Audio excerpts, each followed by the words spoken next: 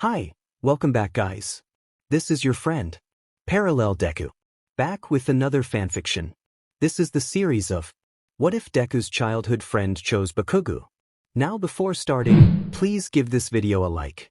And subscribe to the channel if you want more videos like this. Now let's get into the fanfic. Hello everyone. It's your girl MegaBlazethecat.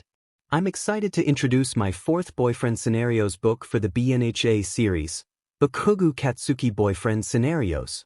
I've received a lot of requests from fans, especially those who enjoyed When You Realize Someone Has a Crush on You from my Todoroki Boyfriend Scenarios book, asking for a Bakugou edition.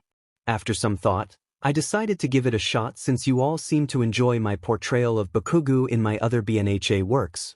This book will also give me a new perspective on writing a Tsundere X-Reader fanfiction, which I don't do often. Bakugou may be a grumpy explosion boy who always strives to be number one, but he definitely deserves some love. I'll do my best to keep him in character throughout this book, as writing tsundere characters is a bit outside my usual style. If you have any concerns, feel free to let me know. For those who are new here, I have 3 other BNHA Boyfriend Scenarios books. If you're interested, here are the links to check them out. Todoroki Boyfriend Scenarios, https www.wattpad.com story 174627667 Todoroki, Shoto Boyfriend, Scenarios, Todoroki X. Midoriya Boyfriend Scenarios, https www.wattpad.com story 194025057 Midoriya, Izuku, Boyfriend, Scenarios, Midoriya X. Tamaki Boyfriend Scenarios, https www.wattpad.com story 206768715 Tamaki, Amajiki Boyfriend, Scenarios, Tamaki Amajiki. Now, let's talk about your quirk for this book. I must admit, I struggled a bit to come up with ideas, but I finally settled on phlyrokinesis, or force field manipulation. This quirk is inspired by Violet Parr from The Incredibles and the Invisible Woman from Fantastic Four. Here's a brief overview of your quirk. Name of quirk: phlyrokinesis. Description: a quirk that creates a force field that can be manipulated into any shape or size, useful for both defense and offense. Defense usage. Advantages: good for defending against enemies. Protects the user from falling objects. Can create a force field for others. Can deflect objects or attacks from others. The force field can expand to the size of a room or larger with training. Disadvantages: effectiveness may vary against different enemies. Requires great concentration. Creating a shield for others is temporary. Deflection lasts for only 10 minutes, after which you need to recharge. Defense usage. Advantages: you can create small or large force fields to use as projectiles against enemies from a distance. You can manipulate force fields to throw enemies or knock them down. Disadvantages: requires great concentration. If broken, your stamina will be drained quickly. Effectiveness may vary against different enemies. Be cautious about how many force fields you create, as overdoing it will drain your energy. Lastly, there will be some suggestive scenarios, but they will be kept to a minimum, as I prefer fluffy and cute moments. I appreciate your understanding and requests for scenarios that fit this style. Thank you for reading, and I hope you enjoy the story. And that's about it. Well, I hope. Bakugou, oi author. Author, Bakugou. Author, I thought he wasn't interested in showing up for the introduction. Bakugou, what are you thinking about, author? Huh. Author, it's nothing. Geez, it's not like I'm plotting anything against you or anything. Bakugou, I ain't thinking that way because I know you're a good person. Idiot. Anyway, turns to you guys, are these the readers? Are these my readers? Author, yep, be nice to them, okay? Raises a brow and crosses arms but smiles. Bakugou, finally. I mean. Huffs and still blushes. Hello, I may not be the kind of boyfriend like Icy Hot, Deku, and that other guy. I don't know his name, but let's call him Anxiety Sasuke, but I'll do my best to be a better boyfriend than they are. Author, Bakugou. Bakugou, I'll be the #1 hero and also the #1 boyfriend. I'll make you all so happy that you'll fall for me even more. Author, That sounds. Bakugou, oh wait. Tisich, damn it. I think that's a bit too much, but you get my point, right? I'll do my best, idiots. I hope I won't let you down. Author, size and fan self, thank you. Author, man, he became confident within seconds. I don't know if I should be worried or what since it's Bakugou. Author, oh well, let's just see how it goes from here. Size, there you have it guys. Well, thank you so much for reading this introductory part. Bakugou, if you guys have suggestions or requests that you want author to write, let her know in her DMs or on the message board. She'll really appreciate it if you do. Bakugou, don't forget to give a thumbs up. Author, that's YouTube Bakugou. Bakugou, oh right.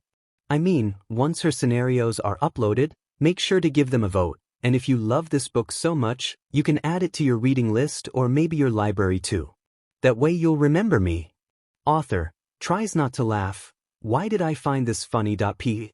Bakugou, what was that, author? Glares softly. Author, nothing. Turns to you guys, that aside, thank you so much and stay tuned once the first scenario comes out. Oh, and before we end this scenario. Hold on. Since today is April 20th. Bakugou raises a brow and patiently waits. It better not be a prank. Author, brings out the confetti gun again. Bakugou, WA. Author, happy birthday Bakugou. Bakugou, so that's why you decided to upload it on the 20th. Turns soft for a moment but becomes tough again. Heh, makes sense now. Not bad and thank you author. Turns to the audience readers, for those who greeted me. Thank you as well. Author, ah cutie. Bakugou, hey, I'm not cute author. Tisch. Blushes and faces the other way. Author, ha. Anyway, stay tuned for the first scenario, everyone. Bye. Bakugou pouts angrily and tries not to be a softie, but he is anyway. I'll see you then guys. But really I look forward to seeing you all. Bye. Chapter end. Okay, that's the last of it. My mom, who was currently fixing the boxes, wiped her sweat and exhaled with a relaxed smile. We had just arrived at our new hometown, Muzutafu, a few hours ago, since a new branch for my dad's hero agency recommended him to transfer because the head of the agency is interested in him. I guess you could say that this also counts as his fresh start after officially becoming a hero. Why exactly? Well, my dad used to be a sidekick to a good friend of his back in high school, who is a hero from where we used to live. When his friend noticed that he had improved a lot in his abilities, he encouraged him to become a full-fledged pro hero.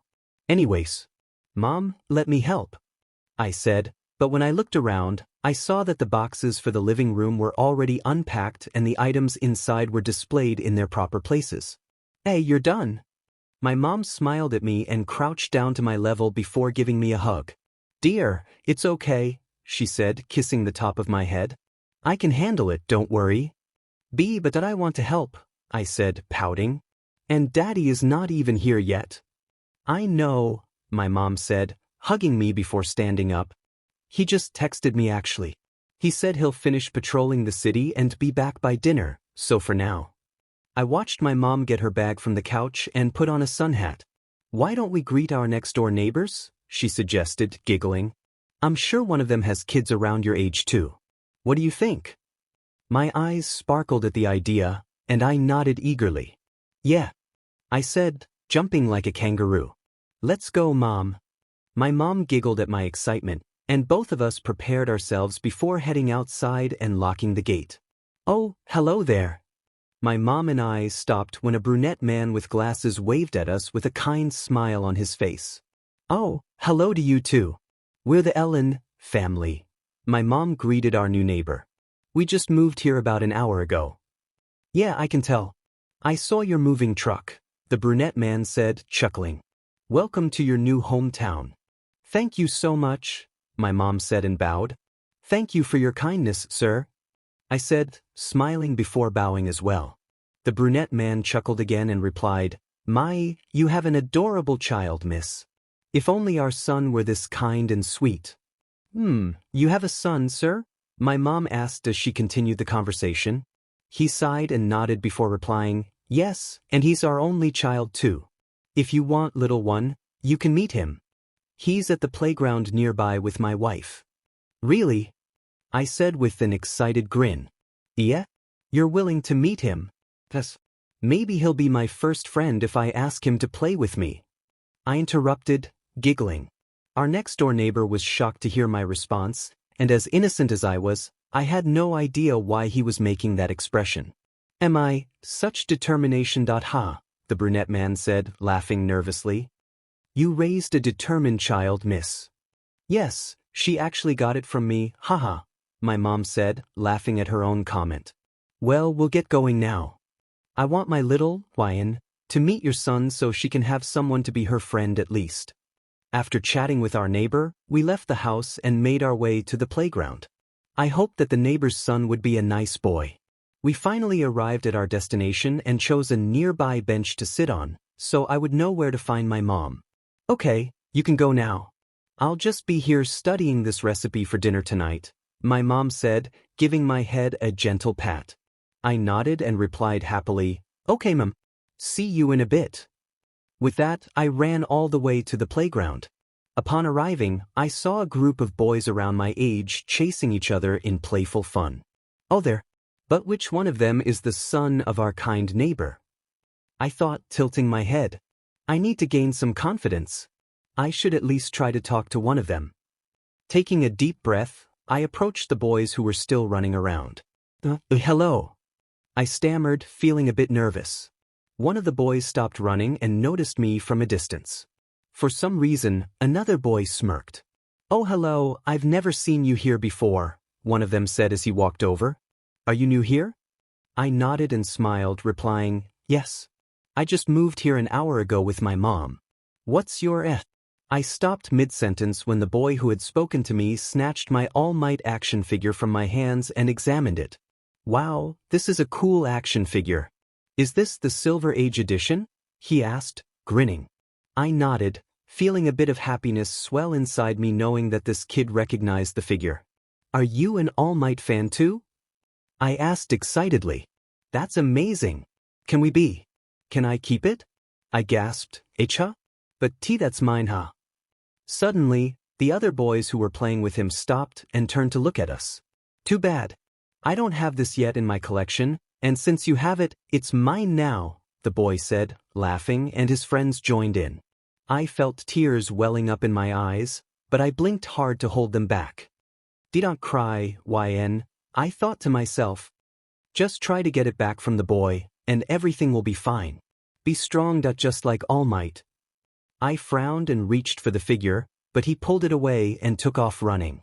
Too slow, he taunted, sticking his tongue out. No, come back here. I shouted, chasing after him. Before I could speed up, I was stopped by a blonde boy and two others, one wearing a cap and another with red wings, who had just arrived and noticed the commotion. Oh, hey Bakugou. Check it out. I have a new figure now, the boy who stole my figure said, showing it to the blonde boy named Bakugou.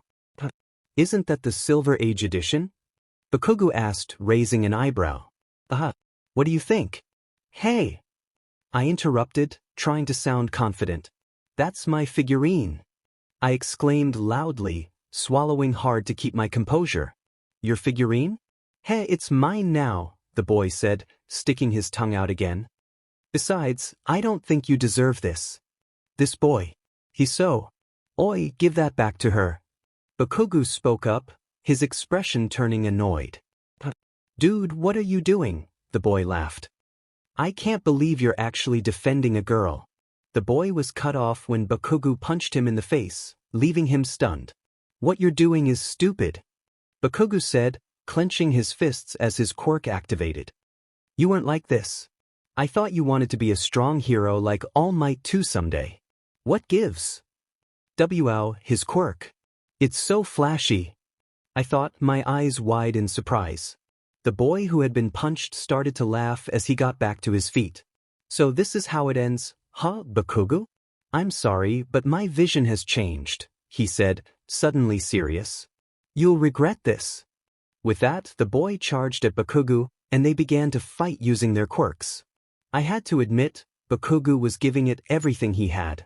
After a series of strikes, Bakugou managed to hit the boy who had taken my figure. He landed on the ground with a thud, dropping the figurine that had been in his pocket the whole time, miraculously still intact. Friendship is over, loser, Bakugou said, glaring at him. Dude, seriously? Over a girl? Shut up and get out of my sight. Bakugou retorted. Or else these explosions will teach you a lesson again. The boy gasped, stepping back with tears forming in his eyes. When he turned to me, he glared and started to run toward me. I thought he was done here. You ended up showing him my true colors, how dare you? Oh no! I thought, panic rising as he got closer. I don't know what to do. I. Bakugou noticed the boy charging at me, and before he could react, stay away. In that moment, I accidentally activated my quirk out of panic, creating a force field that surrounded me. The boy lost control and crashed into the force field, bouncing off and landing on the ground. Had I sent him flying using my force field, I thought, opening my eyes to see what had happened. I didn't know it could do that. Whoa, one of the boy's friends said, looking at the others. Dude, let's get out of here. Forget Bakugou and that girl. With that, the group of mean boys started to retreat and run away to a place out of sight. I deactivated my quirk and tried to process what had just happened when suddenly, someone approached me and tapped my shoulder. Hey, this is yours, right? I gasped and turned to see Bakugou, who was trying to retrieve my figurine from the boy who had taken it. Thank you, I said, smiling at him. I thought I wouldn't see this figure again, huh? Oh, I see. Geez, be careful next time, Bakugou said with a sigh, presenting my figurine. There are some boys in this town who can be really foolish. Foolish? Nobody had called me that before. Hey, that's mean. I'm not foolish, I pouted. Well, you were a bit naive earlier, so I couldn't help but say that, Bakugou huffed. Just be extra careful, alright? Take it from me, I live here too. His comment made me pout more, but the last part wasn't so bad. I just didn't know what to do, alright?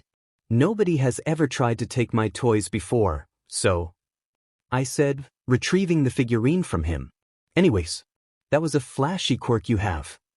His eyes brightened, and I could see a proud smile forming on his face. I know, right? I just got mine a few days ago at school. Bakugou said, activating his quirk again. One day, I'm going to be the next #1 hero, just like All Might. My eyes sparkled at his determination. Wow, so you have a goal for the future then? He nodded and looked at me before saying, of course, and your quirk just now. I tilted my head, noticing him crossing his arms while looking away. Not too shabby, but not as good as mine, huh? Bakugou laughed. What a tease. I thought, pouting again. Still, I think it's kind of cool, I guess, Bakugou continued, finally looking at me. Well, I better get going now. I need to. Wait. He stopped and turned back to face me. What is it? Bakugou asked, sounding a bit impatient. This boy might have been a bit mean earlier, but my instincts told me he was also nice since he helped me get my figurine and thought my quirk was cool too. I'm YNLN, I said, smiling and showing him my hand. I just moved here, and since you helped me earlier, I want to be your friend. Bakugou raised an eyebrow, considering how to respond. Bakugou, he said, Bakugou Katsuki. If you want to be my friend, then. With that, he tapped my shoulder and started to run away with a playful grin. You have to catch me first in a game of tag, huh? I felt myself laughing as well, and with determination, I started chasing after him. Ha, you're on, Katsuki. I shouted, laughing as the two boys who had been with him decided to join in too. Our first interaction was just the beginning. I didn't know where our relationship would lead as we continued to communicate and spend time together, but I really hoped it would be a great one. Years had passed, and now my first childhood friend, Bakugou Katsuki, and I ended up going to the same schools together year after year. Here we are, already in our middle school years, and this year marks our 3rd year at Aldra Junior High School. Take this, extra! Bakugou shouted, finishing off a random student thug in the hallway all by himself, smirking in victory. His personality just kept getting more explosive and reckless each year, and he hadn't changed a bit. All right. You win, one of the student thugs stammered, starting to run away. B-boss, this was a bad idea to go against someone like him, let's go. The boss, who was actually the leader of the student thugs, stood up, wiped his sweat, and began to flee with his henchmen. Yeah, you better run, losers. Bakugou yelled, a fierce growl in his voice. Katsuki! I called out, and he stopped, turning to see me appear from the hallway with a math book in my right hand. Oh, it's you. Bakugou greeted me, his tone casual. I sighed deeply. You know you'll get in trouble if one of the teachers finds you fighting with other students. Oh, shush, I know that. Besides, I took care of them in a flash. Bakugou replied, crossing his arms. What are you doing here anyway? Came all the way here to tell me that? I held up the book. I wanted to return this to you, so thank you, eh? Just as I was about to hand it to him, a paper fell out. Ouch! I exclaimed, reaching down to pick it up, but Bakugou beat me to it. He looked at it and my heart raced. Crap. He's going to see my... My thoughts halted as I noticed his eyebrows knitting together, his gaze now fixed on me. You're horrible at this, Bakugou commented bluntly. I'm sorry. I replied, feeling a bit upset as I took the paper back. It was my failed quiz from my least favorite subject, advanced algebra. I really tried my best on this, okay? I can't help but get confused. He raised an eyebrow, deep in thought as he looked at my quiz. He was right. Horrible was a fitting description of my performance in advanced algebra. I had been good at math during my elementary years and my first 2 years of middle school. But now, in my 3rd year, I was struggling with Pythagorean theorems, angles, number theories, and the uses of sine and cosine. It felt like a living nightmare. At least my math teacher, who was very nice, sometimes gave me effort points, which was a relief. TC, damn it. That's it. You better come to my place after school with me, Bakugou said, looking at me intently. Yeah. But I was planning on walking home with Izuku. Tell that Demon Deku that you had a change of plans. This is only just for today, Bakugou interrupted, sighing heavily. Come on, let's go to the cafeteria.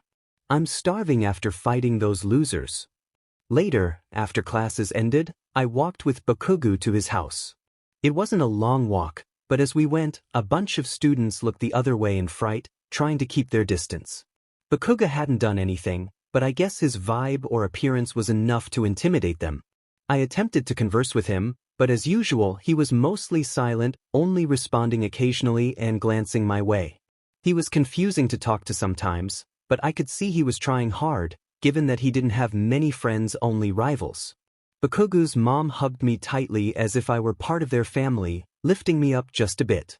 How's school today? I hope Katsuki here didn't cause you any trouble again. Shut up. She's fine, and there's no way He stopped talking when his mom put me down and ruffled his hair. I'm so proud of you. Keep that up and maybe. Stop messing with my hair, old hag. Bakugou interrupted, looking away. Ha! Who are you calling old hag? You do know I'm 2 times younger than most of the girls you know. His mom playfully smacked his back, then turned to me, her expression softening. I'm sorry if my son is being rude again, YN. No trouble at all, huh? I said, laughing nervously. Man, the duality of his mom was incredible. After years of getting to know Bakugou and his family, I was getting used to their interactions. If only I could see Bakugou show more of his gentle side and smile at least once just like his mother. Or whatever. Bakugou said, looking at me. Come an idiot. Hey, don't call YN that. Oh. Time passed, and now Bakugou and I were studying math, which was the reason he had brought me over in the first place. To be honest, this is really unexpected out of him, I thought as I watched Bakugou checking my answers from the sample exercise worksheet he had made for me. And since when was he good at math? Oi, you're spacing out. My thoughts snapped back to reality when Bakugou tapped his pencil on the coffee table. Oh, sorry, I said, laughing awkwardly. He sighed heavily. Get it together, you dumb. I even offered to help you study, so don't waste this opportunity. I hate that you're getting left behind. The last part left me speechless. Here was a tough guy, always about explosions and aiming for the top, showing signs of kindness, even if it was in his own way. I'm going to write more questions, so you better get at least one of these right, okay? Bakugou said grumpily. I can accept 3 correct answers out of 5. If you get them all right, I'll treat you to ice cream. Got it? Deal. I replied automatically, smiling. Who could resist ice cream, right? Heck yeah, that's what I like to hear. Idiot, he said, beginning to write another set of questions. I never thought I would befriend a guy like him. I sighed as I watched him write. I mean, he keeps bullying Izuku and calls me stupid, dumb, and even an idiot. Sometimes I hate him for it.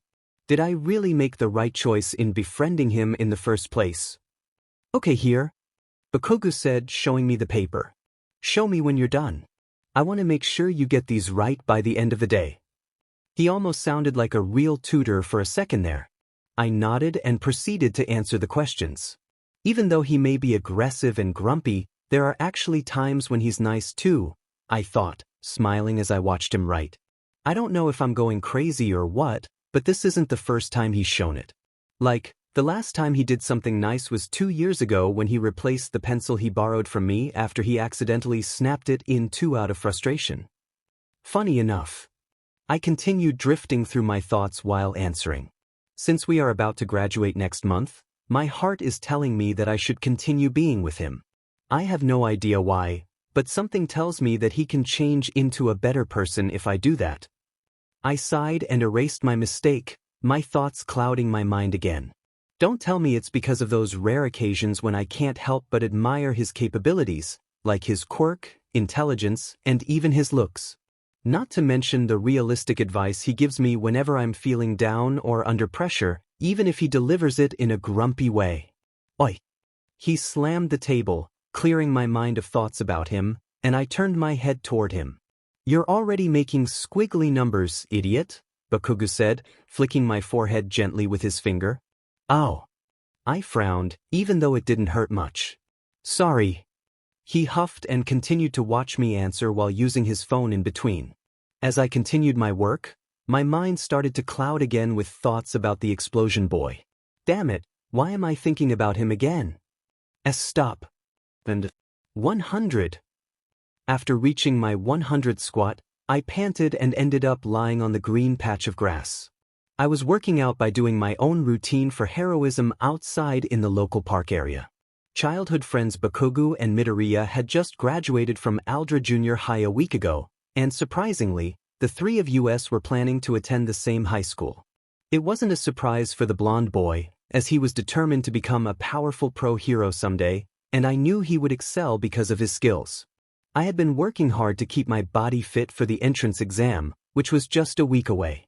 I felt nervous, but I tried to stay positive about my chances of becoming the pro hero I had always dreamed of being. With a smile, I grabbed my water bottle from under the big shady fruit tree, ready to enjoy some refreshing water.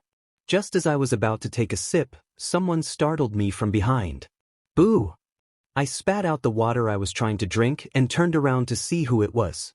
Katsuki! I exclaimed in surprise. Geez, don't scare me like that. The blonde boy laughed and playfully smacked my back. Oh, ow! I protested, pouting slightly. Did you really have to do that? Well, you're a dummy for not noticing, Bakugou replied, crossing his arms. This is what you get for trying to scare me so many times. I had a tough time catching you, but I have to admit, your reaction always makes me laugh. I pouted again, but then I noticed something. Our bodies were almost close, and he looked like he had just come back from a jog, a light sheen of sweat glistening on his skin. From head to toe. But what's worse is that the sweat accentuated the definition of his muscles, making his biceps more pronounced, and his face, now that I think about it, actually looks quite handsome. Just seeing him like that up close made my heart race so fast I thought it might leap out of my chest. So attractive, wait, why am I thinking this? And why do I feel my cheeks getting warm? Oh no, so it is true. Hey, why is your face red? I gasped and quickly turned away to hide my flushed cheeks. Sea crumbs. This is so intense. Hey! I gasped again when he turned toward me, his expression a mix of annoyance and curiosity. Don't look at me, I mean, what is it? Huh? What do you mean? I'm not. Is that why you won't look at me? Bakugou exclaimed, placing one hand on his hip. And no, it's not like that. I stammered, biting my lip as I rummaged through my bag for something to give me an excuse to hide my face. Maybe it's just a little warm in here, that's all. Haha. I hoped he would believe me. I really hoped he would. Now that you mention it. It's really hot, Bakugou said, huffing in annoyance. I think I should take off my shirt. I'm sweating so much. Oh gosh, look at the time. I interrupted, laughing nervously as I grabbed my gym bag and started to run in the opposite direction. See you later, Katsuki. Wait, where are you going? Bakugou called after me, deciding to chase after me. Come back here, you dummy. Hope I'll catch you this time. Chapter end. Note, this is where you and Bakugou are already in UA and this takes place 3 days after the USJ incident. Yo Bakugou, are you free right now? Gore, I'm going to be busy today, Kirishima. Our middle school days had come to pass, and here we are, spending our high school lives in Japan's prestigious hero academy, UA Academy, known for transforming students into pro heroes someday. I remember my first day stepping through the UA gates. It was actually pretty fun, and I even got to befriend some of my new classmates besides Bakugou and Midoriya. If I recall correctly, the first person I met in my new class was a boy named Kirishima, who is also the only guy in this class who gets along with Bakugou besides me. He was actually a pretty cool dude, and I love how chivalrous and friendly he is. Funny enough, he reminded me of someone I knew in middle school, but I don't want to think about that person anymore for various reasons. Anyways, weeks have passed, and so much has happened. We, Class 1A students, encountered villains inside USJ of all places, but thankfully, the situation ended well, and I really appreciated All Might for protecting us from a formidable monster. This week is totally back to normal now, and all of us are working hard to excel in our hero classes and minor subjects. Oh, I see, huh? Kirishima replied to the blonde boy, grabbing his bag. Well, it's fine. I can always ask YN. Hey, YN. Wanna? Oi, she's coming with me. I stopped packing my things when I heard Bakugou's sudden response and looked in his direction. Did he just stutter? Really? Funny, I rarely see you guys hang out since I never see you with cute girls like her. Shut up, idiot. I've known her since we were kids, and we're still on talking terms. Bakugou interrupted, huffing before turning to me. Oi. Oh, hey Katsuo. He took my arm and said, I have to take you somewhere to eat. If you're going home with that demon Deku, then tell him you're busy. He said he'll be busy with training today, so. I replied, laughing. He blinked a few times and sighed in relief before replying, then good. That makes things much easier. Come on, nerd. Take me somewhere, huh? Where and why me? Oh no, am I in trouble? I don't even recall doing anything to him. Oh, so that's why. Haha. Kirishima said, laughing. You're going to hang out with YN. I see. I totally understand. Have fun. Have fun, you too. Siro teased, laughing with Kaminari. Shut up. Bakugou barked, clicking his tongue. Let's get out of here, idiot. With that, he took my arm and dragged me outside the classroom, leaving Midoriya confused, but he waved me goodbye when we made eye contact. Time skip. It's been about 5 minutes since Bakugou dragged me outside the school, and for some reason, I still have no idea where he's taking me. Where exactly are you taking me, Katsuki? I asked, raising an eyebrow. Oh, shut it. You're going to spoil the essence of surprise, Bakugou said grumpily. I pouted and decided to obey him as we continued walking at the same pace down the street. After a while, we stopped by a nearby bazaar, drawn in by the delicious smells of food, and I noticed they were having a sale too. Ooh, the market bazaar. Wait. I said, looking at him with a smile. Are you going to treat me or something? This is so unlike you. Shut up. Bakugou said, facing the other way, But then he growled and looked at me. Gur, fine. You're right. I'm going to treat you because I wanted to, YN. Did he just call me by my name? It's funny, it's been a long time since he called me that instead of idiot, dummy, or nerd. I blinked a few times in confusion, but for some reason, I was happy that he actually said my first name and was treating me to food. Is he trying to make up for the times he was mean to me? Who knows? I might as well embrace this experience because never in my life has Bakugou ever treated me to food before. Normally, he wouldn't hang out with me even if I asked him to because he'd say, I don't want to waste time with you. I'm busy, dummy. Or, no way. I have better things to do. But now that he's asking me first, this changes things. Why is that? I wonder what happened to him before we both enrolled in UA. So many questions filled my mind that I accidentally tripped, but Bakugou was able to pull me back just in time before I hit the ground. Phew, thanks. Tease, watch where you're stepping next. He stopped talking when he realized the position we were in. After he pulled my arm with a bit of force, I ended up landing against his chest, one of my hands brushing against the fabric of his uniform. He blinked a few times, and I noticed his cheeks slowly turning red. Is something the matter, Katsuki? I asked, starting to worry. You're turning red. He swatted my hand away as I reached to check his forehead and pulled himself away from me. Not sick, damn it.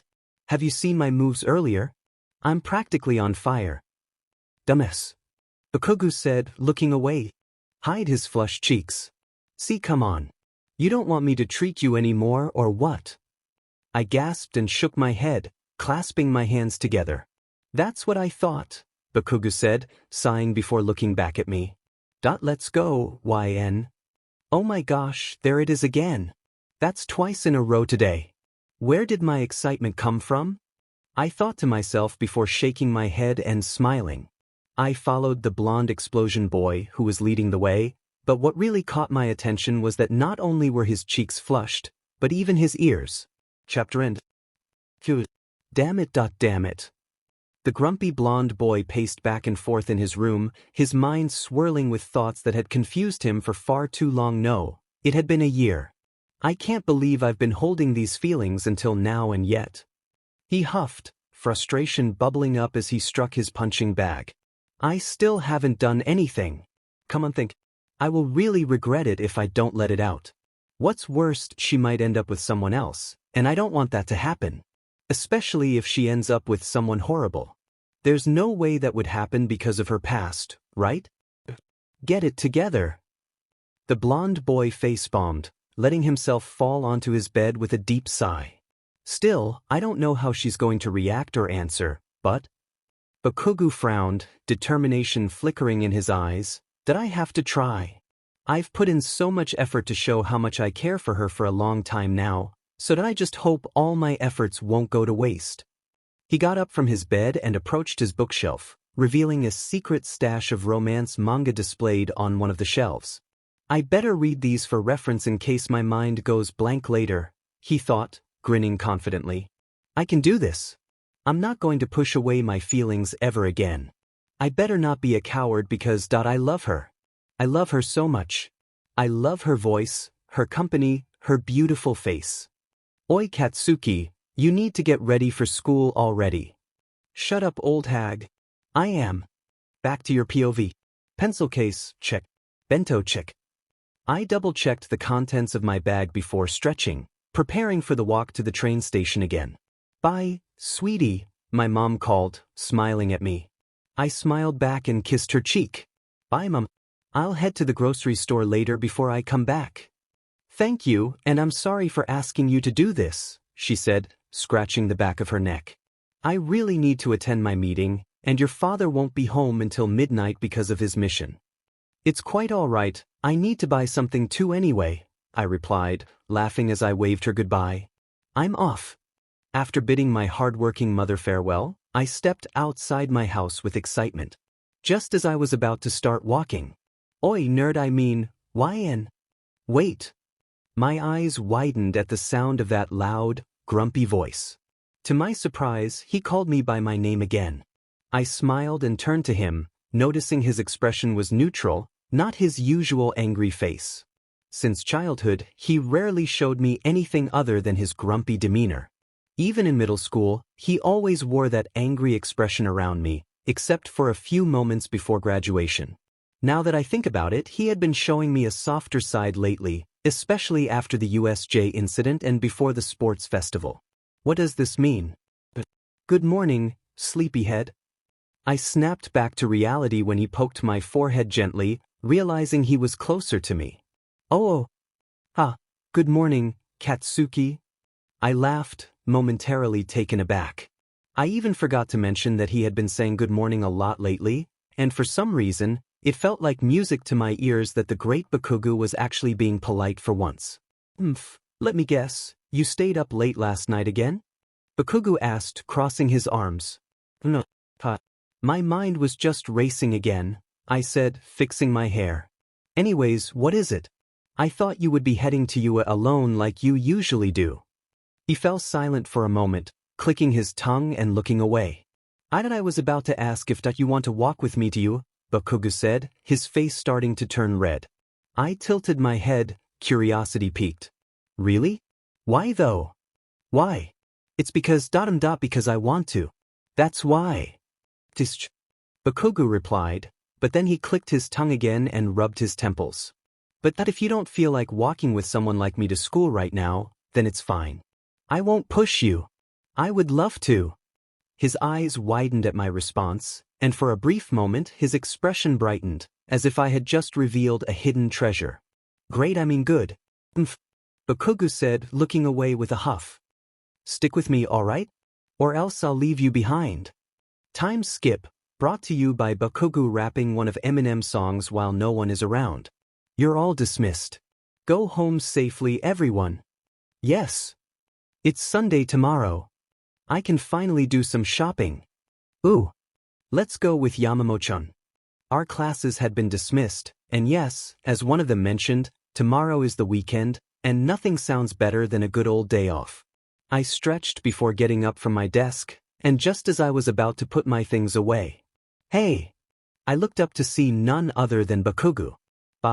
Again, not only did he walk all the way to me today, but there were times he asked me to eat lunch with him alone. By alone, we ate somewhere other than lunch rush. He had never asked me to eat lunch with him before. I was always the one asking or just instinctively sitting with him. These gestures he had shown me over the past few weeks, or almost 2 months, were quite intriguing, and I couldn't quite understand why he was doing it. It felt like I had traveled back in time because I remembered moments from our childhood when he was nice to me. Oh hey, Katsuki, I said, giving him a friendly wave. What is it? He bit his lip and leaned against another desk, hands shoved in his pockets. I'm waiting for you, what else, idiot? Bakugou sighed heavily before frowning. I blinked a few times and ended up chuckling. Okay? If you're asking about Izuku again, he's going with Ida for a run, huh? How did you, damn it, never mind.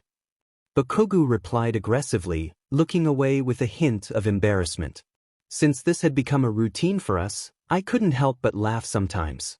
This wasn't really like him at all, but after spending time with him repeatedly, I was starting to cherish it. I laughed and decided to pack my things quickly so we could leave the classroom. Together. Hey, the blonde boy started to speak as we walked through the local park, where there weren't many people, and his expression seemed filled with confusion. Are you free right now? Bakugou asked, looking at me. I want you to help me with something. Yeah. And the old hag would appreciate it if you came over. Did he just? No, I couldn't be hearing things, right? I shook those thoughts away and gave him a gentle smile. Oh, about that. I replied, sighing. I'm sorry, but I need to do some grocery shopping after this. You see, my mom. Then I'll go with you. I gasped, seeing seriousness in his eyes. Are you sure? I don't want you to feel impatient while I'm there. I might take a while. I don't care how long you'll be there. As long as I am with you, then it's fine. Bakugou interrupted, huffing.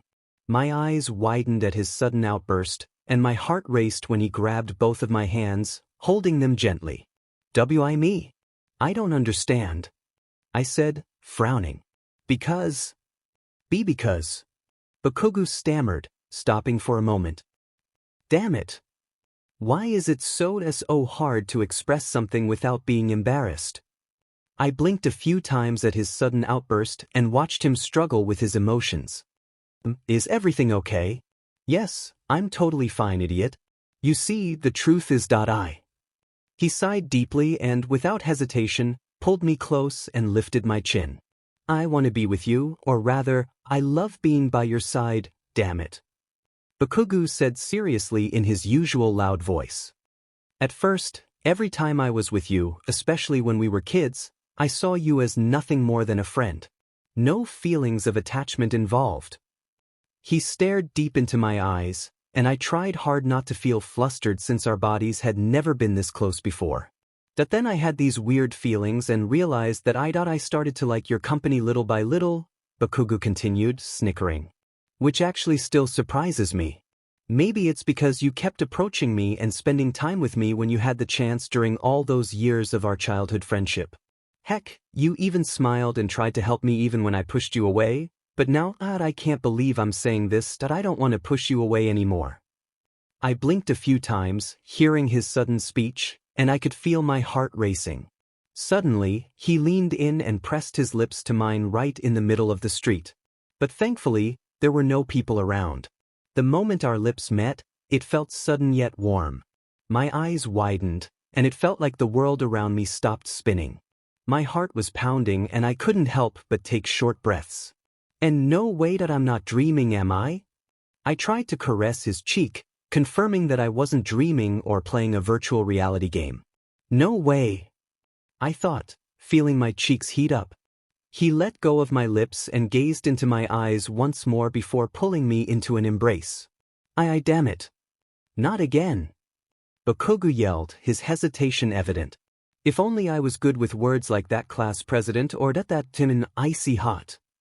My heart raced in that moment, and before I could encourage him to take it slow, he grabbed my arm with a bit of force, reminding me of those tough guys who show their love this way, which actually fit Bakugou perfectly. I love you, YN, Bakugou said, brushing my hair aside. I love the way you talk, fight, show kindness to others, and not to mention that you're so cute. See cute me? Best, surprised.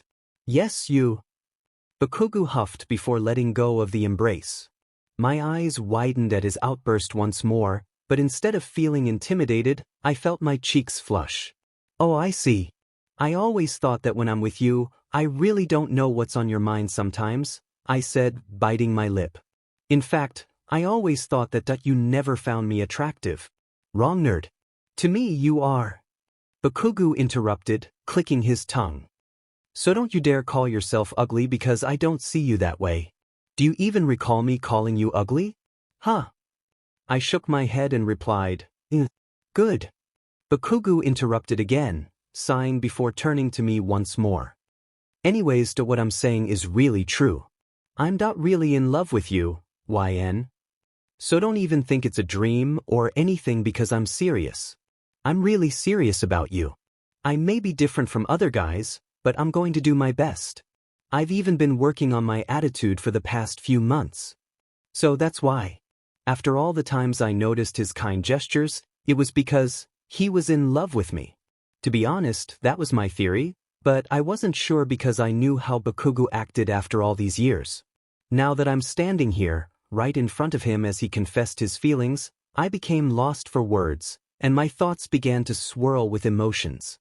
So, I'm sorry for all the times I pushed you away or was mean to you whenever we hung out because that will have to change. Bakugou finished his confession and sighed deeply before looking away.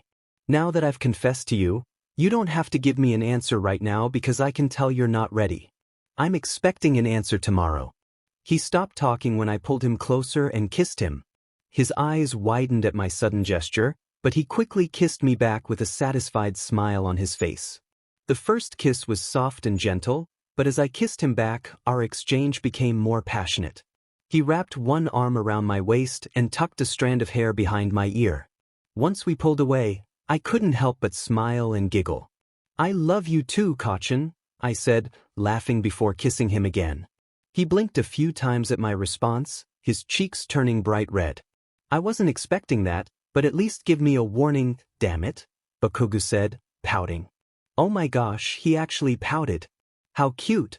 Still, that's actually a good reply, I'll give you that, Bakugou said, laughing quietly before looking at me. But Din, who knew someone as kind and cute as you would end up liking someone like me?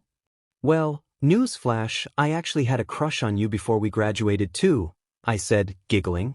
MegaBlazethecat. Seriously? Bakugou asked, cupping my face. I nodded and continued, yeah. After all the times you've helped me and stayed by my side, I was slowly falling for you.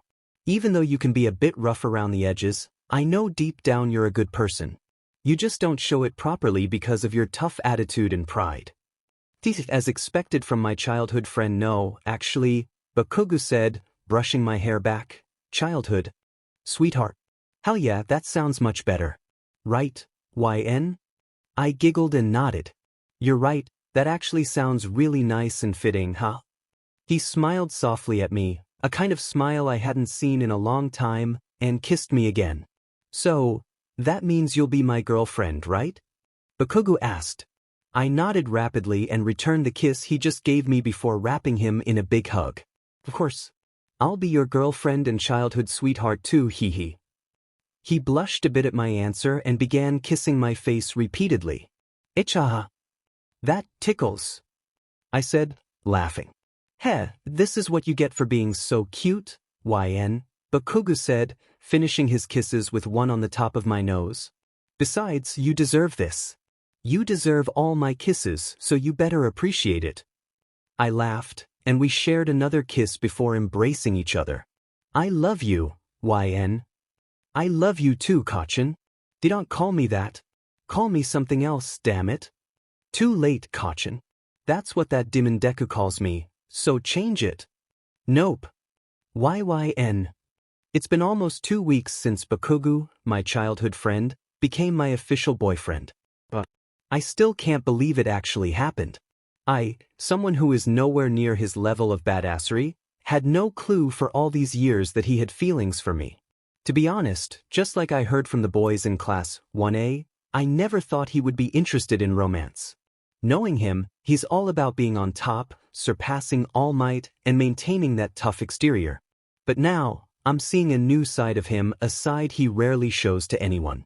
A side where he can give me a genuine smile instead of his usual menacing looks that can be quite intimidating. A side where he displays soft gestures and responses, which is very unlike him. Most importantly, it's a side that I genuinely love. Who knew my wish would come true? Although, I guess it was short-lived after he confessed to me that day. While he was patiently waiting for me at the grocery store, a surprise in itself, he ended up confronting a group of troublemakers inside. Oh, Bakugou. I can't help but call him Tsundra just to see his flustered and grumpy reactions. I should probably get to know more about him and discover more of his new side if I stick around. The school bell rang, signaling the end of our classes for the day.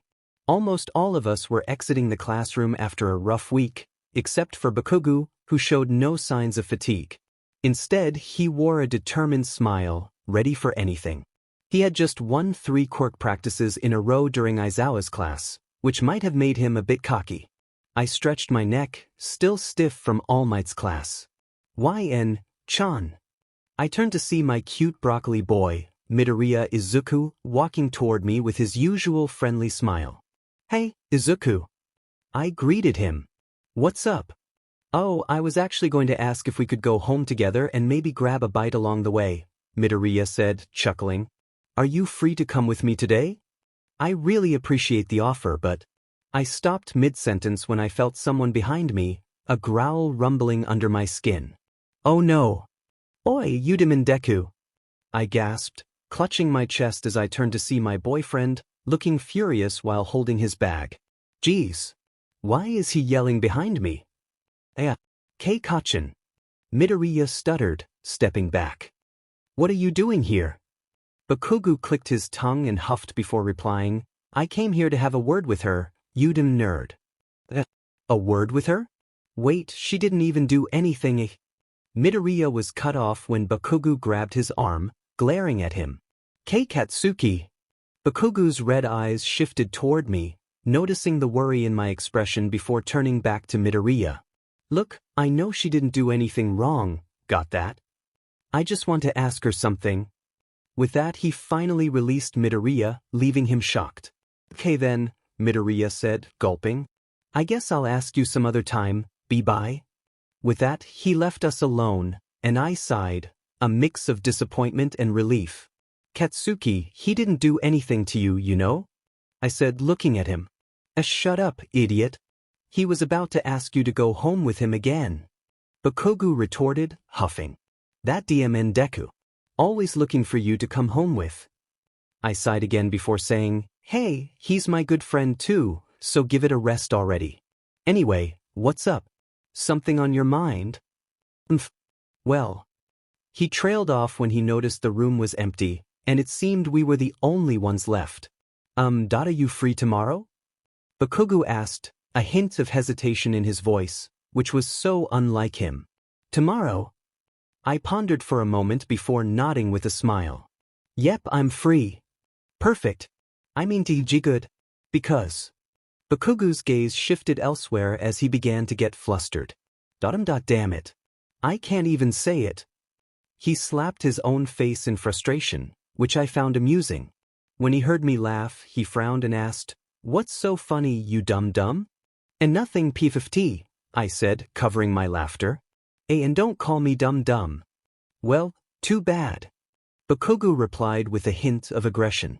He stepped a bit closer, and for some reason, my legs moved backward on their own until I leaned against the wall.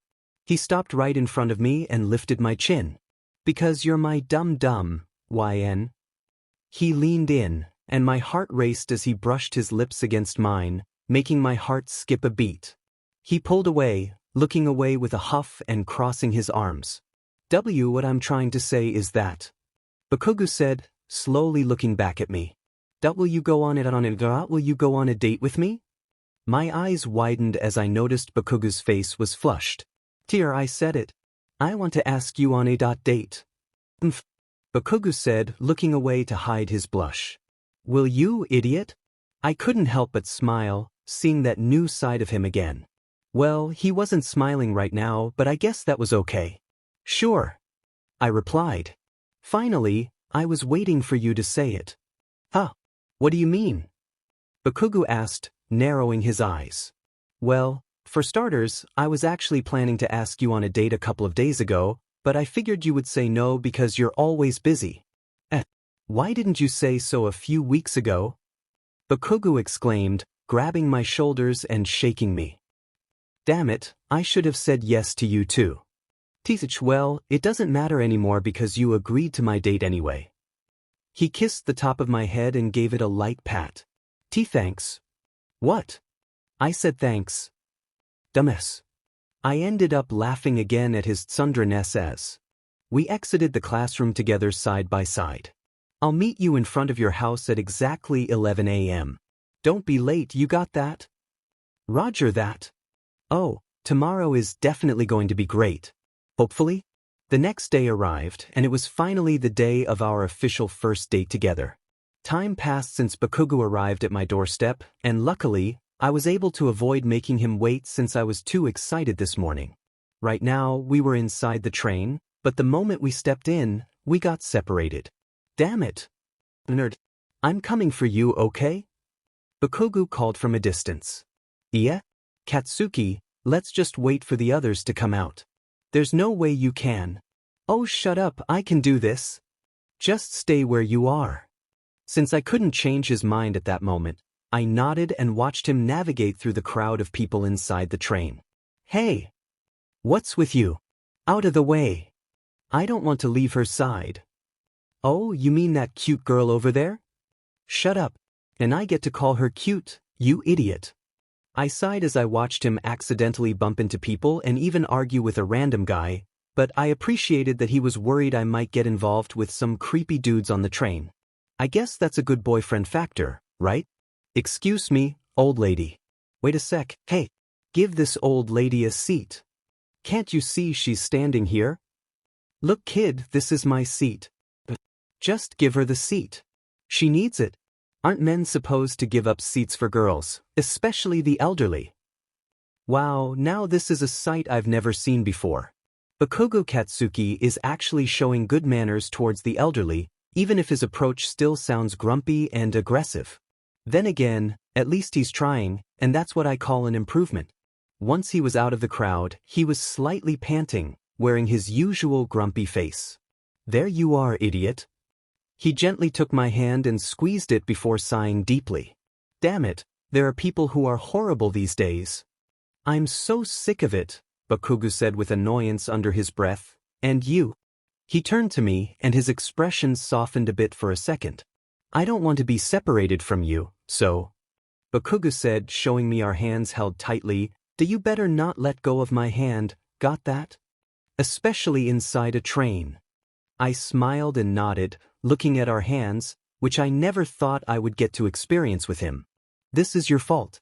You should have held my hand the moment we got in, you dumb. Bakugou said, intertwining my fingers with his. How is this my fault? I tried holding your hand earlier, but you said it was embarrassing.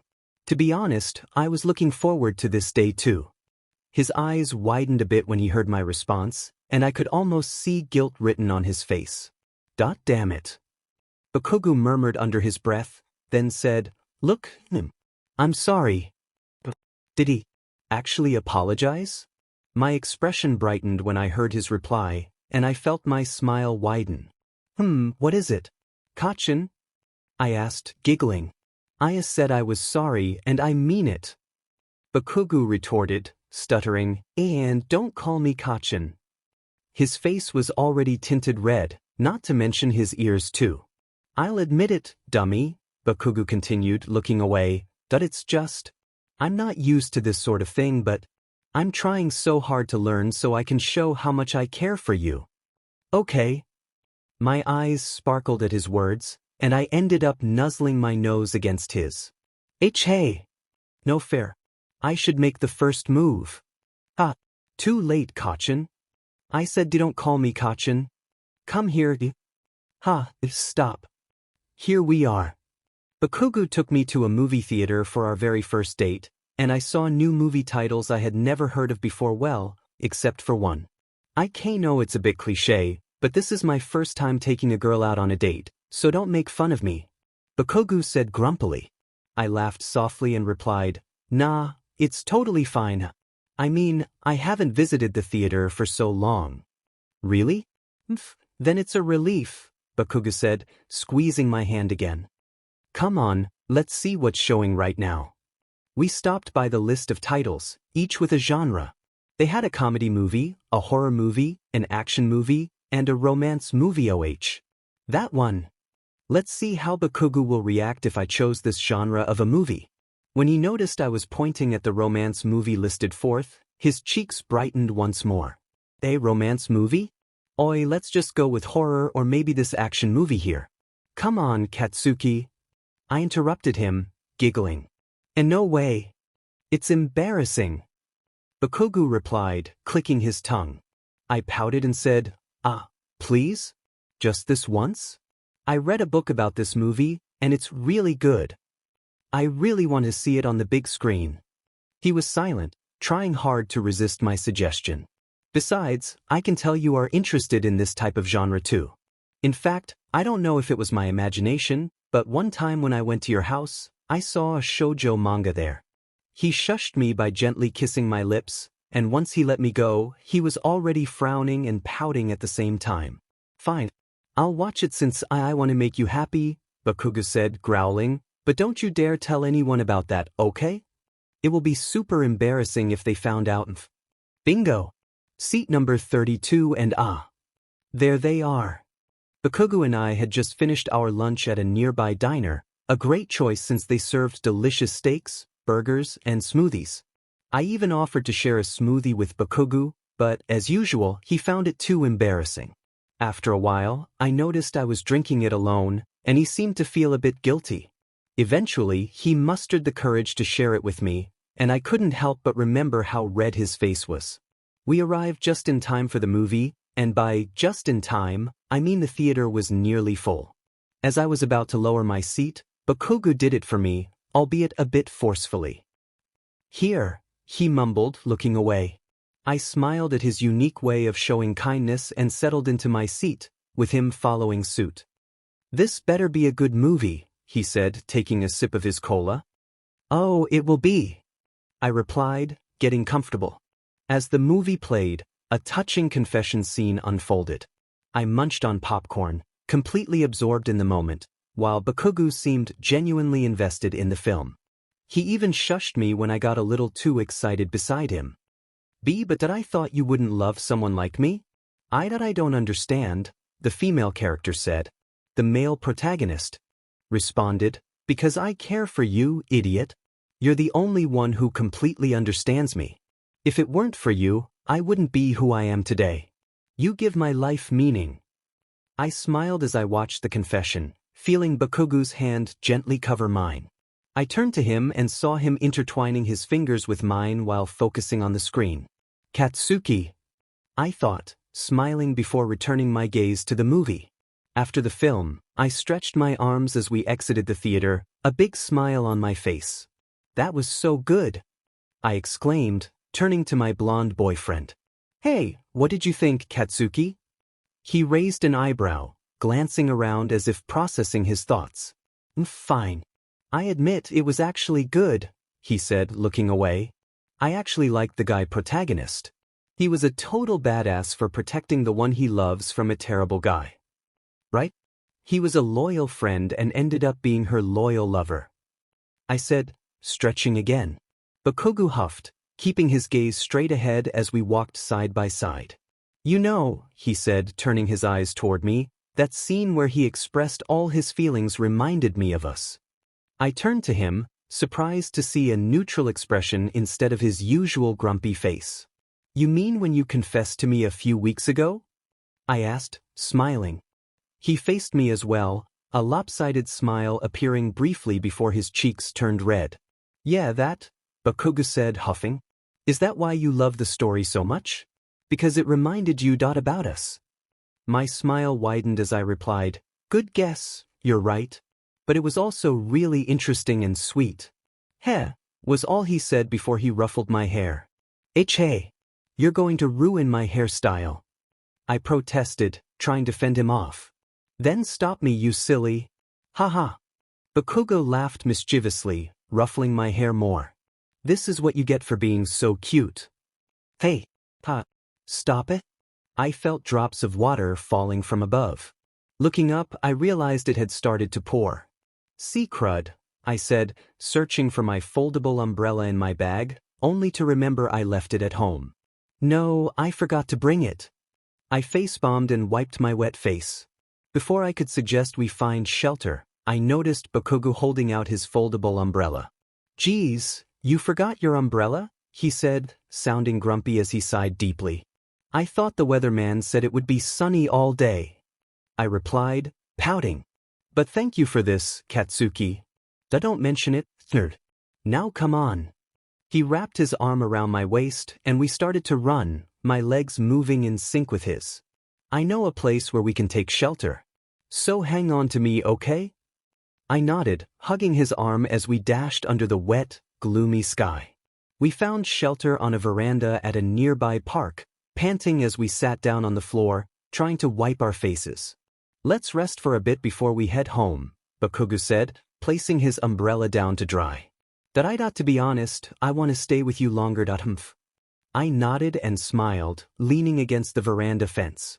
Me too, I said, giggling. Hey, you actually beat me to saying it. Hey, too bad, YN. Bakugou replied, ruffling my hair again. Hey, not my hair again.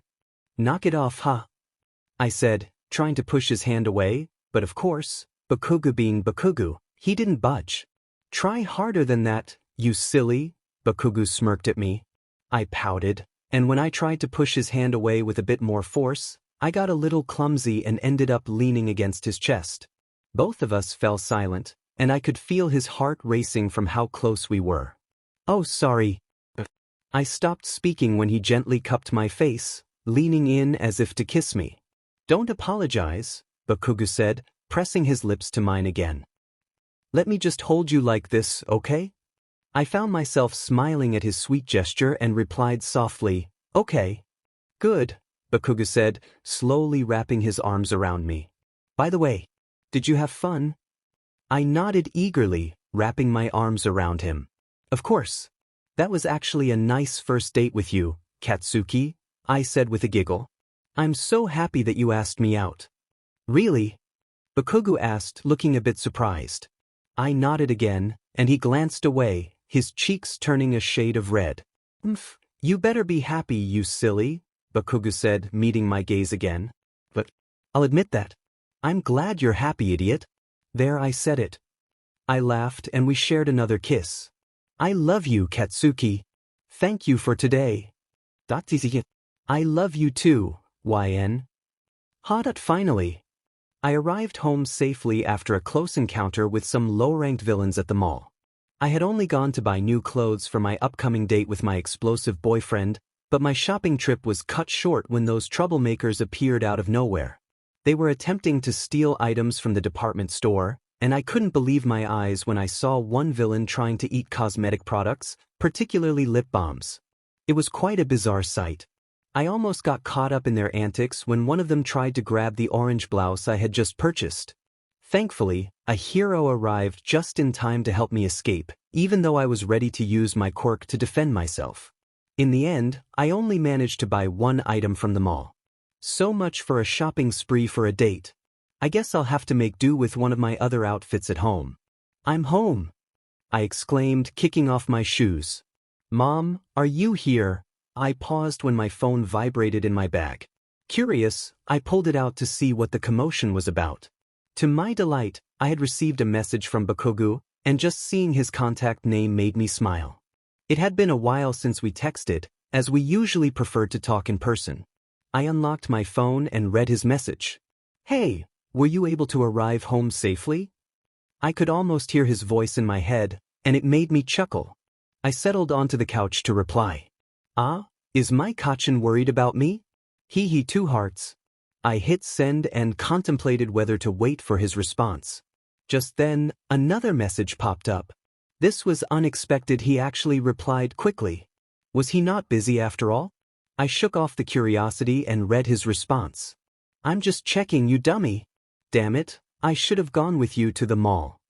But I didn't want you to feel impatient or anything, Katsuki grinning face, sweat, I sent back.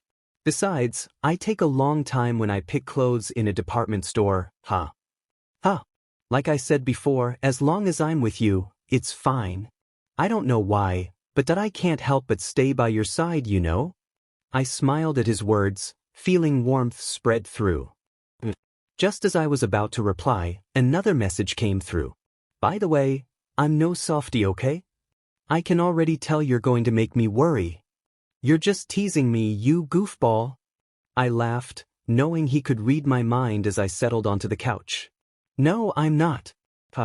Still, thank you for your concern. I'm totally fine, okay? Good. At least you made it home in one piece, he replied. Hey, I'll meet you in front of your house tomorrow, okay? Don't be late. I rolled my eyes, chuckling at his insistence, and slowly got up from the sofa as I walked toward the staircase. I won't. Still, thank you for your concern. I'm totally fine, okay? No big deal, YN. And make sure to get some rest, alright? I smiled as I climbed the stairs, eager to respond again. I will. I love you, Kachin. Rest well. I giggled and, while waiting for his reply, entered my bedroom and took off my UA uniform coat. I stretched and just then, my phone vibrated from my bed. I hurried to check it. Don't call me Kachin. But I love you too, YN. Let's continue this tomorrow. I'd rather hear your voice than read your texts. Too late. Your contact name is already saved as Kachin, I laughed and felt a blush creep onto my cheeks.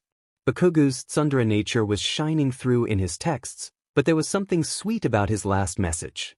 I managed to land the final blow and knock out my partner, Ojiro, during our sparring match in Aizawa's class, which was taking place on the track field since one of the gyms was occupied by other classes.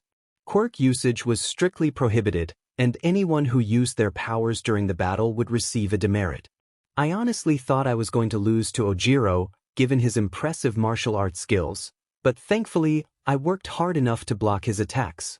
I had to thank my dad for the martial arts training and my mom for our Sunday yoga sessions, which helped keep my body flexible inside and out.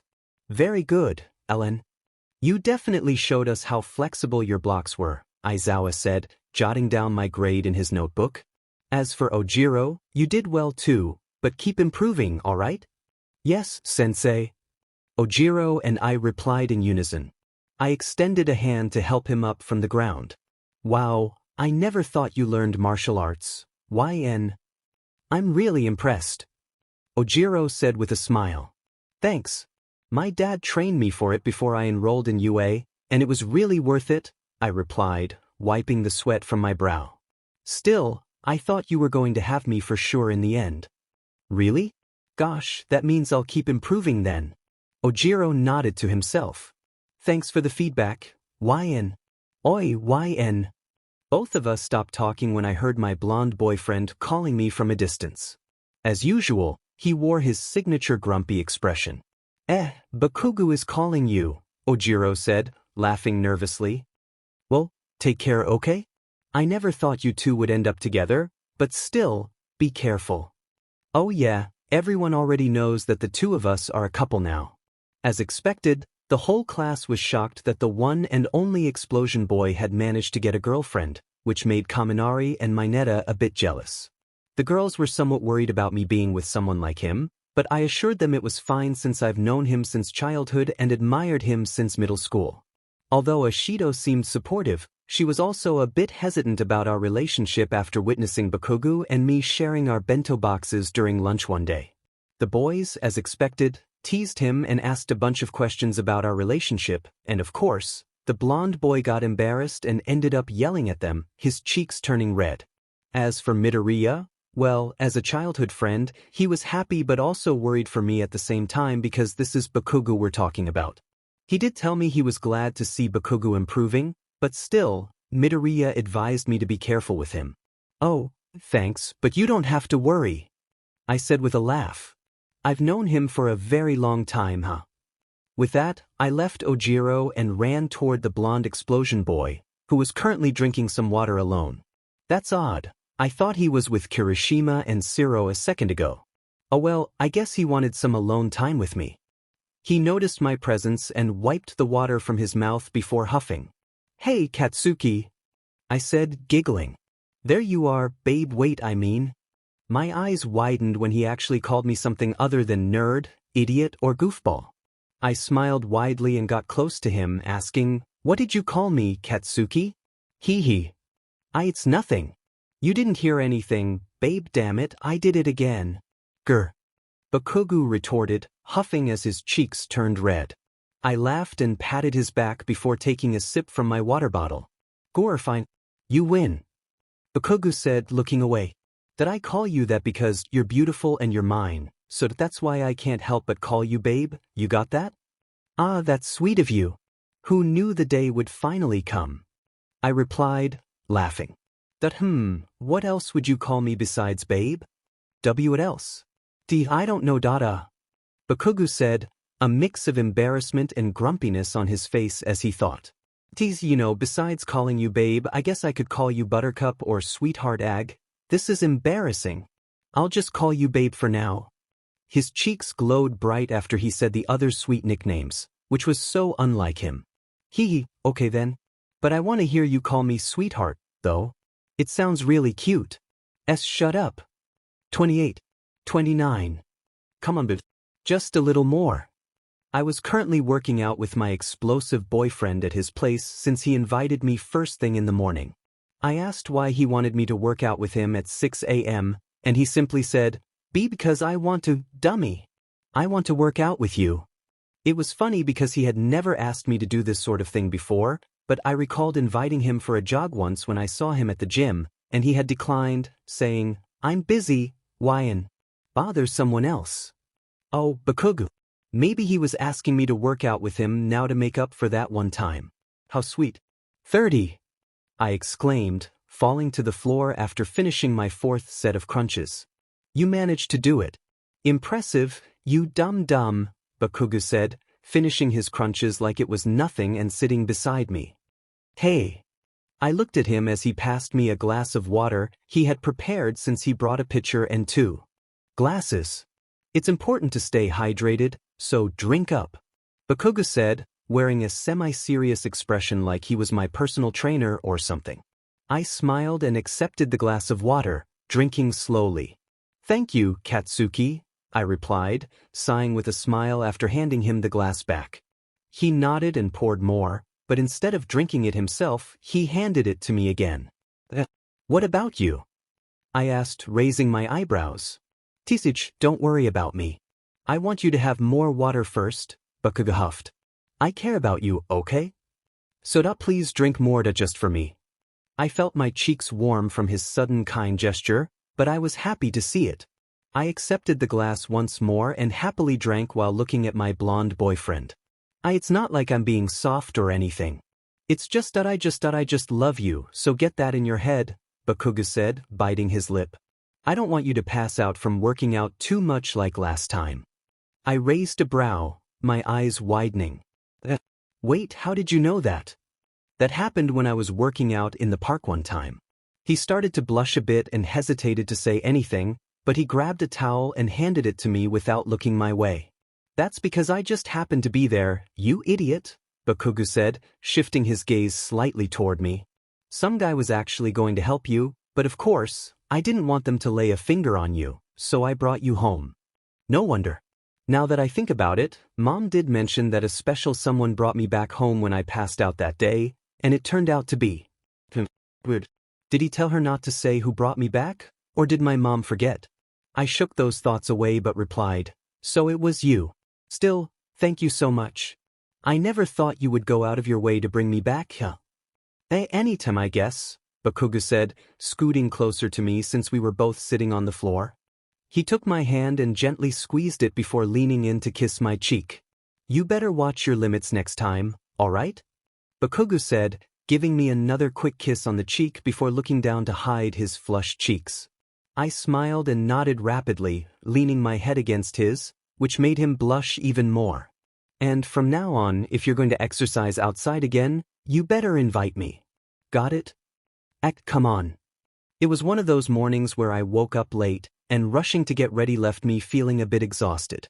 On the bright side, I had learned some endurance and speed from this experience, so that was a win, right?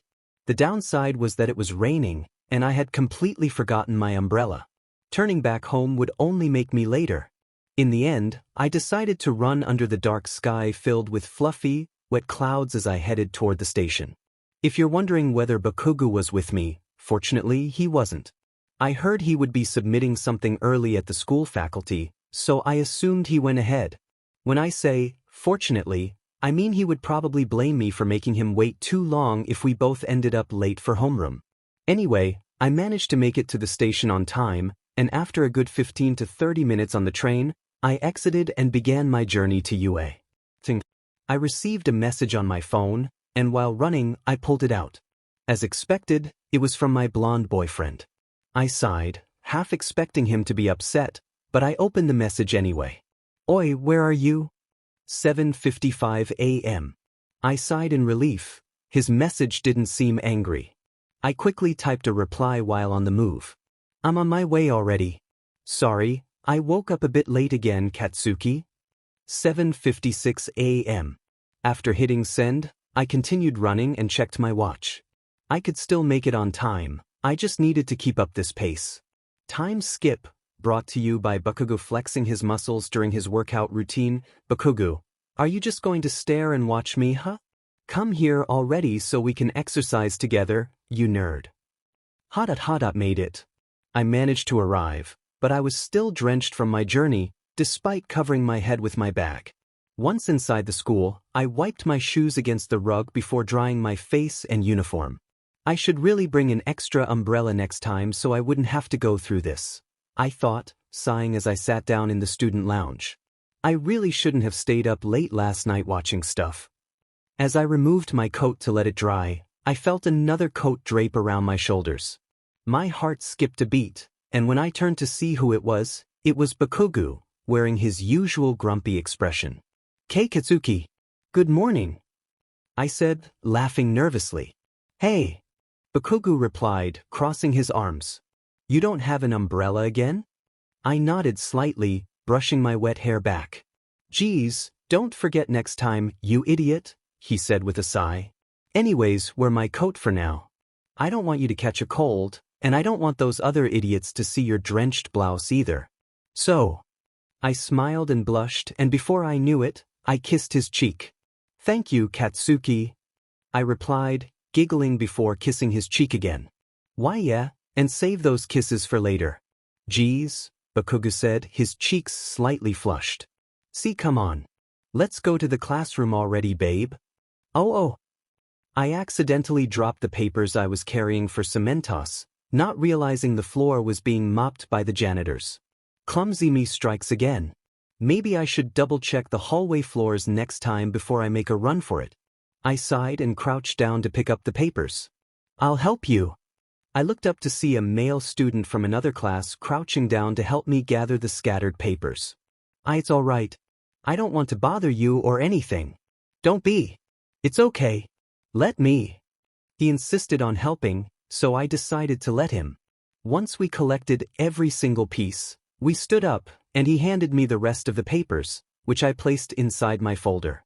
Thank you so much, I said, smiling at him. You didn't have to, but I'm grateful for your help. It's no trouble at all. I just love to help people, that's why I want to study here at UA, he replied with a smile. He struck a heroic pose and continued, I've admired heroes since I was a kid, and I want to become one someday once we graduate. I chuckled and nodded, and he presented his hand to me. I'm Rin from the General Studies course. I don't know if you remember me, but I helped you before the sports festival, he said, chuckling as well. I realized who he was and said, Oh, you mean you were the one who brought me to the clinic when I sprained my ankle? He smiled brightly and nodded. You looked like you needed help, so I couldn't just stand by. Wow, I said, bowing slightly before shaking his hand. Thanks again for that time. No wonder you looked familiar. I'm Ryan, from Class 1A, it's nice to meet you. I tried to let go of his hand, but for some reason he held on, keeping our hands clasped. That's a nice name. It really suits you, for a cute girl like yourself, Rin said, slightly blushing. If you don't mind me asking, are you free later after school? I'm sorry but dash. Hey! Our conversation was cut short when a certain explosive blonde boy came walking down the hallway with his usual grumpy expression. But for some reason, he looked grumpier than usual, like he was ready to punch something. Is he having a mood swing or something? Ren, on the other hand, seemed stiff, clearly intimidated by Bakugou's presence. Morning, Katsuki, I said, waving at him. He didn't say anything and abruptly removed my hand from Ren's with a bit of force. Hey, what are you dash? What are you doing with her, huh? Bakugou said in an angry tone, grabbing Ren's arm. I just helped her with the papers. Ren stammered, gulping with fear. I only helped her, honest. Bakugou raised an eyebrow at me before glaring at Ren with a low growl. It was odd for Bakugou to be this angry in front of someone else. I mean, I know he gets angry a lot, but this felt different. All right then, you idiot, Bakugou replied to Ren before turning to me. Hey, let's bring this to the faculty before the next PRD starts, YN. Here, give me some of those files. He grabbed half of the papers I was carrying before taking my hand. Sure, I said, laughing nervously. I don't want to be late either, so dash. Then good. Let's get going. With that, he tugged my arm as if he were in a hurry, heading off to the teacher's faculty. Oh wait, you haven't answered my question, YN-san. Are you free later dash? No, she's not, you idiot. I'm taking my girlfriend on a date after school, so back off. Gee, girlfriend. Bakugou huffed after that brief exchange as we continued to walk, and I mouthed, sorry, to Ren with a sincere expression before keeping pace with my blonde boyfriend. You don't have to be so harsh on him, Katsuki, I said with a sigh. He was a nice guy and really helped me with these papers. If he hadn't been there, I would have been late for the next PRD. He clicked his tongue and squeezed my hand tightly. Yeah, he did help you, but... Bakugou said, his voice tinged with anger, but he stopped there. I raised an eyebrow and replied, but what? His cheeks turned slightly red as he muttered, damn it, it's nothing. Just forget what I said. I tilted my head in confusion and didn't continue the conversation once we arrived at the faculty. Geez, I wonder what's up with him today? Time skip. Time passed since that incident, and thanks to it, Bakugou seemed to be acting strangely worried whenever I hung out with other guys. I concluded that he was probably jealous after observing his behavior, which was a first for me. I wanted to confirm it, but knowing his personality, I was sure he would deny it. Still, I really wanted to know if he was or not. Dismissal time. Whoa! I was watching a scene from an action movie that Kirishima was sharing during our free time, and I might want to attempt those moves once I get home. Look at that. Siro commented with a grin. This is sick. Hey Ojiro. Can you do this? Ojiro laughed nervously and replied, I can manage, but not with that kind of speed or anything, huh? Dean, you're so cool and humble, huh? You should really teach us your fighting styles soon. Kirishima said, playfully punching his shoulder. Popcorn is ready. Bakugou decided to pay me a visit in the afternoon because he wanted to spend some time with me. I thought he wanted to spend the weekend at the gym like always, but he said, I'm done with my routine already. I just want to kill some time, that's all. Even though he was trying to downplay it, I could see on his face that he really needed me, and I was happy. I was glad he had some spare time to spend with me. While Bakugou browsed through movies on Netflix on my family flat-screen TV, he noticed my presence and said, Oda, thanks. I smiled at hearing him say, thank you, which was rare for him, but it was still music to my ears. I placed the bowl of popcorn on the coffee table and sat down beside him. Have you found a movie for us to watch? I asked while pouring a glass of orange juice for him. Not yet. I can't seem to pick since there are too many titles, Bakugou said, pressing the right arrow button on the TV remote. How about you help me decide, babe? I nodded and decided to look at the screen as well to scan through the titles. Wait, before we pick a title, why don't we choose a genre to make it easier? I suggested, looking at him. You know what, not a bad idea. Let's do that then, Bakugou replied, ruffling my hair. I laughed and tried to stop him from messing up my hair since I had just fixed it, but to no avail. Estapa. I don't want you to see my messy hair. That's because you're silly and too cute, you dummy. Come here. He wrapped his arms around me, pulling me closer to his chest. Am I holding you too tight? Bakugou asked in a neutral tone. I blushed a bit and shook my head before he leaned his head against mine. Good, Bakugou said, kissing my lips gently. Just tell me if I am, okay? I don't want to hurt you because I want to keep holding you like this while we watch the movie. What's this? Is Bakugou doing what I think he is doing? I can feel myself smiling widely, which makes the explosion boy raise an eyebrow. Why are you smiling all of a sudden, huh? Bakugou asked, squinting his eyes with suspicion. Are you planning something on me again, babe? No, why would I be? Huh? I replied, laughing. I'm just happy that you decided to cuddle this close to me, silly. I mean, we've never done this before. He blushed bright red and sighed before kissing my lips again. I see. That's great to hear, you idiot, Bakugou said, clicking his tongue. But yeah, I actually wanted to try this sort of thing with you. He fixed my hair that he had just ruffled a few seconds ago and caressed my cheek. I mean, I'm still new to this relationship stuff, so please bear with me, okay? I'm trying my best to be a good boyfriend to you, so... He huffed, his cheeks getting brighter than usual, making me giggle as I wrapped my arms around his body too. His body slightly jumped from my contact, but his flushed cheeks remained, and I could have sworn I saw a small smile forming on his lips. Since we're holding each other like this, why don't we try watching a romance movie, babe? Sure. This is so unlike you, but I'm game. I suggest we should try watching The Notebook. But it better not be something that will make me cry, damn it. Oh, never mind. Ha. Let's just pick something random from the genre. That will be 2,500 yen, miss. Okay, hold on. It's a typical Sunday afternoon, and since my parents are busy, I'm in charge of grocery shopping today. I originally wanted to ask Bakugou to come with me to the supermarket for help with the groceries and to spend some quality time together, but as expected, he's busy. It's either he's working out or just not up for it. Well, better luck next time, I guess. In the end, I went alone and thought I might call Midoriya if he's free since I know he's usually not busy on Sundays. I took my wallet out of my bag and counted the money I needed to pay for the groceries. Once I confirmed I had the right amount, I handed it to the cashier with a smile.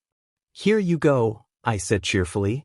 The cashier giggled as she took the money and processed the transaction. Thank you. A smile from a lovely customer really brightens my day, she replied. Do you have a boyfriend? Yeah, I do, I said, chuckling. I was supposed to invite him to help me with these, but I guess he's not free right now. I'm sorry to hear that, dear. Maybe another opportunity will come soon, she said kindly. Is he a nice young man? I'm sure he is, right?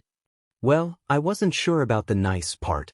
His way of showing kindness is different from the typical gestures you see in guys nowadays, and I find it quite rare and interesting. I chuckled and waited for her to give me the receipt. Here's the receipt, the cashier said, handing me the grocery bags. Oh, looks like you had quite a shopping spree here. Why so many? Well, my mom is having her friends over tomorrow for her birthday, and she took the day off work, so buying these ingredients ASAP would reduce the workload. I see. If it's okay, we have a delivery service here. No need. I'm about to call a friend of mine to help me carry these, I interrupted, bowing slightly. Thank you for the offer, though. The cashier smiled, and just as I was about to contact Midoriya on my phone. Oi, no need for that too, you idiot. That familiar grumpy voice made my heart race. When I turned around, I saw Bakugou with his usual grumpy expression, dressed in casual clothes. Katsuki.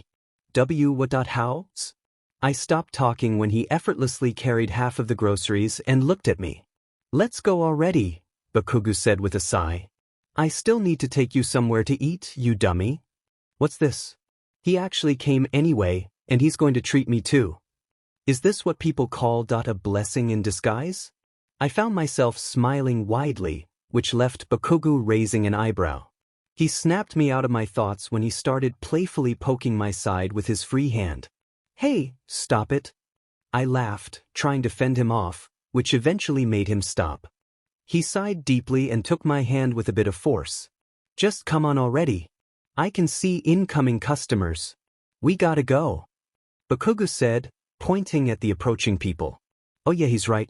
We should definitely get going. We finally managed to exit the supermarket, and Bakugou took me to a nearby cafe where there weren't many people. Since it was quiet inside, we took a cozy couch next to the window to settle in comfortably. The groceries sat on the opposite couch. We quickly ordered our drinks to refresh ourselves before heading home with the loads of groceries. Thank you so much for this, I said, sipping the cold vanilla shake he ordered for me. I thought you wouldn't come. What changed your mind all of a sudden, Katsuki? Bakugou fell silent, and I noticed his cheeks turning a bit red. Oh, I just happened to pass by. That's all, he retorted, huffing as he took a sip of his mocha shake. I raised an eyebrow, my lips curling into a smile as I leaned closer to him. Pass by? Then how come you decided to treat me? Bakugou looked away, clearly embarrassed. You win. He clicked his tongue and finally looked at me, his face still flushed. I kind of feel bad for not coming with you earlier, okay? Besides, I finished what I was doing at home quickly before going to the supermarket, Bakugou said, taking another sip of his mocha shake. Here. He pulled something from his pocket, revealing a cute calico cat hairpin in a plastic package. My eyes widened as he handed it to me without looking. I happened to pass by the marketplace earlier, and when I saw this, I thought of you, Bakugou murmured, clicking his tongue again. It was really embarrassing trying to buy it, but... He glanced at me slightly and continued, I had to. I really wanted to give you something to make it up to you, you know? And I haven't given you any gifts from our dates, right? So I hope you appreciate this, you dummy. I felt myself smiling widely again. Who knew I would see this side of Bakugou once more? Hey, your smile is really creeping me out. He stopped talking when I hugged him and gave him a quick kiss on the cheek before snuggling against him. I'm surprised. I never thought I would really see the day that you would actually do this, I said, looking at him with a smile. Thank you so much for this too. I'll really cherish it. You better, you dummy. And don't call me that. It's embarrassing. Without warning, he set down his mocha shake and began to tickle my sides once again. Hey, I'll stop. What's that? I heard you calling me that again. More tickles for you then. Oops. With that, he tickled me even more, a playful smirk on his face, but his eyes sparkled with warmth and happiness. Okay, I'll stop. Have mercy. I laughed, trying to fend him off. He joined in my laughter, a genuine sound that felt like music to my ears. It had been a long time since I heard him laugh like that. These days, I often hear him laugh in a mischievous way, especially during our middle school days, but this moment was different. Finally, he stopped tickling me, and I found myself catching my breath. How did I thought you'd tickle me so we could leave the supermarket earlier, I said, chuckling as I looked at him. He huffed and wrapped his arm around my waist, pulling me closer. He pressed his lips against mine softly. That's because you're so silly. But I can't believe I'm saying this, but I like that about you. Just hearing you laugh, Bakugou said, giving me another kiss before gently brushing his fingertip along my side, making me giggle again. Hey. Haha. I laughed, trying to escape his grasp. What? You're not going anywhere. Bakugou said, hugging me tightly as he snuggled against me. Or else I'll tickle you again. Geech. I was about to take a shower when a little visitor decided to drop by, and I wasn't thrilled about it. That little visitor was a spider. Yes, a spider. I've had a small fear of them since I was a child. I can handle the tiny ones, but the bigger ones? Not at all. This spider was large enough that I couldn't bring myself to step inside the restroom while it was just hanging out on the floor. With my parents away at work, I had no choice but to deal with it myself. So, I grabbed a broom from the closet, wielding it like a trained swordsman. I took a deep breath and approached the restroom cautiously, my heart racing. Easy now. It might crawl away, so I have to take this nice and slow, I thought as I tiptoed forward. The spider remained still on the floor, and I hoped it wouldn't notice me. I should imagine myself as edge shot. I thought, smiling to myself. Yeah, he's the ninja hero after all. Oh my gosh, I sound like Izuku just now. Shaking off my thoughts, I waited for the right moment to strike. I raised my broom and swung down, but... Oh, oops! I exclaimed. My swing had been too powerful, and the broom split in two. I couldn't help but laugh at my silly mistake, but the good news was that the spider was gone. I better fix the broom, but I was sure my parents wouldn't be mad if they found out it was broken, right? I could just attach some thick sticks and patch up the two pieces with tape. Wiping the sweat from my brow, I turned to fix the broom, but just as I was about to turn around. Another spider. Where? I shouted, raising the two pieces of the broom and searching the restroom, but there was nothing there. I sighed and pouted when I realized it was just Bakugou, teasing me about my fear of spiders since he knew about it from when we were kids. Why was he here, you ask? Well, we were working on a group project with Midoriya, but once the broccoli boy left, the blonde explosion boy decided to stick around to kill time. Yeah, I could tell he wanted to spend some quality time with me alone. Bakugou laughed mischievously and ruffled my hair. It's not funny. You know I still have that fear, right? I said, crossing my arms. Well, it is for me, he replied, pulling me into a hug. But, I'm sorry, you dummy. Your reactions are just too cute and fun to watch sometimes, so I couldn't help myself.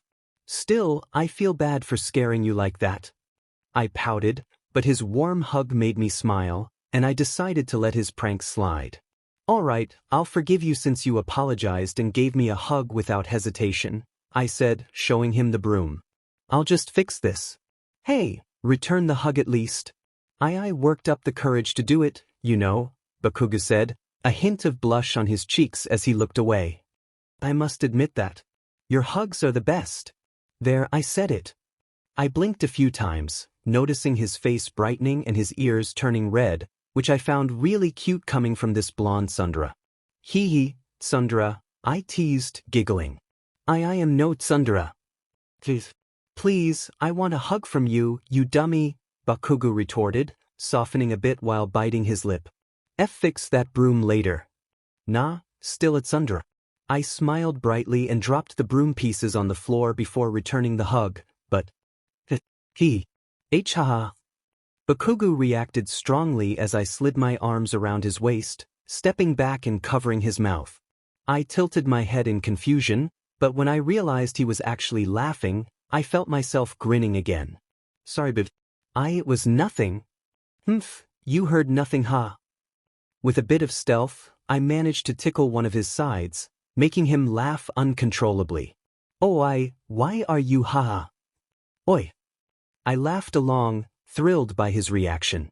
I had never tickled him before because I was afraid of how he would react, but now that we were together, it was going well. Idiot, stop, what are you, ha? Oh, I said stop. Bakugou exclaimed, still laughing from my tickling. Hee, this is what you get for scaring me and returning the favor from last time, I giggled. Last time, ha? You mean ha? Oi, babe. After a few attempts to fight back, he finally managed to pry my hands away from his sides, panting to catch his breath. You're so cheeky, huh? You better not tell anyone about this, okay?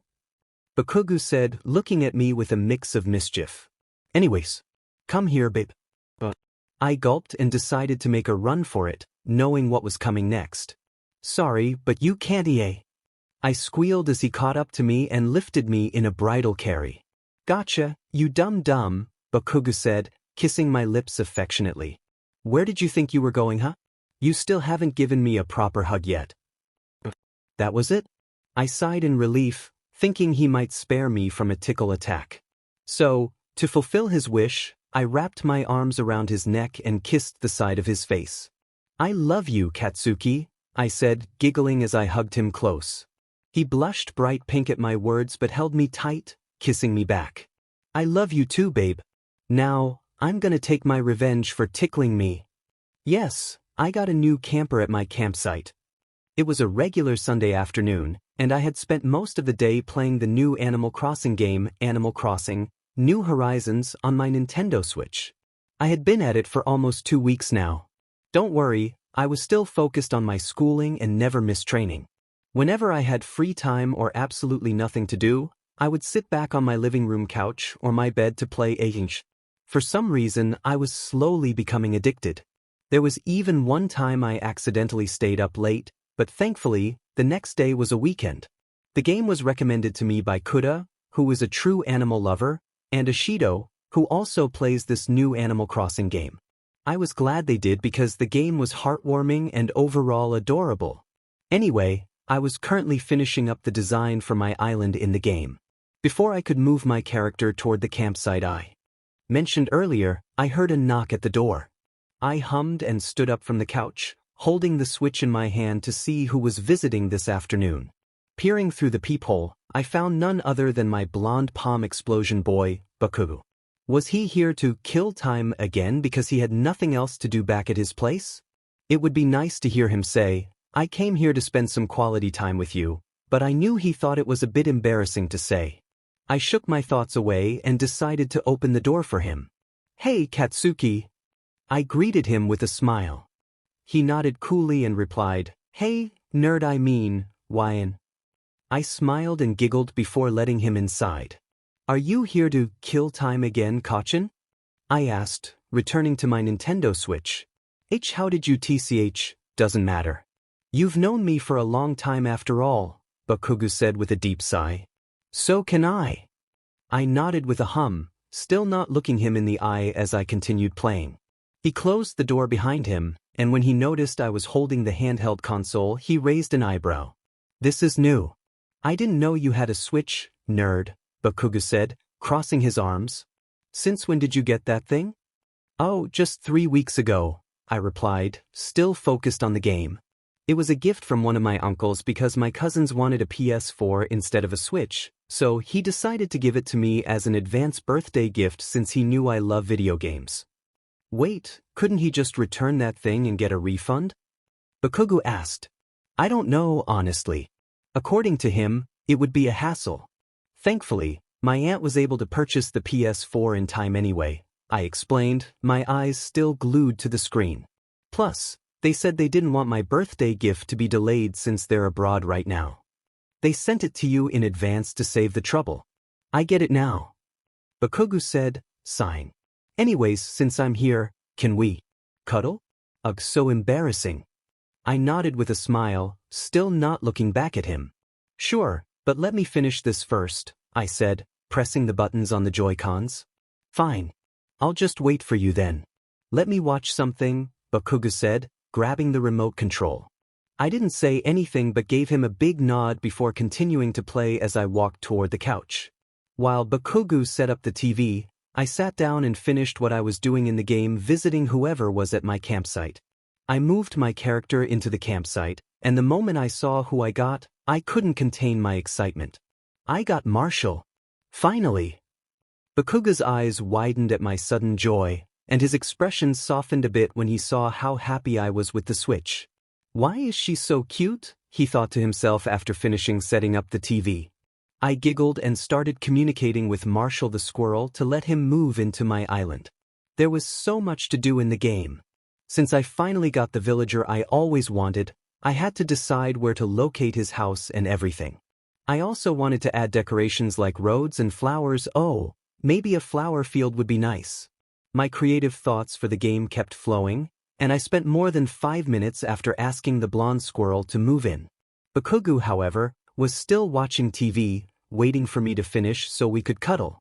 But being Bakugou, he seemed a little impatient. He glanced at me while watching TV to see if I was done yet, but my eyes were still glued to the screen. Are you done, babe? Bakugou asked. Almost. I just need to finish decorating for my new villager, and surprisingly he reminds me of you, I said with a giggle, moving my character with the analog stick. Bakugou sighed heavily, clearly disappointed. Come on, you've been at it for more than 5 minutes. Truth be told, I didn't come here just to kill time. I came here to... Arg, I can't say it. I raised an eyebrow with curiosity, my eyes still glued to the screen. Came here to what now?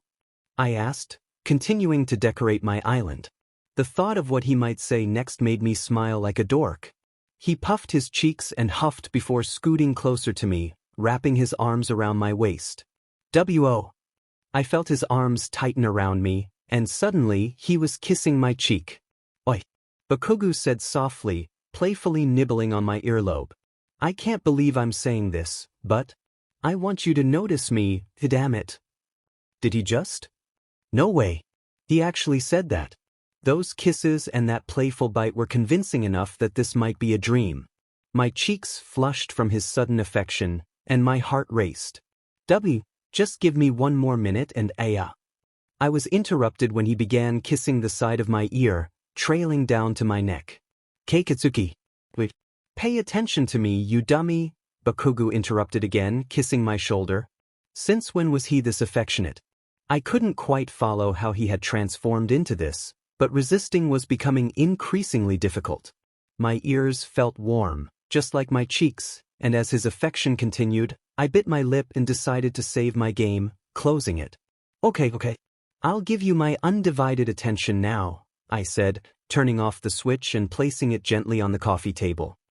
I'm sorry, I got a bit carried away. The moment I turned my face toward him, he seized the opportunity to kiss me. Finally, you dummy, Bakugou sighed, his cheeks turning bright pink. Sorry, it's just... I want to cuddle with you and spend some quality time together since I was busy last Sunday. I'm not here to kill time, I'm here because of you. Finally. He actually said it. My wish had come true sooner than I expected. I giggled and wrapped my arms around him, snuggling close. Why, you're too close. Bakugou commented, clicking his tongue. How ironic. I thought you wanted to cuddle with me, Kachin, I replied, giggling again. Shut up. Just. You're too cute to look at, and my heart is racing, so. Tisich, Bakugou said, his tsundere side showing. Hee, that's because you love me, I laughed. He sighed, but I could have sworn I saw a tiny smile on his lips. I mean, you're not wrong about that, Bakugou replied, clicking his tongue. That aside, just get closer to me anyway so I can kiss you, you dummy. Heartwarming gifts covered in dust. A bunch of clothes with a few holes. Picture frames shattered on the floor, leaving the images crumpled. These were the 3 things I saw as soon as I regained consciousness. Geez, where am I? And why is everything on the floor? That was the first thought that crossed my mind as I scanned the room. I found myself in my bedroom, but why was everything so messy? The atmosphere felt unsettling. Questions sprouted in my mind, but I had to snap out of it before I lost my sanity. Why am I here? I swear I was in school with Kachin, and hold on, isn't this? I stopped wandering around my room when I found a ring I once wore, engraved with the word useless. Useless. Not this again. I shook my head and tossed the ring aside. The next thing I knew, the walls of my bedroom were covered with the words, useless girlfriend. No. I'm not useless. I'm not useless. Yes, you are. My heart stopped at the sound of that familiar voice. I turned to see who it belonged to, my eyes widening in shock as I recognized my ex-boyfriend. No, not you. He was a classmate of mine during middle school, alongside Midoriya and Bakugou. When we first met, he was nice and caring, dreaming of becoming a strong hero like the rest of us. He caught my attention with his friendliness and flirtation, and we quickly became a couple. But I realized too late that I should have listened to my friends Midoriya and even Bakugou, who were surprisingly concerned about me. Chan. He's not who you think he is. Open your eyes, you dummy. There's something shady about that jerk, eh? Of course, I was too naive and trusted him completely. Even now, I still didn't understand how they knew about him. Perhaps they didn't explain it after our breakup so I could forget him entirely. So, BN. Oh no. What was this JRK doing here?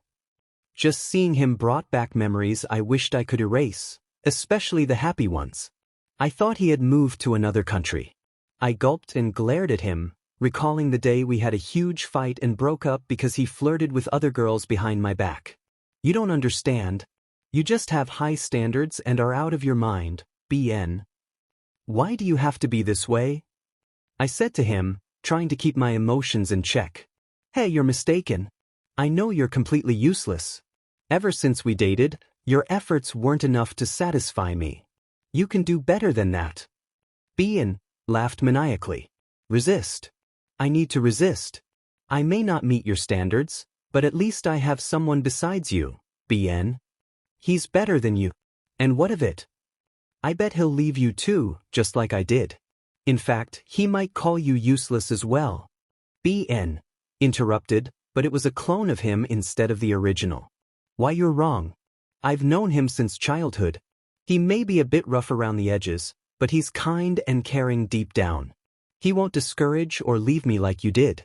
You broke my trust a long time ago, so I'm sure he won't do the same as a pathetic excuse for a guy like you. Shut up.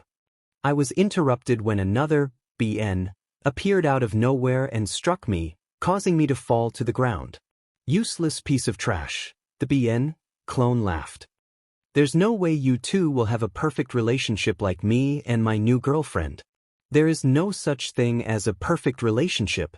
A relationship is about trusting one another, accepting each other, and most of all, loving one another. That's why Katsuki and I. Silence, you useless trash. Instead of being struck again, I felt a kick to my gut, and the other clones joined in, surrounding me. Useless. No one will love you because of your uselessness. You'll never be the perfect girlfriend for any guy you end up with. Stop it. Stop. Babe. I finally woke from my slumber when someone kept calling my name repeatedly. I found myself in Recovery Girl's infirmary bed, realizing I must have moved around a lot because of that dream. I fainted during Aizawa's hero exercise earlier because I didn't drink enough water. Silly me, I should have drunk more water. I panted and turned to see Bakugou, who looked genuinely worried despite his usual grumpy demeanor. Bakugou Katsuki, I said, starting to sob before I jumped into his arms for a hug. He was caught off guard by my sudden action but quickly wrapped his arms around me gently. You're shaking. What happened to you? Bakugou asked softly, which was extremely rare. Did some JRK come here and bully you? Tell me so they can meet my explosions. I shook my head, trying to wipe my tears away to avoid looking pathetic in front of him. I. Sniff. I struggled to find the words. He clicked his tongue and began to soothe my back before kissing the top of my forehead. Deep breaths. I don't mind you crying on my shoulder. It's okay, Bakugou said, rubbing my back. I want to hear what's wrong so we can solve this. I hate to see you cry and suffer, you know?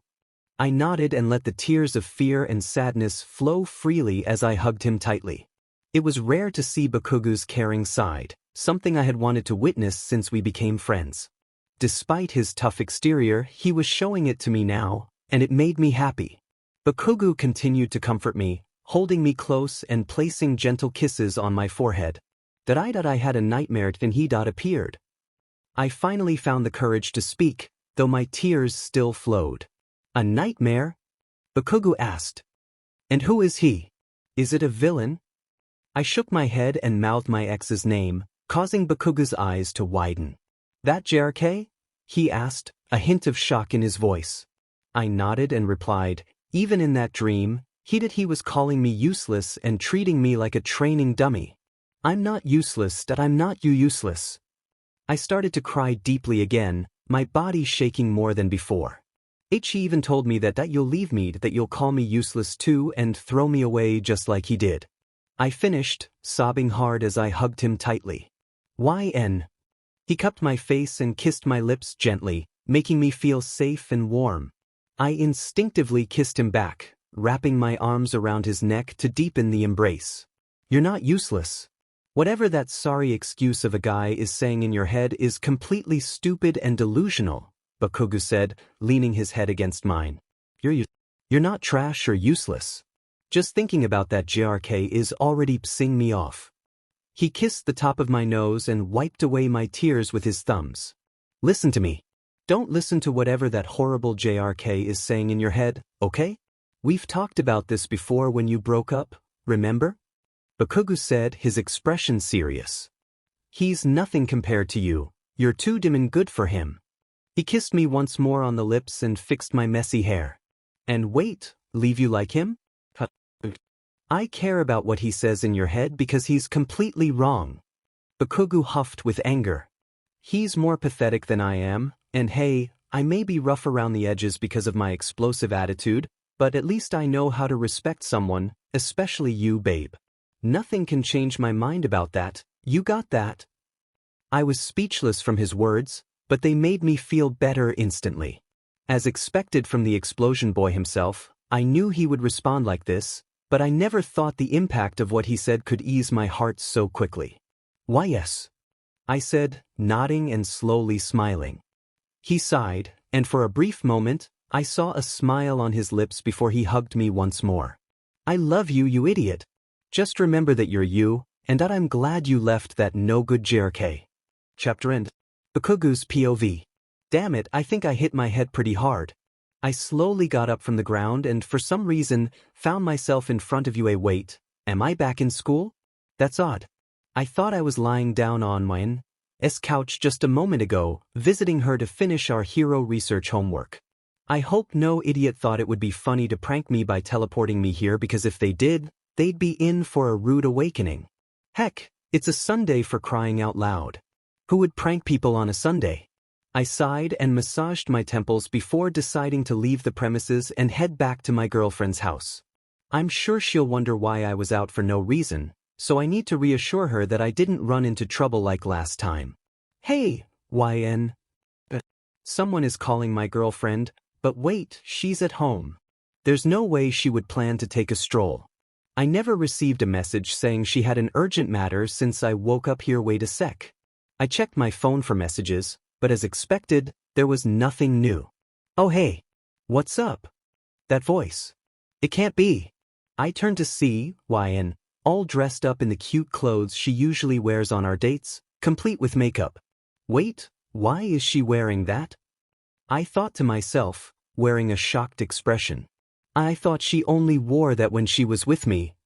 Wow, you look so cute today, a random guy said, who had been calling my girlfriend, and he tried to touch her clothing. I might just eat you up. Oh hell no. No one touches or flirts with my girlfriend but me. Wait, did I just think that? I shook my head, frowning, and decided to confront them, anger bubbling up inside me. Get away from her, you dumbass. They both stopped talking when I finally showed myself, crossing my arms against my chest. But why would I let go of my baby? The guy said, chuckling. Your baby? She has a boyfriend, you idiot. And that boyfriend is me. I exclaimed, pointing at myself. If you lay one more finger on her, I swear. Stop. Out of nowhere, Yn stepped in front of the guy, wearing a serious expression. Yn, what's the meaning of this? I asked, suddenly confused. He's literally claiming you as his girlfriend. He's not bluffing, Katsuki. Why? Said, glaring softly. He's my boyfriend and he's better than you. What? Is she for real? Why? I thought. I clenched my fists and replied, wait a second. Why would you pick him over me? I don't understand. Like I said, he's better than you. He's way nicer, treats me right and... She stopped talking and rolled up her sleeves, revealing bruises covering her arms. You did this, Yn finished her sentence. My eyes widened, and I immediately shook my head, wanting to approach her, but... Don't come near me. I don't want to be with someone like you, she yelled, starting to tear up. Why, you don't even love me. What are you talking about? Of course, I love you. Why would I hurt or abuse someone I truly love and care about? I interrupted. I may not be the perfect boyfriend, but I'm really trying my best to treat you right. I'm not the same Katsuki you see. I changed because I love you, damn it. And I... Oh, shut up already and take the hint, explosion boy of you. Crap, I nearly forgot about that guy. Without hesitation, he grabbed Yn by the waist and kissed her right in front of me. I can't bear to look at this. Why? Said she loved me. I know she would never leave me, but why? Why now? I held my head, wanting to break them apart, but deep down, after hearing what my girlfriend said to me, I didn't want to hurt her. Damn it. Damn it. YNSPOV. Oh geez, we ran out of supplies. I sighed when I checked the fridge, only to find that I had run out of juice for my blonde boyfriend. Well, looks like I need to pay a visit to the grocery store. I closed the fridge door and headed to the living room to see Bakugou. Katsuki, I'm going to buy some juice at the store. Wanna come with me? I smiled as I entered the living room and found him getting up after waking from his nap. Oh, looks like he took a nap while I was cooking his snacks, I thought, giggling. When he finally regained his composure and looked at me, he wore a mixed expression. Why? He said my name in a low tone, wanting to say something else but stopping himself, biting his lip and looking away. I raised a brow and approached him, sensing something was off. Hey, is something wrong? I stopped talking when I saw tears forming at the corners of his eyes, possibly the reason he wasn't looking directly at me. I'm fine, Bakugou said, huffing before closing his eyes. His tone was slightly cracked, and his breaths were heavy, like he was ready to sob any second. You don't sound fine though, I said, sighing. Katsuki, please. Tell me what's wrong, I want to help you. I said I'm fine, you idiot. My eyes widened when he yelled at me unexpectedly, not loud enough to break my heart, thankfully. When he realized this, his expression softened, and he immediately wrapped his arms around me. I am sorry, Bakugou said, clicking his tongue. Don't leave me. Leave you? I asked, raising an eyebrow. Why in the world would I leave you? He didn't respond and continued to hug me tightly. I decided to hug him back and gently soothe his back. Did you have a nightmare while I was cooking earlier? I questioned. You were on the verge of tears a moment ago. Not crying at all. Bakugou insisted, even though his voice betrayed him, sounding like he wanted to cry. Why would a tough guy like me? C could cry. I sighed and let go of the hug to cup his face. Hey, it's okay to cry. We're all human after all, I said, looking deeply into his eyes. But I don't want to see you like this. If this nightmare continues to haunt you, it will distract you for days. I'm sure you don't want that to happen, right? His expression didn't change, and he sighed heavily. You're right. Fine. I'll tell you, I guess, Bakugou said, cupping my face back. But let me kiss you first, you silly. I smiled brightly and gently caressed one of his cheeks before he leaned in to kiss me, which soon turned into a sweet exchange of kisses. Afterwards, he slowly let go of me and looked away, preparing to share the story of the nightmare he had just moments ago. I nodded, already wearing a surprised expression as he recounted the story in detail. My heart ached as I noticed his voice almost cracking again, which was so unlike him. I see. No wonder you seemed worried earlier, I replied, sighing. He huffed and squeezed my arms, which he had been holding since earlier. Why, yeah, and to be completely honest, that's what I worried about the most before I confessed my feelings to you, Bakugou said, looking down. You might think I won't treat you well and might fall for someone else just because I have this explosive personality. But still, until this day, you've accepted my feelings and loved me inside and out. Why? I almost laughed at his question, which made him slightly embarrassed and annoyed. Hey, what's so funny about what I said? Bakugou exclaimed, a hint of embarrassment in his voice. Peeped, it's because that's not going to happen, silly. Why would I leave you and date someone else? Come on, I said, smiling brightly. You're a special person to me, Katsuki. You may be a bit rough around the edges, but you're also strong, intelligent, and you understand me. You've been patient with me and supported me since our childhood days. You even try so hard to change, and I really love seeing your softer side too. I continued, chuckling. Not to mention, you're cute sometimes. Hey. I'm not cute, you act. You're the cute one. Not me. Bakugou replied, huffing. I laughed and playfully kissed his lips before giving him a hug. I love you, Katsuki. That's never going to change, I said, smiling. You've done so much for me, and I really appreciate you for not leaving my side. That nightmare of yours should buzz off. He was speechless after I said that and eventually kissed the top of my head before hugging me back. Thank you, was all Bakugou said in a quiet tone before burying his face against my neck. I love you too, you dummy. I may not be the perfect boyfriend, but I'll work hard to love and support you, got it? I nodded and nuzzled against his body, making him blush just a little. By the way, cute clothing? You just admitted that you love seeing me wear cute outfits? Tiger, shut up. I mean, I do love seeing you in those frilly skirts. Frilly skirts?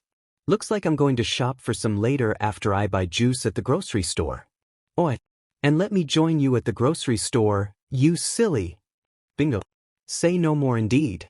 Oh, YN.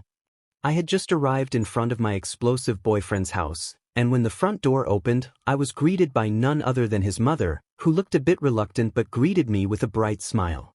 If only Bakugou could be like this too, but I guess that time will come soon, right?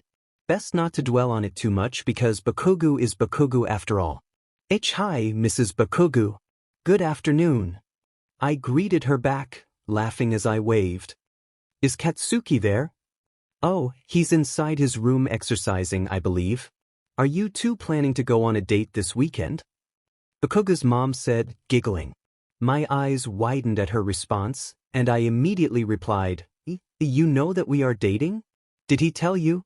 Now that I think about it, the only people who knew about our relationship were our friends and classmates in Class 1A, and my parents. They found us hugging one time and we declared that we were together. Maybe he's still embarrassed to tell his parents, especially his mom? To be honest, I can actually see it now. YN's imagination. Oh, stop teasing me, you old hag. Haha, don't be embarrassed, Katsuki. I'm so happy that you two are together. And don't call me an old hag. I hope you're not being too mean to her, so you better treat her right. She's a very sweet girl. Of course I am. Why would I hurt the one I love? Wait. Who knew this day would finally come? Honey, we found our perfect daughter-in-law. Yeah, the daughter-in-law?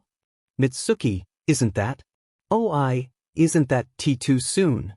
I mean, I don't mind, but wait, it's not like I'm YN's imagination, indeed. She laughed and playfully brushed my hair before giving me a hug. I caught my son texting you last night because of the nickname he set for you, Bakugou's mom said. Don't worry, I'm not prying into his privacy or anything. I happened to find him texting in the living room while I was watching Netflix, and I felt a wave of happiness knowing he had someone who loved and cared for him. Maybe this would help him change his ways? He actually set a nickname for me in his contacts? Interesting, I should ask him about that later. She smiled at me and gently took my hands. I always thought he would grow up dreaming of becoming the #1 hero, but it seems he has a different dream now that he has you in his life, she continued. So, YN, I'm really grateful that you're his partner. I can tell he wouldn't be with anyone else but you, as you're so patient and understanding. His attitude has changed whenever you visit. I should have suspected it sooner, right? I smiled back at Bakugou's mom and hugged her. Thank you, Mrs. Bakugou. Kachin is doing his best to be a good boyfriend, so you don't have to worry. Really? That's wonderful to hear, YN, she said, cracking her knuckles. But if he's ever rude to you, you let me know, okay? I laughed nervously, a bit concerned but also amused, knowing she would say something like that. Just then, Bakugou came downstairs in his usual black shirt and cargo pants. Ah, Kachin. I greeted him with a smile and a wave. He blushed slightly at my greeting, looking away before mustering a cool wave back. Your sweet girlfriend is here, Katsuki, his mom teased, laughing proudly. Shut up. Can I talk to her alone, Mom? Bakugou replied, a hint of embarrassment in his voice, which surprised me as it softened a bit. Please. His mom looked astonished by his sudden change in demeanor, her mood brightening. Okay. I'll leave you two alone. She winked at me. Be careful with him, okay? I'm careful. With her. Bakugou interjected, huffing as he returned to his usual self. His mom laughed and playfully ruffled his hair before leaving us alone, prompting him to growl in annoyance. I chuckled at their exchange before Bakugou leaned against the door frame, finally approaching me. What brings you here, dummy? He asked, biting his lip as he tried to maintain his cool demeanor. I smiled and pulled out the book I borrowed from him yesterday. I wanted to return this before I forget again. I don't want to repeat what happened back in middle school. Oh right. At least you learned your lesson. You silly, he replied, a mix of shyness and grumpiness in his tone. That was odd. Why was he acting shy all of a sudden? He took the book from my hands and quickly went upstairs without saying anything like, I'm heading back for my workout, or, see you tomorrow, you idiot. I felt out of place standing in front of his house, the door still open, wondering if I should go inside. Before I could pull out my phone to text him, he hurried back and approached me again at the entrance. Hey. Bakugou started, suddenly shy, but I could see him getting frustrated with himself for hesitating. Do you have plans today? Plans? Now that you mention it. I said, placing a finger on my chin. I'm going shopping for some clothes. I need to replace some of my old ones. I'm coming with you then. Did he just? No way. It's going to take time, so I don't want you to wait. I stopped speaking when he pulled me close, gently pressing his lips against mine. It's totally fine, you dummy. I just have nothing else to do after my workout, that's all. Bakugou exclaimed, frowning at me. I raised an eyebrow, my expression shifting to one of playful disbelief, but deep down, I felt happy he wanted to come with me. I smiled brightly. But that's actually really nice of you, I said, giggling as I held his hand. Let's get going then. I need to hurry because there's a sale. He blushed slightly as our hands intertwined, replying, yeah, whatever. Time skip. Hey, this is cute. It had been an hour since Bakugou and I arrived at the shopping mall, and I had already bought a few things. I picked up a new shirt and workout shorts, and now I was on the hunt for a frilly skirt since my old one had been ruined by a stray cat. If only my mom had been home to dry the clothes completely with her wind quirk. "W8 frilly skirts?" Bakugou asked, looking away with embarrassment as we entered the skirt section of the store. "Don't you have one at home or something?" "My old one is completely torn, so I need a new one," I said, smiling at him. "And I think I found something that would fit me. Look." I showed him the frilly skirt I found, and he gasped slightly, turning away with his cheeks glowing red. "I see, I guess that will fit you, babe." "Great. I'll go to the changing room now." "Oh, wait a minute. Kachin." I called over to my blonde boyfriend, who was patiently waiting beside the changing room. "Done already?" That was Dash. He stopped talking when he finally saw me wearing the frilly skirt and a matching blouse that I had found while searching for the skirt. He looked so astonished that the blush on his cheeks glowed like a firefly, and he was even biting his lower lip. "What do you think? This actually feels more comfortable than my old one." "Man, I should have found this sooner," I said, laughing as I twirled around. "And I even found this blouse that matches the skirt perfectly. Maybe I should buy this too." I stopped talking when he hugged me tightly and pressed his lips against my cheek repeatedly, each kiss slow and gentle. "W. Katsuki. It's your fault," he replied, slightly letting go to look me in the eyes, his gaze intense. You're way too cute." "That's not fair. Why do you have to look so adorable in those clothes?" he muttered, cursing himself in embarrassment. "I can't believe you're making me feel this way, babe." "Gore." I smiled widely at his response and quickly kissed the top of his nose. "Really? So you do admit you love seeing me wear these types of clothes, hee, I said with a cute smile. He clicked his tongue and ended up tickling my sides, making me laugh. Hey. Cut it out." I laughed, trying to fend off his fingers. "Fine, I do admit it, you idiot," Bakugou said, grinning playfully. "And this is what you get for being so cute and for teasing me. I need to change back, Katsuki, so I can purchase this already." "Haha," I said, still laughing. "Have mercy or I'll." He pressed his lips against mine once more, stopping the tickling and making me turn around. "You should wear that on our next date then." Did I really like it?" Bakugou said quietly. "Anyway, just go ahead and change already before I start kissing you again, you cute goofball." I sighed as I waited for Bakugou to come out of his house, standing there for what felt like an eternity. It was unusual for him to be late. He was always the first one ready for school, usually picking me up so we could go together. But today was different.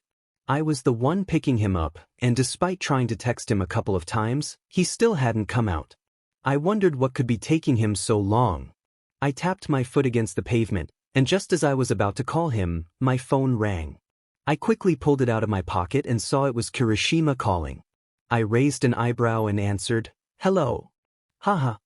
You look so cute with those ears." Kirishima's voice boomed through the speaker, followed by laughter from others. "Jihat Wan," came another voice, likely from one of the boys in Class 1A, and I could hear a dog barking in the background. "Guys, calm him down before wait.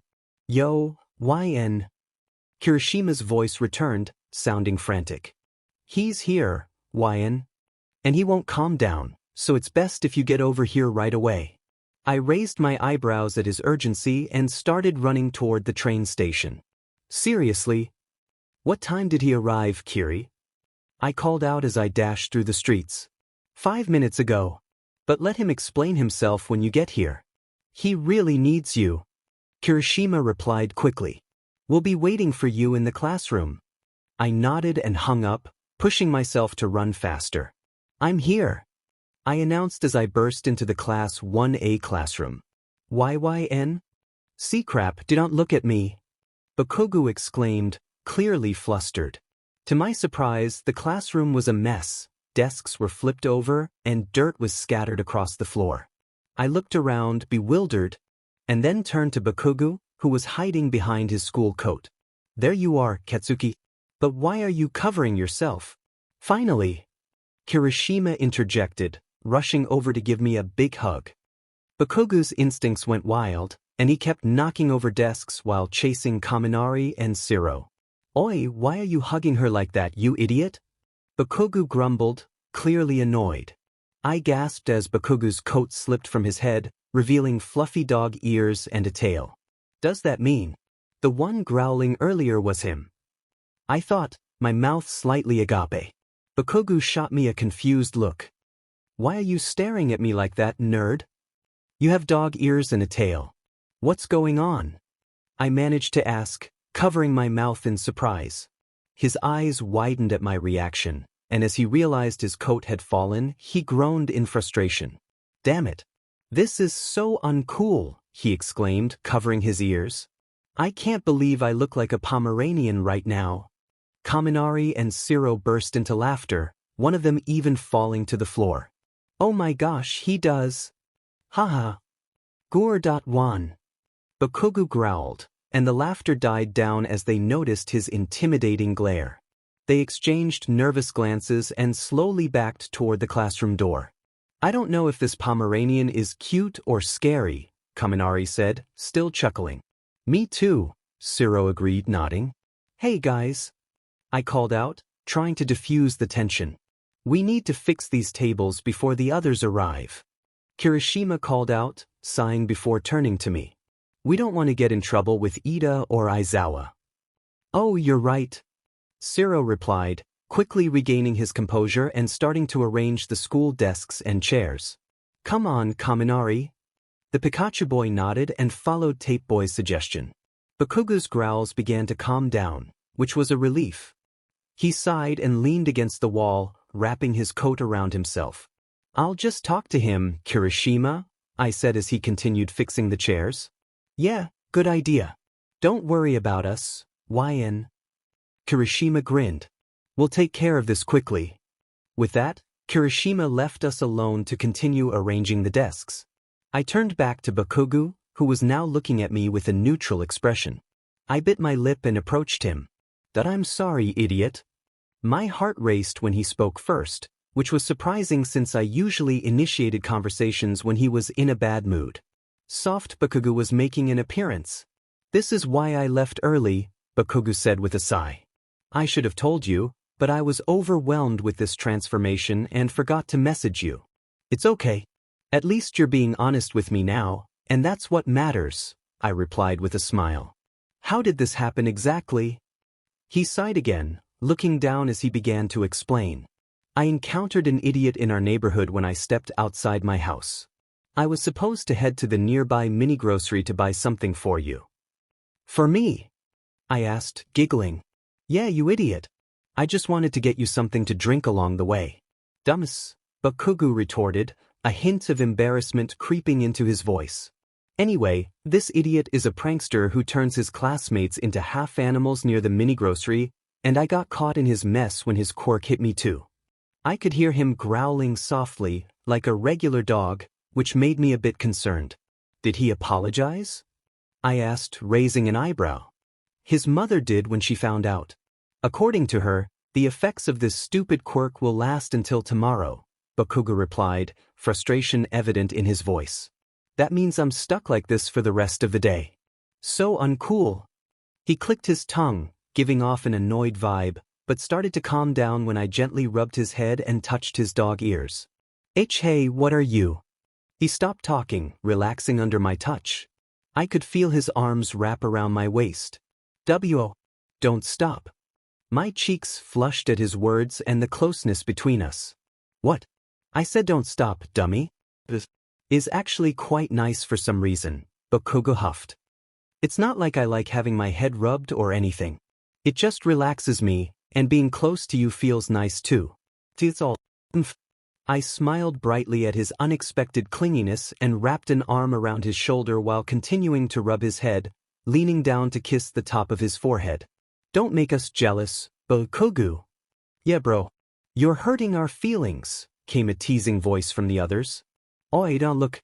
Let me have my time with her. Did I just bark again? Gore. We all laughed at his response, continuing to rub his head to keep him calm before he could start chasing one of the boys again. Today was going to be a long one for both of us. It would take some time to get used to seeing him like this, but for some reason, I felt this would be an interesting and cute experience. Hours passed since Bakugou had transformed into a half-dog, and it had been an embarrassing ride for him. The rest of our classmates who found out were laughing and adoring his transformation, though it calmed down a bit when he barked and growled at them from time to time. We eventually got used to him in that form. The way he barked at the end of his sentences, crawled on the floor when chasing the boys, and how his ears and tail moved with every reaction. He even liked me, which he intended as a kiss, leaving him embarrassed. During break time, feeling a bit insecure about his half-dog form, I decided to take him to the rooftop. Thankfully, I had brought my bento box, enough for two, so we wouldn't have to worry about food. "Tada!" I exclaimed. He stopped scratching like a dog when I revealed the bento box. Before I could open it, he sniffed the air. "Are those pork dumplings with teriyaki sauce?" My mouth dropped open in surprise. "You're absolutely right." I smiled, kissing the tip of his nose. "As expected, your sense of smell is sharper than usual because of that form." "Yeah, and I kind of like it," Bakugou grinned. "This could be useful if there are idiots trying to prank me, heh. I laughed nervously as I opened my bento box. I handed him my extra chopsticks, but instead of using his hands, he attempted to grab them with his mouth. "KKWP. See crap!" Bakugou exclaimed, muffled as he held the chopsticks in his mouth. He eventually removed them, wiping them with a tissue I had prepared. Damn it, these animal instincts are driving me crazy. Gore. I tried to stifle my laughter, excusing myself before he spoke again. "I'm kind of surprised, it's like you're very prepared for a situation like this, nerd. Do you have another quirk you're not telling me about, huh?" "What are you talking about?" "Of course not, huh?" "I don't have a mind-reading quirk," I replied with a laugh. "I just happened to prepare this dish just for you so you can taste something new that I learned 2 days ago." He fell silent for a moment after I spoke the truth, but then he nodded and sighed before we both expressed our gratitude for the food. Afterward, we dug in, and I noticed Bakugou eating his food in a rather unconventional way, using his mouth instead of chopsticks, much like a dog would. I smiled and asked, "So how is it, Kachin?" He blushed when he realized I was watching him, but he answered without hesitation. "It's not good," Bakugou replied shyly. "Hee, so cute," I commented, giving his head a gentle rub. "Gore, I'm not cute. Just because I have these silly Pomeranian ears and tail doesn't mean I'm cute, you know." Bakugou grumbled, though his expression softened as he blushed even more. I chuckled and gave his fluffy head one more rub before dipping a dumpling in teriyaki sauce. "But I guess I don't mind if it's you who calls me cute." Shut up. Why, you didn't hear anything. I'm home." I had brought Bakuranian, Bakugou plus Pomeranian, with me for a sleepover since he insisted that he didn't want his parents to see him in that form. I was sure his mom would adore and tease him all day, while his dad would probably just worry. Thankfully, his mom allowed him to stay because she knows me, so there were no worries about this plan. "Mom? Dad?" I called out, but there was no answer. "That's odd. Where are they?" Bakugou closed the door behind him and sniffed the living room before taking a few steps forward. "They're not here," he said, looking at me. "I can only smell lavender." "Oh, that's probably my mom's air freshener." That's strange. Dad is home for a day off because he wanted to spend time with Mom since it's their way to second." I rushed to the kitchen and, as I suspected, found a handwritten note attached to the fridge. I recognized my mom's handwriting immediately. "Hello, YN. Sorry for the sudden news, but your father and I decided to take a little trip to the hot springs for our wedding anniversary. Don't worry, we'll be back tomorrow at 3 p.m. and we'll even bring you some food. Consider this a practice for living independently for the night, okay? Love, Mum." I knew it, I thought, shaking my head with a smile. This wasn't the first time this had happened, so I was used to it. Besides, we had security installed in our house in case anything went wrong. I had to thank my mom for that since she used to work in computer security, but that's a story for another time. "So where are they, babe?" Bakugou asked, leaning against the kitchen door frame. Wedding anniversary trip, but it's okay, this has happened before, I said with a giggle. Besides, I want them to have fun alone once in a while, you know? He nodded and replied, wedding anniversary, huh? That sounds pretty nice. I raised an eyebrow at his response and grinned. Why the comment, Kachin? Are you thinking about something? Eisuke, I'm not thinking about anything, stupid. Bakugou exclaimed, crossing his arms grumpily while his cheeks flushed. But your tail and red cheeks say otherwise, I teased, chuckling as I pointed at his tail. Don't look, idiot. Gore, that's it. Come here. Bakugou said, starting to approach me. My heart raced, and I instinctively ran away from my half-Pomeranian boyfriend, laughing as I did. This situation reminded me of when we first became friends. To win his friendship, I had to beat him in a chasing game, and I did. You're fast. I guess I underestimated you, dummy. From now on, we are friends, got it? I chuckled at the memory of those words from when Bakugou was younger, but I snapped back to reality as I hid behind the wall. Don't fool me, babe. I have a sharp sense of smell, so I know where you are, he. Crap. I totally forgot about his keen nose. I needed to hide somewhere else. Oh, my room. There was no way Bakugou would enter my room because he seemed shy about it, so I decided to sneak in like a ninja before he could catch me. Once I arrived, I entered my room and quickly closed the door, hiding under the covers with a pile of pillows on top to make it look like a cozy room design. Oh no, the door. I forgot to lock it. I covered my mouth to stifle a sound, feeling like I was in a horror movie. He's so fast. His animal instincts are incredible. I tried to think of happy thoughts while holding back laughter, but just as I closed my eyes for 10 seconds. Gotcha. No way. He really entered my room. He had stopped coming to my room since middle school, but how did he change his mind? I yelped when he removed the pillows and my fluffy bed cover, revealing a mischievous Bakuranian right in front of me. Oh hey. How's it going, Kachane? Now I found myself at his mercy as he climbed on top of me, blocking my escape. Great job. I win here, Bakugou said, playfully liking my cheek. That's funny, this reminds me of when we used to chase each other as kids. I smiled and chuckled, replying, I was thinking the same thing. In fact, I can't forget the time I caught you just to become friends. Hey, right. I remember. But why did you lose this time, huh? You were so fast, and here you are at my mercy, he smirked, gently caressing my face with his fingers. WL. I stammered, feeling shy now that I realized the situation we were in. That you didn't want to step inside my room before we graduated from middle school, so I thought you still wouldn't and decided to hide here. I've made up my mind, idiot. I raised both eyebrows in astonishment as he suddenly pressed his lips against mine. We're both in a relationship now, aren't we? I didn't want to step inside your room before because I knew I'd be a bit obvious about my feelings for you back then, Bakugou admitted, blushing. Teeth, it's so uncool of me to say this, but I guess I was a bit shy to enter a girl's room. Really? But you visited my room when we were kids whenever we played, huh? I laughed. There's a different vibe from childhood to now, idiot. Like there. Why you have makeup displayed on your vanity mirror sometimes, cute frilly clothes, and do you even have those fluffy plush toys? Bakugou said, a mix of embarrassment and grumpiness in his voice as he described my room. Damn it, I can't believe I'm saying these things, but it's true. I giggled at his rambling, feeling a hint of embarrassment. What made him even more adorable was how his ears kept twitching. I remembered only touching his ears briefly when I rubbed his head, but I wondered what would happen if I touched them more.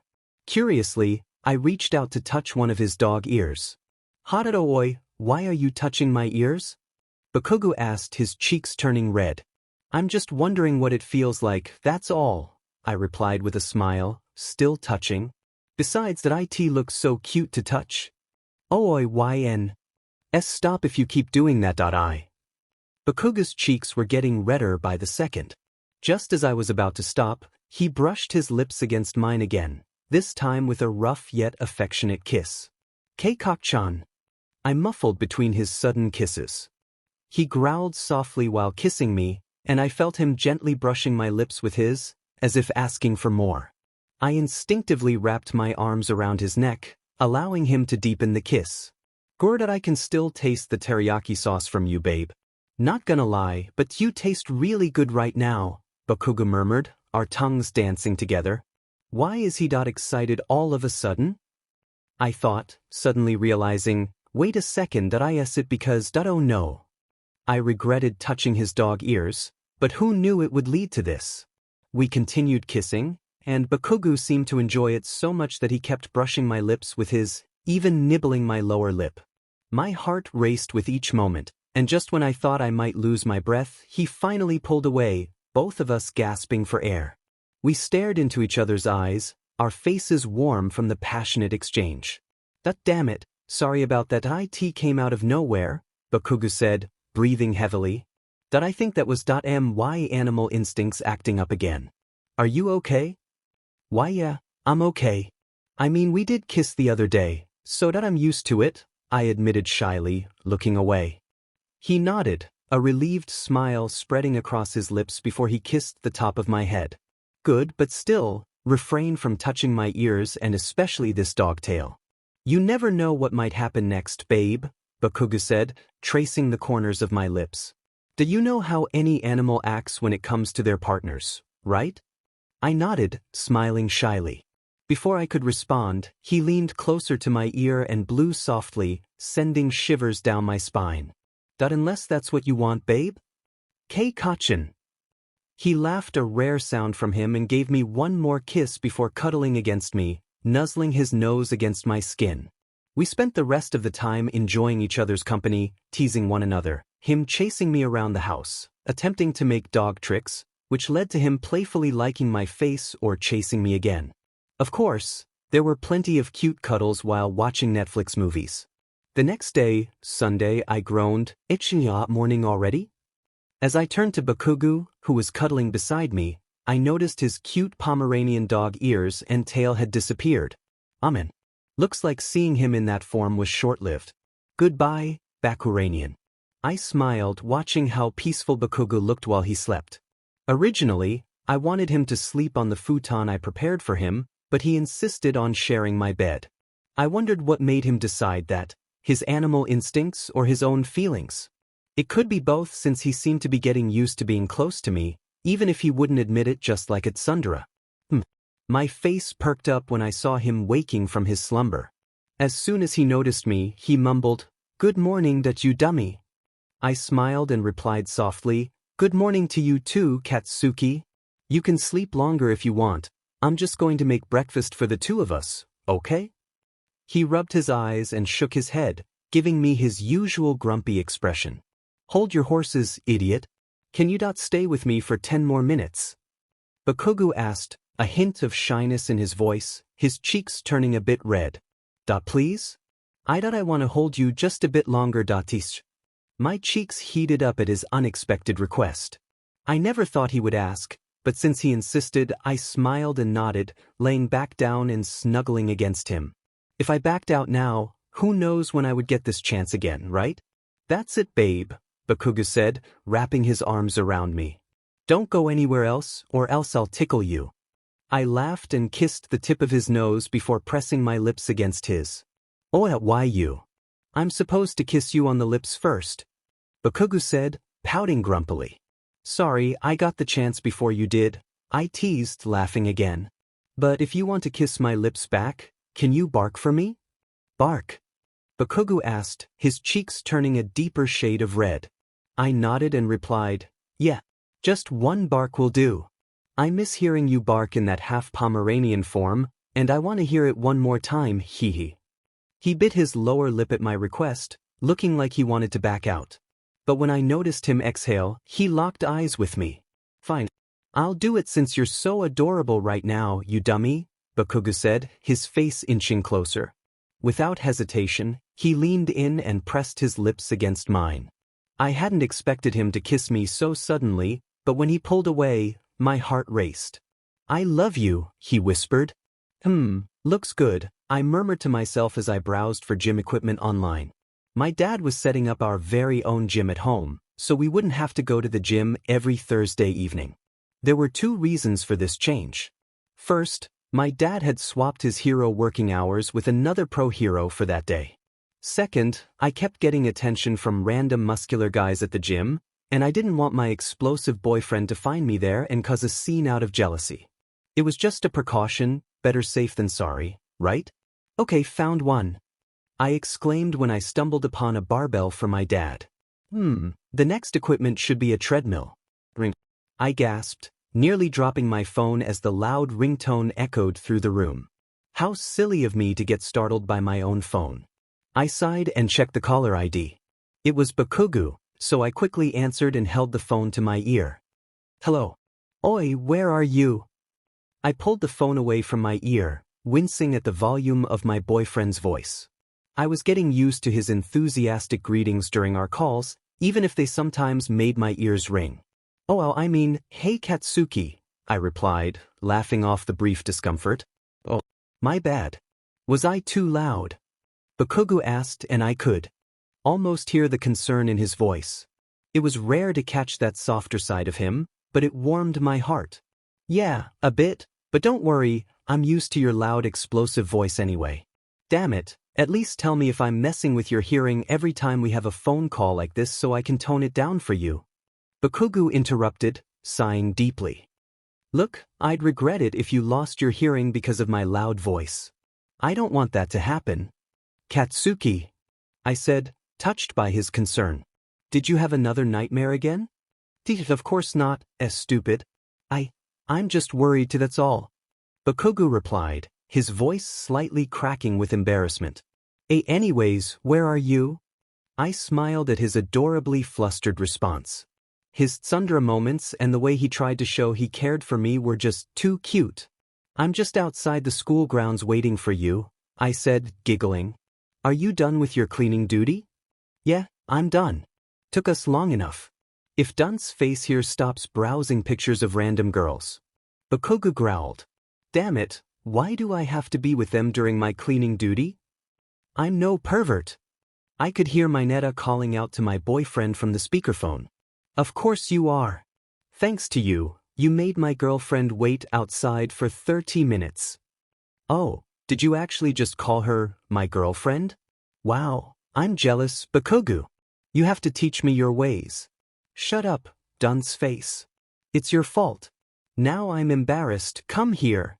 I couldn't help but chuckle at Bakugou's banter with the boys. It was cute to hear him refer to me as his girlfriend in front of our classmates. I noticed that when he raised his voice again, he pulled the phone away so I wouldn't get my ears hurt. Is this another improvement in Bakugou's behavior? Love really is a powerful thing that can change anyone. Ever since everyone found out we were dating, he kept calling me silly names, which was fine, but hearing him say it with my own ears made me feel loved. Bakugou? I called, but all I could hear was Kaminari laughing and Mineta making a fuss. Maybe I should just wait for him to finish his antics with those boys. After 5 to 6 minutes, my blonde boyfriend finally arrived, his usual grumpy expression softening when he saw me. Oh hey, I said with a smile. Ready to go? He nodded and took my hand, giving it a gentle squeeze. Yeah, I am, babe, Bakugou replied, quickly kissing the side of my face before looking away. I giggled as we exited the UA premises. As we walked toward the train station, I couldn't shake the dorky smile from my face after witnessing Bakugou's new side. Bakugou noticed and asked, "What's with that smile? Did something happen?" I looked up at him, my eyes sparkling, and chuckled as I leaned against him. "Oh, why are you so close all of a sudden?" Bakugou exclaimed, a hint of embarrassment creeping into his voice. "You were so cute earlier that I couldn't help but snuggle close to you, hee," I replied, grinning brightly. He turned a bright shade of pink and looked away. "Not cute. Why, you dummy. Like I said, I was worried about you. SSO. I shook my head, chuckling, and kissed his cheek, making him even more flustered. "Nope, to me you are." I am not. Tsk. Bakugou protested, biting his lip. "You're the cute one here, babe. And not me." I laughed and playfully pressed my lips against his quickly, watching as his face turned an even deeper shade of pink, reaching his ears. Even your face says it all, Kachin. P.S. Shut up. Damn it. I sighed, and Bakugou, growling beside me, clenched his fists as we stood in front of the ramen restaurant we had planned to visit for our date. His face was a mix of annoyance and disappointment. He had seemed excited about this lunch date, but now it was clear we wouldn't be able to eat here since it was packed with customers. Katsuki, it's okay. We can always try other restaurants or... I said, deep in thought. Suddenly, an idea struck me and I brightened. Oh, I know. I took his hand and suggested, why don't we just get takeout and eat it at the park? A picnic date with just the two of us would be nice, right? He sighed deeply, and I could see him calming down as he turned to me, a tiny smile forming on his lips. Wait, did he just? That actually doesn't sound like a bad idea, babe.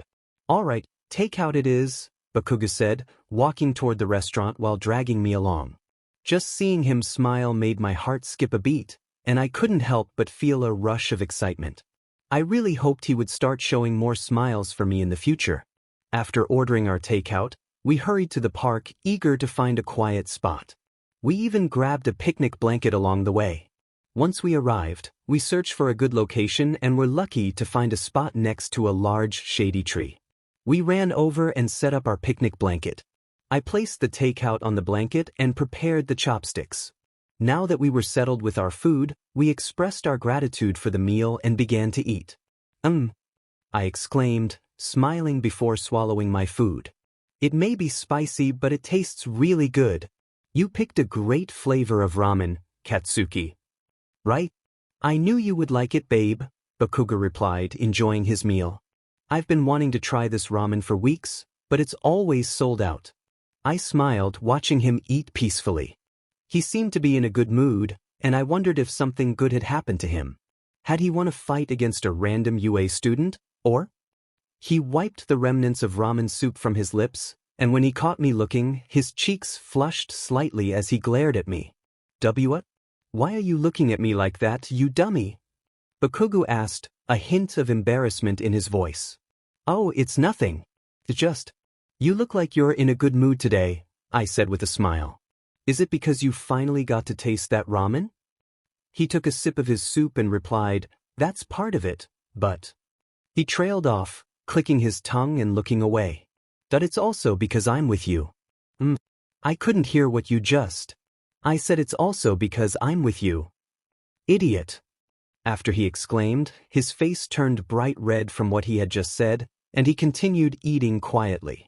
As spending time with you puts me in a good mood, stupid. In fact, it's addicting, Bakugou said in a neutral tone. Damn it, I can't believe I'm saying these embarrassing things.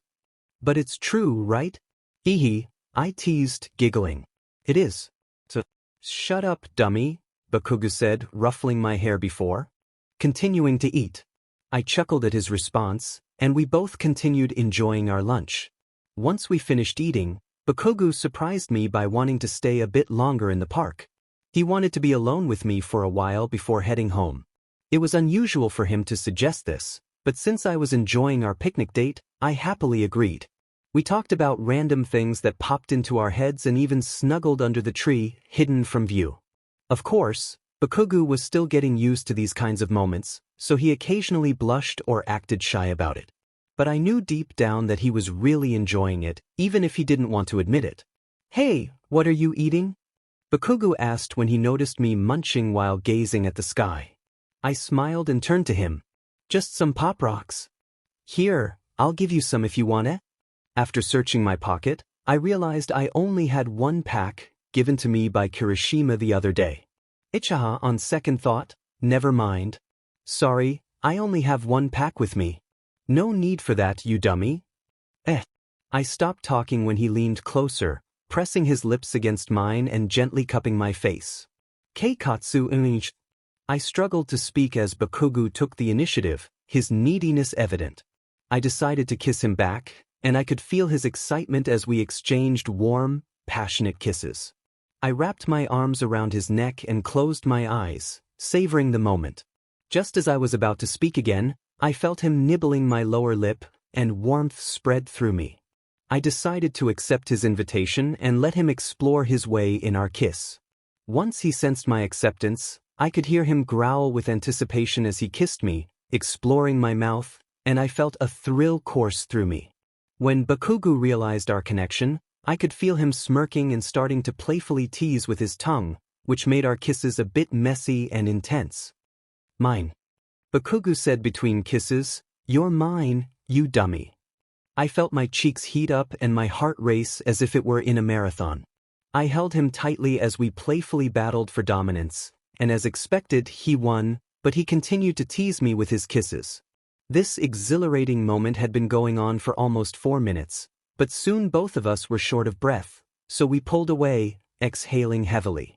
We were both blushing brightly, and Bakugou pulled me closer to him so I could lay my head on his chest while we continued to gaze into each other's eyes. "Why you caught me off guard there?" I said shyly, glancing away slightly. "Well, I thought I just wanted to try out the pop rocks from you. That's all." Bakugou replied, a hint of embarrassment in his voice as he pecked my lips. "And to be honest, it was actually really good." "Which one? The pop rocks or the way we kissed just now?" I asked, giggling shyly. He slightly gasped at my question and looked away. "Both, of course." "You dummy," Bakugou said, then sighed, "But I prefer kissing you.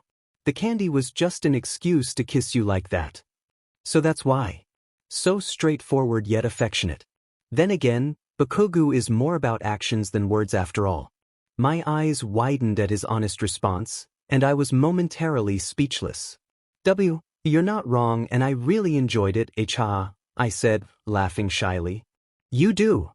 Bakugou asked, raising an eyebrow. I nodded shyly and replied, "Yep. Maybe I should bring another pack for you next time since you like the candy." He pressed his lips against mine once more before gently brushing his tongue against my lips. I could hear him growl again at my response, and I sensed he was on the verge of kissing me again, but he held back as we were still catching our breath. "No, 1 pack is enough for the 2 of us to share, dummy," Bakugou replied, biting his lower lip and blushing. "I mean, that experience we had just now, that I actually enjoyed it too. Not gonna lie." His face was getting closer, our foreheads almost touching, his eyes filled with passion and seriousness, and his lips curling into a playful smirk. "Why don't we go for round 2, babe? How about it?" Well then, I have to thank Kirishima for this experience with Bakugou. Today was a normal Sunday morning, but for some reason, I received numerous messages from Ishido. She kept insisting that I needed to help her urgently. After replying to her frantic messages, she provided me with a location and instructed me to follow a long trail that would lead me there. She didn't specify what kind of trail it was, so I had no choice but to find out for myself. When I arrived at the park, I found a trail made of confetti. It was strange since I had expected something more ominous, and I suspected it might be a prank by a clown villain. As I followed the trail, I eventually reached the end and gasped in surprise. A birthday setup awaited me in the middle of the park. Surprise! I was taken aback as my classmates from Class 1A emerged from hiding spots among the bushes, trees, and under the table of the birthday setup. So it wasn't an emergency after all, it was a planned birthday surprise just for me. "Yo, YN. Happy birthday!" They cheered, and Shuji and Kuda produced large party poppers, popping them in front of me. I laughed and approached them, saying, "Wow, so this is the emergency. Thank you guys." I was a bit worried when I read Ishido's messages. Well, I had to make my texts realistic so you wouldn't get suspicious. Ishido laughed. "Sato, bring out the cake." Sato nodded and opened a box from the table, revealing a large birthday cake of my favorite flavor. "You even remembered my favorite flavor. Wait, that's odd. I don't remember telling you that, Sato-kun?" I said, placing a finger on my chin. "Unless it's..." I looked around, trying to find my blonde explosion boyfriend, but he was nowhere to be seen. Don't tell me he forgot. He never forgets my birthday. Ever since we were kids, he always greeted me, and there was one time he even gave me a gift. Yep, it was a one-time thing, but he was never really interested in throwing parties or even a surprise party like this for me. Now that I think about it, I hadn't received a birthday greeting message from him since morning. Katsuki isn't here? I asked, turning to my friends, feeling a bit concerned and somewhat disappointed. They all exchanged glances and shook their heads in unison. We were supposed to invite him, but he said he was busy. Kirishima said, sighing heavily before adopting a serious expression. This dude really? It's your birthday and he's not here to celebrate this special occasion with his own girlfriend. I stopped Kirishima's frustrated words by placing my hand on his shoulder and giving him a comforting smile. "Hey Kirishima. It's okay. This is Katsuki we're talking about," I said, my voice cracking slightly as my eyes began to water. I've experienced something like this before growing up with him, so it's fine. It's totally fine. Wine? Kirishima said, his expression turning somber before he pulled me into a hug. I tried to suppress the sadness and disappointment welling up inside me, taking a deep breath before returning the red-headed boy's embrace. My classmates looked concerned about my well-being, but suddenly, "Waiwain-chan, don't be sad," Midoriya interrupted, flashing a bright smile, though his eyes looked sad. "We prepared this for you so you can be happy on your birthday. We want to see you smile and have fun." "He's right, Waiwain-san," Ida added, nodding. "We understand how you're feeling right now. Who knows, maybe Bakugou-kun had something urgent to do, and he'll catch up eventually." Kirishima released the hug but continued to look at me with concern. I nodded at the glasses-wearing boy. "I hope you're right about that," I said, my expression starting to brighten. "Shall we start blowing out the candles?" Their faces lit up at my change in mood, and Todoroki began lighting the candles with his quirk. "Of course, YN," Hagakure exclaimed, pulling me toward the cake. Let's go. Let's shake off the sad vibes and have fun." I laughed as they began singing the happy birthday song to me, and I noticed one of the boys raising his hands high as if it were a concert. Time passed, and I had just finished unwrapping the gifts they gave me. The last gift was from Kirishima, who insisted it be the last one. "Hey, this water bottle looks cute, Kiri." "Thanks," I said, patting Kirishima on the shoulder. "It was nothing, he replied, his cheeks turning a shade of pink. Our conversation was interrupted when my phone started ringing. Checking the caller ID, I saw it was Bakugou. My eyes widened, and I turned to everyone. "I'll just take this call, guys." They all nodded in agreement as I stepped behind a tree for some privacy. "Hello. Hey, it's me. Go to my place now." "It's really urgent," Bakugou's voice came through, sounding softer than usual. "And don't even think about asking why. It'll only ruin things." I raised an eyebrow, but before I could respond, he hung up. What was that sudden call about? It was so brief that I wondered if he needed help with something I didn't know about. Whatever it was, I needed to get there ASAP. "Guys!" I called out to my classmates in Class 1A while gathering my things and gifts. "I'm heading out." "Yeah? What's the rush, YN?" Kaminari asked, blinking in surprise. "I'm sorry, it's just I need to go to Katsuki's house," I replied, accidentally dropping one of the gifts. "It's urgent." They exchanged surprised looks but quickly decided to clean up the birthday setup. "Hey, easy. Let me help you with those," Kirishima said, starting to assist me. "And no, it's okay. Haha, I can manage. But you look like you need help. Besides, the gift Aoyama gave you looks fragile and big, so of course, you need another hand," Kirishima insisted, laughing cheerfully. "Please." Since I couldn't say no to his kind gesture and that smile of his, I finally nodded. "All right, you win. You can help me, Kirishima." "Yes. Come on, YN." "Is that everything?" Kirishima and I stopped by my house briefly to drop off my gifts in the living room. "Yep, that's it," I said, smiling at the shark boy. "Thank you for offering your help, Kirishima. You really didn't have to." "Come on, it's fine. It's your birthday," Kirishima replied, chuckling as he ruffled my hair. "I gotta say, this is my first time here, and it looks great. Are your parents home?"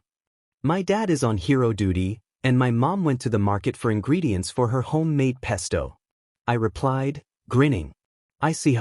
I'd love to visit again sometime so we can hang out, Kirishima said, chuckling. Anyways, you should probably head to Bakugou now. He might be looking for his precious girlfriend after all. See you tomorrow, YN. Happy birthday.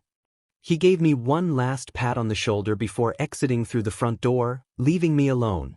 I should get going too. I wanted to know why Bakugou summoned me all of a sudden. With that thought, I exited my house, locked the front door, and made my way to Bakugou's house, which happened to be next door. Just as I was about to knock, the front door swung open and there stood Katsuki, I exclaimed, feeling a smile spread across my face. Bakugou's eyes widened when he saw me, and I could have sworn I noticed a hint of color on his cheeks. Oh, perfect.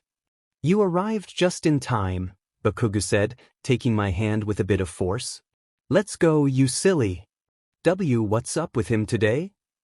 I thought, but I decided to follow his lead to find out what he had planned. He dashed upstairs, and when we reached his room, he opened the door for me. Inside, I was greeted by a cozy pillow fort next to his bed, adorned with twinkling white lights. But that wasn't all. There was a small table in the center of the room, and on it sat a medium-sized cake meant for two. I couldn't believe it. Bakugou had arranged this special surprise for my birthday? I hope this isn't a dream, I whispered to myself. Happy birthday, babe, Bakugou murmured in my ear as he hugged me from behind. I felt my cheeks heat up from the warmth of the moment, but I didn't hesitate to step into the room while he still held me close. Oh my gosh, I exclaimed, my eyes welling up with tears again. He released me and stepped in front of me, cupping my face with his hands. Oi, what's the matter? Bakugou asked, surprise etched on his face. Did I do something wrong? Tears began to flow down my cheeks, and I sniffled. I really thought you forgot about my birthday since you didn't come to the surprise arrangement with our classmates, I said, my voice trembling. I was worried this would be like every other year. I stopped speaking when he pressed his lips against mine, his kiss firm yet tender. His warmth made my heart race, and I found myself smiling and kissing him back. He gently pulled away and wiped my tears with his fingertips, leaning his forehead against mine. I'm sorry, Bakugou said, his tone surprisingly neutral. I'm sorry if I made you think that way. I did plan on going to that surprise arrangement with the others, but I had to finish this setup for you, dummy. In fact, he held me tightly and playfully nibbled my lips before kissing me again to soothe my heart. I wanted this surprise to be perfect for you, and I didn't want you to find out because, like I said in our phone call, I didn't want it to be ruined. It wouldn't be a surprise anymore, right? Your happiness matters to me, and I want this birthday to be truly memorable. I just want to make up for not giving you a proper greeting or a nice hangout all those years we've been together, you know? That was fun. We had just finished our last class, All Might's hero class, where he had arranged a fun activity to hone our skills and bond with each other. It was supposed to be a game of tag with everyone paired up. Since there were 21 of us, the last 3 students picked would group together. Unfortunately, All Might handpicked our partners, and I knew Bakugou wouldn't be mine. In the end, my partner was Kirishima, who seemed overly excited to be paired with me. Bakugou, on the other hand, was slightly growling with jealousy, watching his friend partner with me while he glared and pouted like a classic tsundere. And who was Bakugou's partner? Mineta, who looked terrified at the thought of working with him. I couldn't shake the image of Bakugou wanting to tag everyone until he reached Kirishima and me, but instead of tagging me, he ended up carrying me while chasing Kirishima, leaving the shark boy confused and running for his life. All Might was surprised and exclaimed, "Young Bakugou, this isn't a rescue activity. We're having that tomorrow, but keep that enthusiasm, ha ha." After changing in the girls' locker room, I checked myself in the mirror to ensure I looked presentable for Bakugou. That tag game was fun, Uraraka commented, giggling. Yeah, and the best part was Bakugou carrying YN like a princess while chasing Kirishima. Azui added with a smile. Right? That was so cute. Ashido squealed before turning to me. Hey, YN. Girl talk real quick. I put on my coat and faced my bubbly classmate. Sure, what is it? I asked with a smile. The pink girl grinned back and asked, "How are you and Bakugou doing lately?" "Yeah, I saw you two walking together at the park once. You were even holding hands, hee. Hagakure chimed in, giggling. I felt my cheeks flush at their comments and laughed bashfully. "We're fine, guys." He's trying his best to be a good boyfriend for me," I said, tying my hair into a ponytail. "Now that's sweet. But does his behavior change?" Jur asked, tapping her chin thoughtfully. "Yep, sometimes he acts differently, but he's still the same old explosion boy. I mean, he gives me gifts occasionally and even likes seeing me wear frilly skirts," I replied, spritzing some cologne. "Really?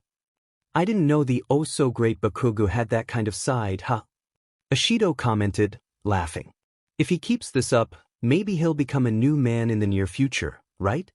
"You sounded like Kiri for a second, but you're absolutely right," I said, chuckling as I stretched.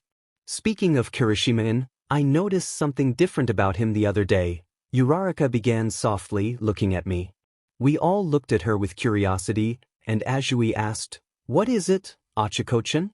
She glanced toward the door of the girls' changing room and lowered her voice even more. "I don't know if it's just me, but it seems like Kirishima-kun is interested in." Ringed. Uraraka stopped mid-sentence when her phone rang, deciding to take the call outside and continue this conversation later. "Interested in who or what now?" Jur asked, raising an eyebrow. I wondered what Uraraka wanted to tell us. She had even looked at me when she brought it up. Did it have something to do with me? Nah, maybe not. Better not dwell too deep. "Well, gotta go, guys," I said, grabbing my things. "I'm sure Bakugou is waiting for me right now, "Sure thing. See you tomorrow," Jaira replied, waving. "Bye-bye, Wyan-chan. Tell us more about your love life again tomorrow," Ashido added with a giggle. I grinned and waved back before exiting the changing room with my backpack. "Oi." I turned to see Bakugou standing between the doors of the changing rooms, holding his school bag. Kachin," I greeted with a smile. "Ready to go?" He nodded and, instead of holding my hand, gently took my arm. "Yeah, let's go, you dum-dum. But, can you stop by my house for a while?" Bakugou said, looking away. "The old hag invited you for dinner. You don't mind, right?" I grinned and nodded, giving him a quick kiss on the side of his face. "Of course. I would love to." "Good, let's get a move on then." Dinner with the Bakugou family was actually quite pleasant, unlike the last time. The previous dinner had turned into a competitive food fight that Bakugou started, and his dad had to retreat to fetch a mop and broom to clean up the mess. It was fun but messy, and I had to watch Bakugou and his mom bicker a bit about the state of the dining room and kitchen. I decided to stay a little longer to spend more time with my blonde boyfriend. We settled in the living room while his parents graciously gave us some alone time, choosing to relax in their room upstairs. We cuddled on the couch, talking about our day, and in between our conversations, we shared sweet kisses. Bakugou, still a bit jealous from earlier, pulled me in for a longer kiss that lasted almost 5 minutes. Oh gosh, I thought, recalling how refreshing Bakugou's mom's homemade iced tea had been. I needed to pay the restroom a quick visit. As I stood up from the couch, I remembered that Bakugou was still in there taking a quick shower. Was he done already? Just then, the restroom door opened, and Bakugou stepped out, shirtless, revealing his impressive physique and wearing only his house pants. His broad shoulders, chiseled arms, and toned chest were quite the sight. "So hot," I muttered, realizing too late that I had said it out loud. My face turned red as I realized Bakugou had caught me staring. "Act cool, Wyan." I bit my lip and tried to look away while heading toward the restroom. "Oi, babe." My eyes widened as Bakugou stopped me, making me look at his handsome face and damp hair, water glistening on his skin. Hey, Bakugou." I greeted shyly, laughing bashfully.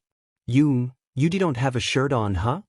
"I forgot to bring it with me, but I guess I don't regret it," Bakugou said with a smirk. "I get to see that reaction of yours. Cute." He stepped closer, gently lifting my chin, sending shivers through me from his touch and presence. "Like what you see, nerd? I've been working hard to become the next #1 hero, just like All Might," Bakugou said, leaning in to kiss me softly. And this body you're looking at proves it. Maybe this will make you fall for me even more since it's already making you blush. I gulped, feeling my heart race. Alright, Yep, it's definitely working, I replied, laughing shyly. Your body is definitely something. I want to hear what you said earlier. Wait. He took another step closer, looking deeply into my eyes. Perhaps maybe later because I really need to pee. Excuse me. With that, I quickly averted my eyes and dashed toward the restroom, overwhelmed by how attractive my boyfriend was and the urgency of my bladder. Bakugou chuckled softly, amused, before heading upstairs to find a shirt. Damn it, Bakugou. You may be a meanie and a softie, from my point of view, but why do you have to be that hot? All Might. I was summoned 5 minutes before lunch by none other than the #1 hero himself, All Might. It was very sudden, and I had no idea why he called me right after we were dismissed from our math class with ectoplasm. But to think All Might summoned me is just... Oh my gosh, I'm starting to sound like Midoriya. Anyways, the tall, muscular blonde man found me stepping into the faculty and flashed me his usual mighty smile. There you are, young YN. Over here. Quickly. All Might greeted me, gesturing for me to come closer. I nodded and ran towards him as he handed me a folder filled with files. I'm sorry to ask this of you since almost all of your classmates left the classroom. You see, there's trouble in the city, and I need to get there pronto. All Might said, bowing deeply. It's okay, All Might. I understand your position as the #1 hero, so it's fine. Wonderful. You're so kind, young YN. All Might exclaimed, gently patting my head as if I were his daughter. Please give these report files to Principal Nizu. You know where his office is, right? I nodded, familiar with the building by now, and saluted. Yes, All Might. Thank you so much. All Might said, handing me a delicious and warm pork bun from his desk. Here you go. This is a reward for helping me. See you later. Ha ha ha. With that, he dashed out of the school faculty, causing some papers from a nearby desk to flutter into the air. I laughed and exited the faculty room, eager to head to the principal's office. Man, I really want to eat this pork bun right now, but I have to save it. I thought as I walked through the halls, I want to share it with Katsuki during lunch. DK. I shrieked as 2 arms trapped me against the wall.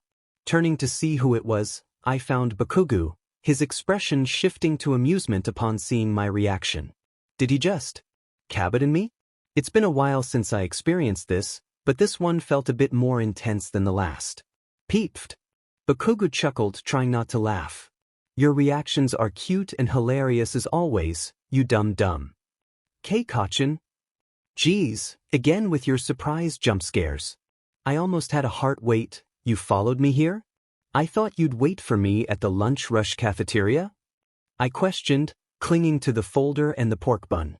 He didn't respond immediately, his eyes shifting to the east side of the hall, annoyance creeping onto his face as he growled. What's up with him today? Who's he growling at exactly? Oh no. Did he find a new rival or something at you? Geez, not this again. Kachan mm. I stopped speaking when he leaned in, pressing his lips against mine.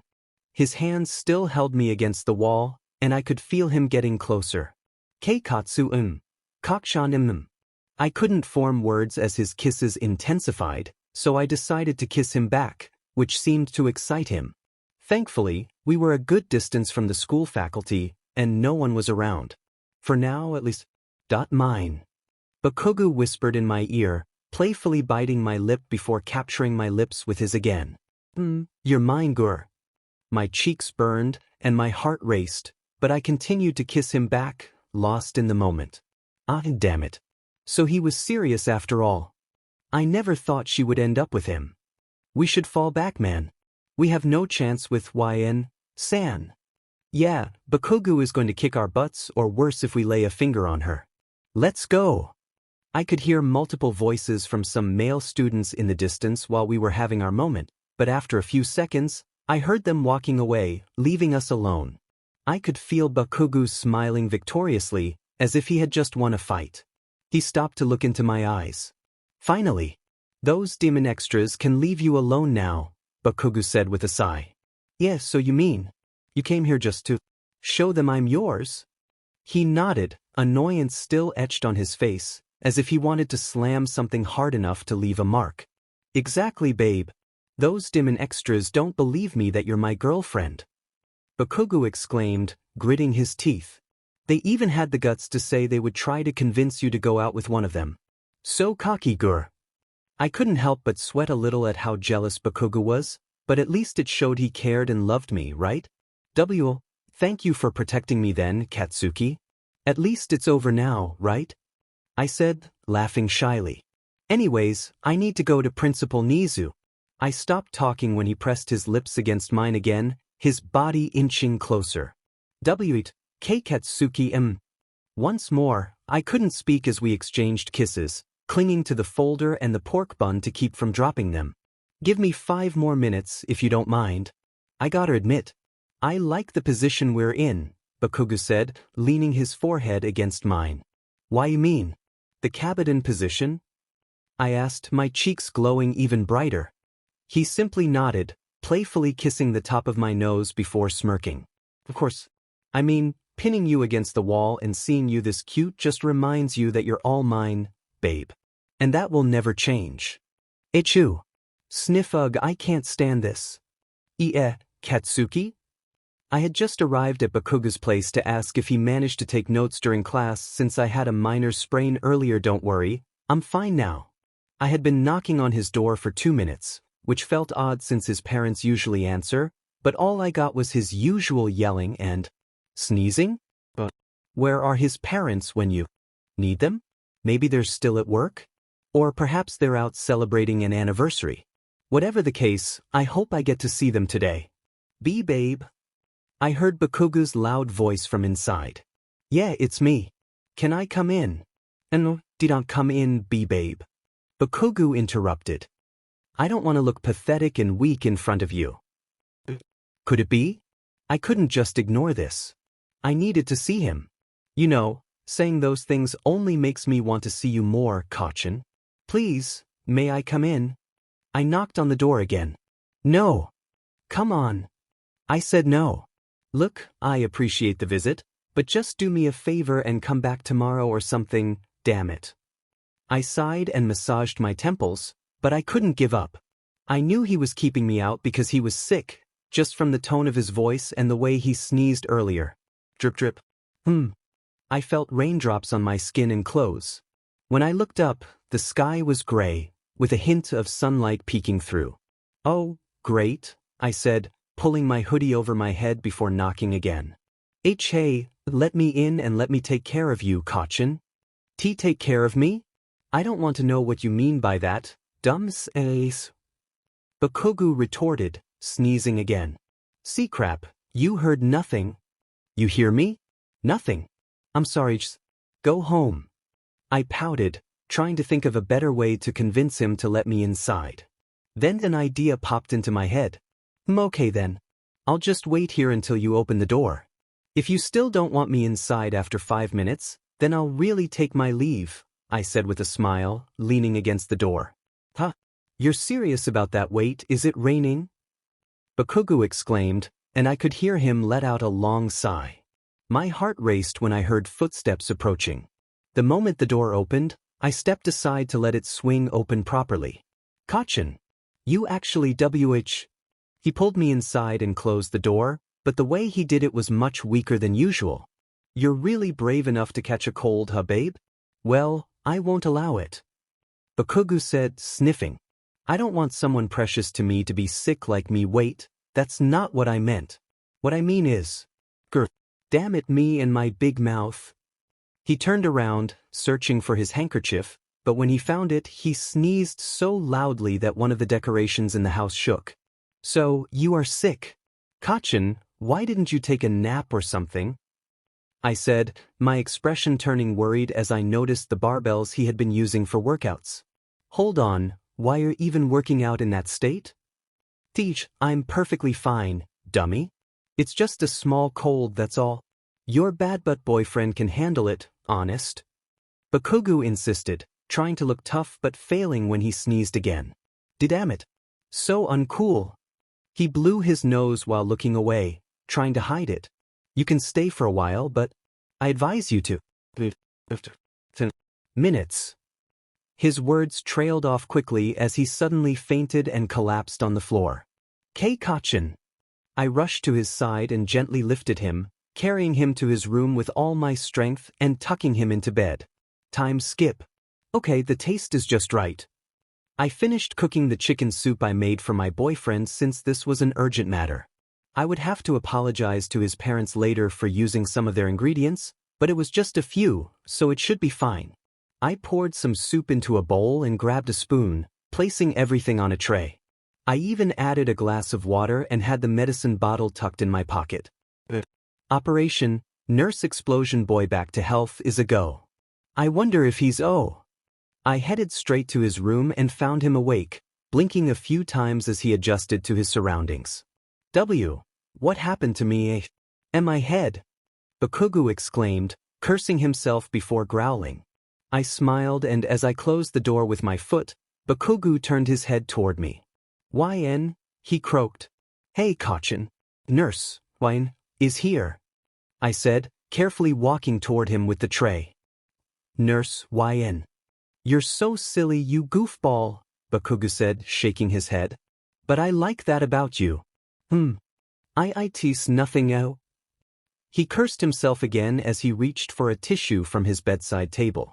I quickly grabbed some for him when I set the tray down. Thanks, YN, Bakugou said quietly before blowing his nose.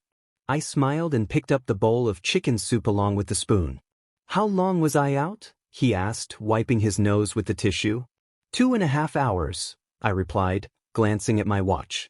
I had to put you to bed right away so you could recover more, and besides. I showed him the thermometer, which read 38.4 degrees. It's not just a cold you caught, you also have a fever, Katsuki. Bakugou didn't respond, which confirmed that he was done trying to hide it. Fine. Looks like I can't back out on the truth now, huh? Bakugou said, sighing before he coughed and began to explain, I've been feeling this way since last night before my parents left for their 2-day business trip. I mouthed an as I finally understood why his parents hadn't answered the door earlier. It all made sense now. It wasn't too bad at first. I thought it was nothing, but I guess I was wrong, Bakugou continued, coughing again. I pushed myself too hard to build my strength back and ended up with a cold, and then a fever hit me a few hours ago. A worried expression crossed my face as I listened to him, and I instinctively caressed his hand. I see, but at least I'm here now to help you get better, I said with a smile. I even made this soup just for you. He looked at the soup I prepared and sniffed it, which made his expression lighten a bit. That actually smells pretty good, Bakugou commented, and I noticed a small smile curving his lips. Even though his smile was tiny, it brought me joy to see him happy. I carefully scooped some soup into a spoon and held it out to him. What? You're going to feed me? I can do it myself, Bakugou exclaimed, his cheeks turning a bright shade of red. No, let me. Please, it's the least I can do. I want to help you get better, I insisted, pouting slightly. Please. He hesitated, looking like he was having second thoughts, but finally said, That all right. Just for today, okay? He clicked his tongue, adding, I'm sorry, it's just so embarrassing, but I care about you, so that's why I'm allowing it. I smiled brightly at his response and proceeded to feed Bakugou the soup I made. As expected, he liked it so much that he kept asking for. Now that we were done with that, it was time for the next step. Medicine? I'm better off without it. I can just sleep it off, right? Bakugou protested, looking away with a huff. Come on. It's for your health, Katsuki. I sighed. This will help you recover faster, so you have to take it. Not a chance, you dummy. Bakugou pouted. Try looking for the medicine box in our kitchen. Oh wait, we ran out of pills because my dad was sick last week. Damn it.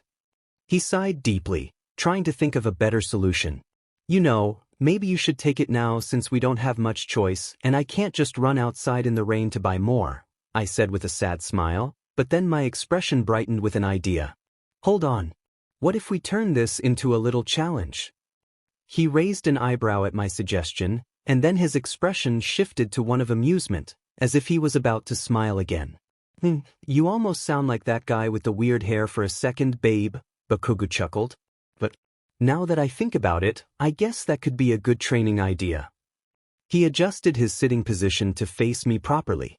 I'm ready when you are. Bring it on. I laughed with joy and gently poured the fever medicine into a spoon before carefully bringing it to his mouth. Okay, open wide. He nodded and opened his mouth, gulping down the medicine in one go. He closed his eyes tightly, trying to suppress his reaction to the unpleasant taste. That was horrible as always, Bakugou said, coughing slightly. But I did it. Right, babe? I nodded enthusiastically and gave him a pat on the shoulder. Yep, and I'm proud of you. Haha.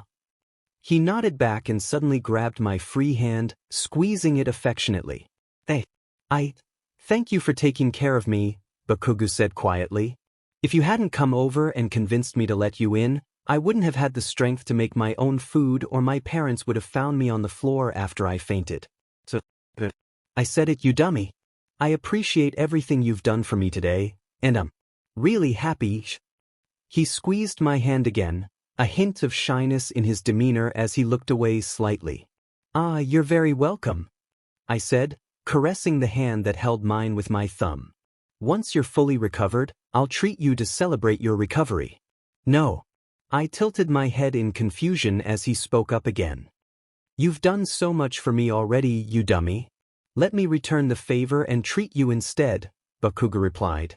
Besides, since I can't kiss or hug you right now, I'll definitely make it worth your while by doubling the amount once I'm better.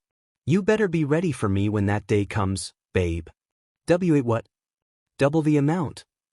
I stretched after Bakugou and I had been talking for the last hour and a half. I glanced at my watch and then back at Bakugou, who was trying to get comfortable in the bedsheets. Katsuki, I'm going to head out now, all right? I said, grabbing my bag. You're leaving already? Bakugou questioned. I nodded with a smile and gently brushed his blonde hair. Yeah. Just let me know if you're feeling better by tomorrow, I said, standing up. I need to let Aizawa know.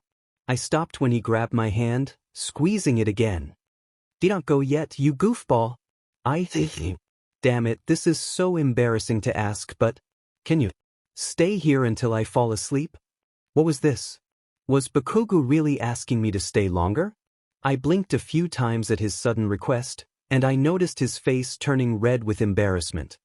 So what's your answer, you dummy? Don't leave me hanging here, Bakugou said in a quiet tone. I chuckled and nodded automatically, caressing both of his hands. I will since you asked, hee, I replied, kissing the top of his forehead. You might get us sick, Bakugou exclaimed, though there was a hint of concern in his voice. I shook my head and reassured him, no, I won't. It's just the forehead, silly. Don't worry. He sighed, but I could see a small smile returning to his face. All right then, but at least I get a kiss by the end of it, Bakugou said, getting comfortable. Well, I'll get some rest now, you dummy. I want to get better ATP so I can take you out on that date we promised. I nodded, staying a bit longer in his bedroom as he requested, watching over my sick boyfriend until he drifted back into a deep and peaceful slumber. Thank you so much for the fast deal, boy. Don't mention it, ma'am. I received the package containing the item I had ordered online since I couldn't find it in nearby stores. This particular item could only be purchased from London. I had to thank a friend of mine who lived there for suggesting it. It was a perfume that preserved the scent of Gerbera daisies. Carefully, I put the package down and grabbed a small knife to open the box. Once it was finally opened, I found the perfume inside, but strangely, the brand label was missing. Is it really like this? I wondered. I was so sure it had a label when I checked online the other day. Strange. As I placed my finger on my chin in suspicion, I opened the box of perfume, and suddenly, a gas escaped, causing me to cough as I waved the cloud away from my face. What is this? I exclaimed, coughing. What's with all the smoke? I checked the contents of the box and found a mini smoke machine filled with water. Then I noticed a note inside and quickly pulled it out to read. Surprise, AI-san. This is what you get for pranking me yesterday. Wait, who in the world is AI? I said aloud, shaking off the thought. I hope you enjoyed my early birthday gift just for you, hee hee. From Jinpachi. Jinpachi? What a weird name. But wait, good sleep? What did this Jinpachi person mean by that? I checked the contents of the box again and saw a small label on the mini smoke machine that read, sleeping gas for pranks? Oh, does that mean? My words faded as the drowsiness took effect, and I slowly fell into a deep slumber on the couch. I sighed as I waited for my girlfriend to answer my phone call, but it seemed she had been unresponsive for 10 minutes now. Just thinking about it made me anxious, but I was 100% sure she would answer, especially since I was trying to ask her out on a date. Fine then. One last call. If she doesn't answer, I might as well pay her a visit and ask her directly. I redialed her number one more time, tapping my foot against the floor. After 1 or 2 minutes of waiting, the call ended without any response again. Okay, time to pay a visit to her then. I just hope my girl isn't too busy. Oh, Bakugou-kun, what brings you here? When I knocked on the front door of Wyan's house, her mother answered. Hey, Mrs. Ellen. Is Wyan around? I asked straightforwardly, placing my hands in my pockets. Wyan? She's over there, but it looks like she's sleeping, her mother said, glancing into the living room. Odd, I could have sworn she was awake a moment ago. What do you mean? I questioned, looking inside to see Wyan sleeping on the couch, just as her mother said. It was only 10 a.m., and she was fast asleep again? All right. I need to get going. Geez, I need to do some shopping. A lot of people are going for a sale, Wyan's mother said, patting my shoulder. Anyways, you can make yourself at home before she wakes up, okay? I trust you since you've always protected her since you two were little kids, hee hee. With that, she patted my shoulder before heading out. I shrugged and stepped inside, closing and locking the front door behind me. Wyan is asleep, huh? I thought, sighing. I was expecting her to be awake with her happy-go-lucky self, huh? I stopped when I noticed a package on the floor. Curiosity piqued, I approached it. Hey, this is a smoke machine filled with sleeping gas. And it's for pranks? Why does she have this? I wondered, my eyebrows knitting together. Is someone after her? My thoughts were interrupted when I found a note in her hand and took it to read. What? Why is this even sent to her? She doesn't deserve this. I yelled, fuming. Whoever the male person is will be in trouble when I see them. I exhaled deeply, shaking my head before turning back to my girlfriend. I might as well wake her up. Who knows? Maybe the gas she inhaled would keep her asleep until evening, causing concern for her parents and me. I glared at the letter and tossed it back into the box before sitting down on the couch beside her. Hey, I tried speaking to Wyan, hoping she would respond, but nothing happened. Hey dum-dum. Lord Explosion Murder is here. I said, raising my voice a bit. Still, nothing happened, and all I heard was her soft breathing. Wyan. Wake up. I said, shaking her gently, but she remained unresponsive. Teeth, come on.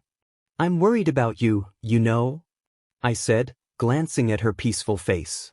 She remained deep in slumber, completely unaware. Still not awake, huh? I muttered to myself with a sigh. I guess I have to step it up a bit.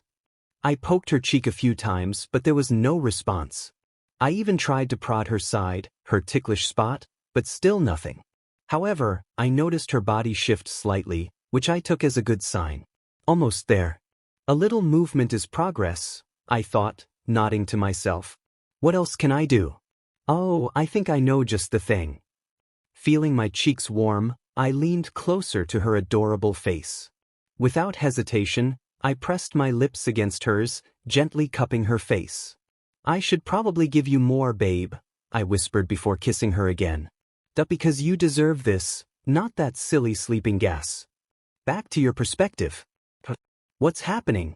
Confusion filled my mind as something stirred me from my sudden slumber, thanks to the mini smoke machine.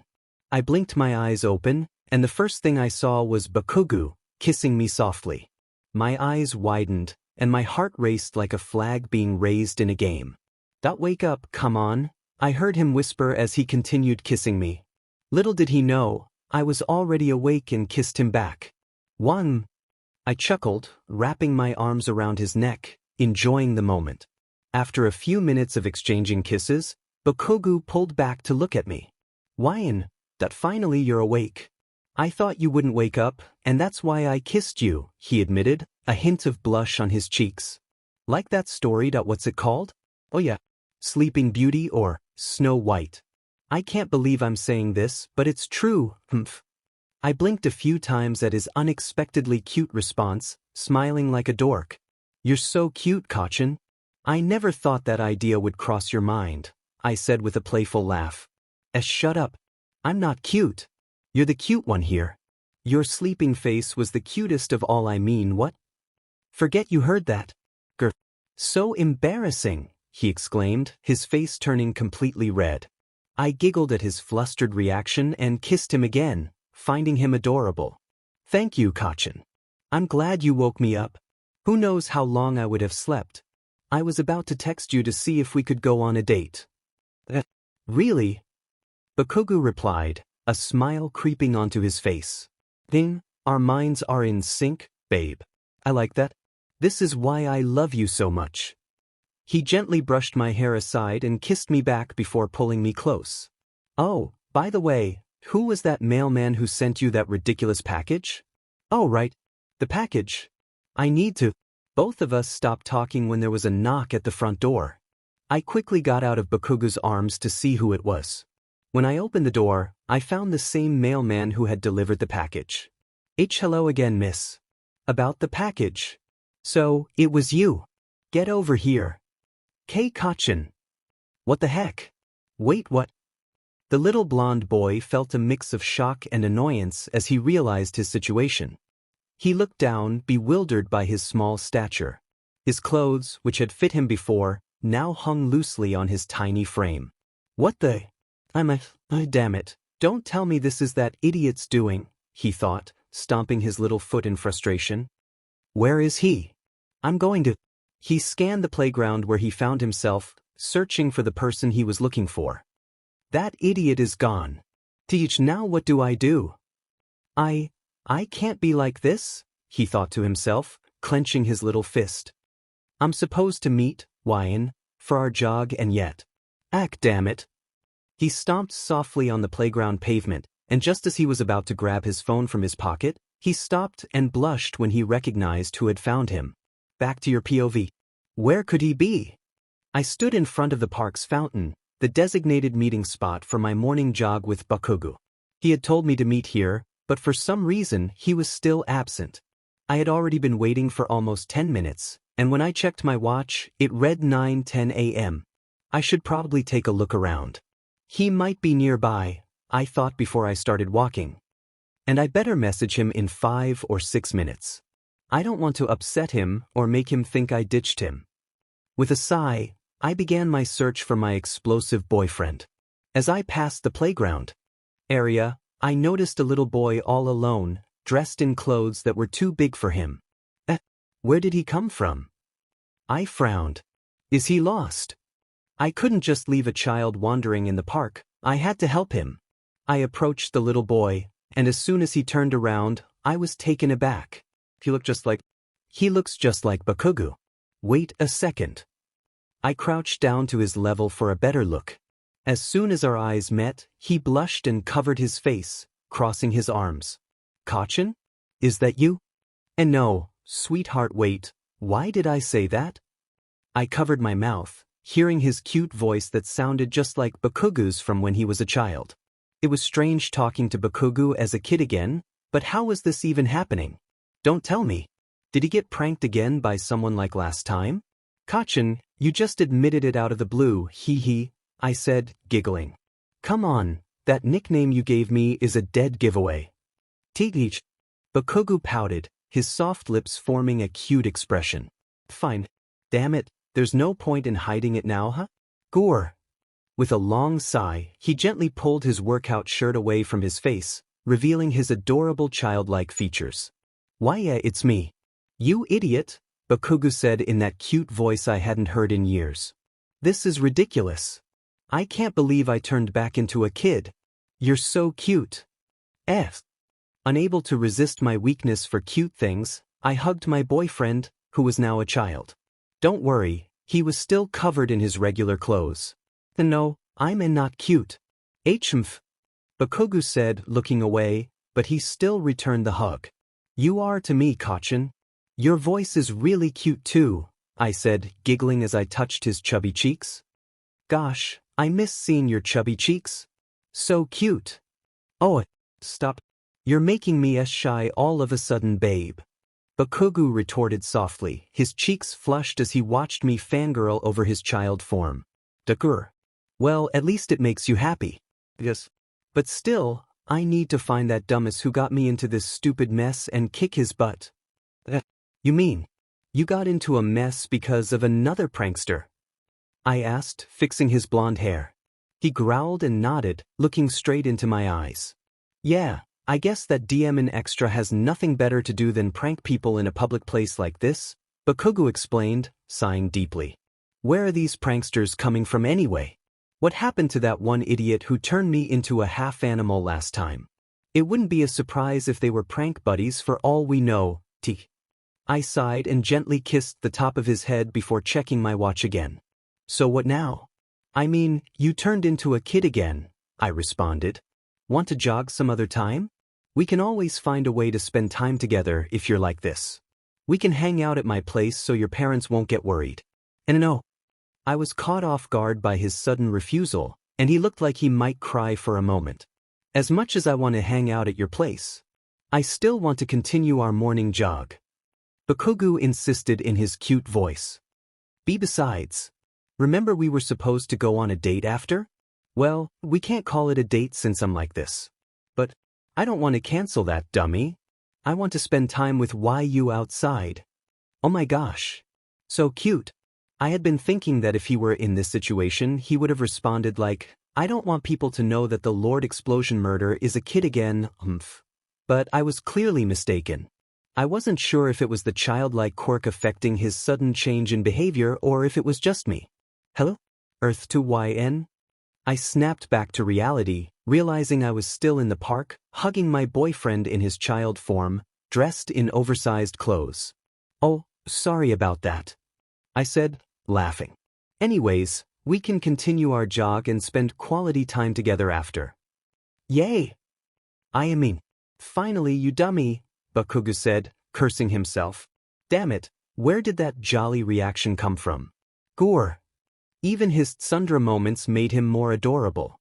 I wondered how long I would survive this cuteness of his. He may deny it, but I certainly wouldn't. Thank you for buying these for me, but I'm still going to pay my share once this is over, okay? Before we started our late morning jog, I had to buy some temporary clothes for Bakugou so he wouldn't be uncomfortable in his regular workout clothes that didn't fit him today. I got him one set of kid-sized athletic clothes and another set of casual clothes for later. No problem. Thanks, I replied, ruffling his hair.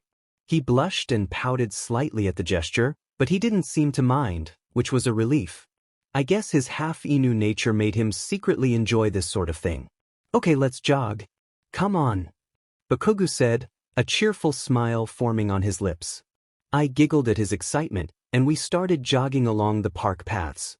The first 10 minutes were a normal jog, but then, thanks to his quirk, he became a bit playful and suggested we race, with the winner getting to decide what we would do next. Let's not use quirks, okay?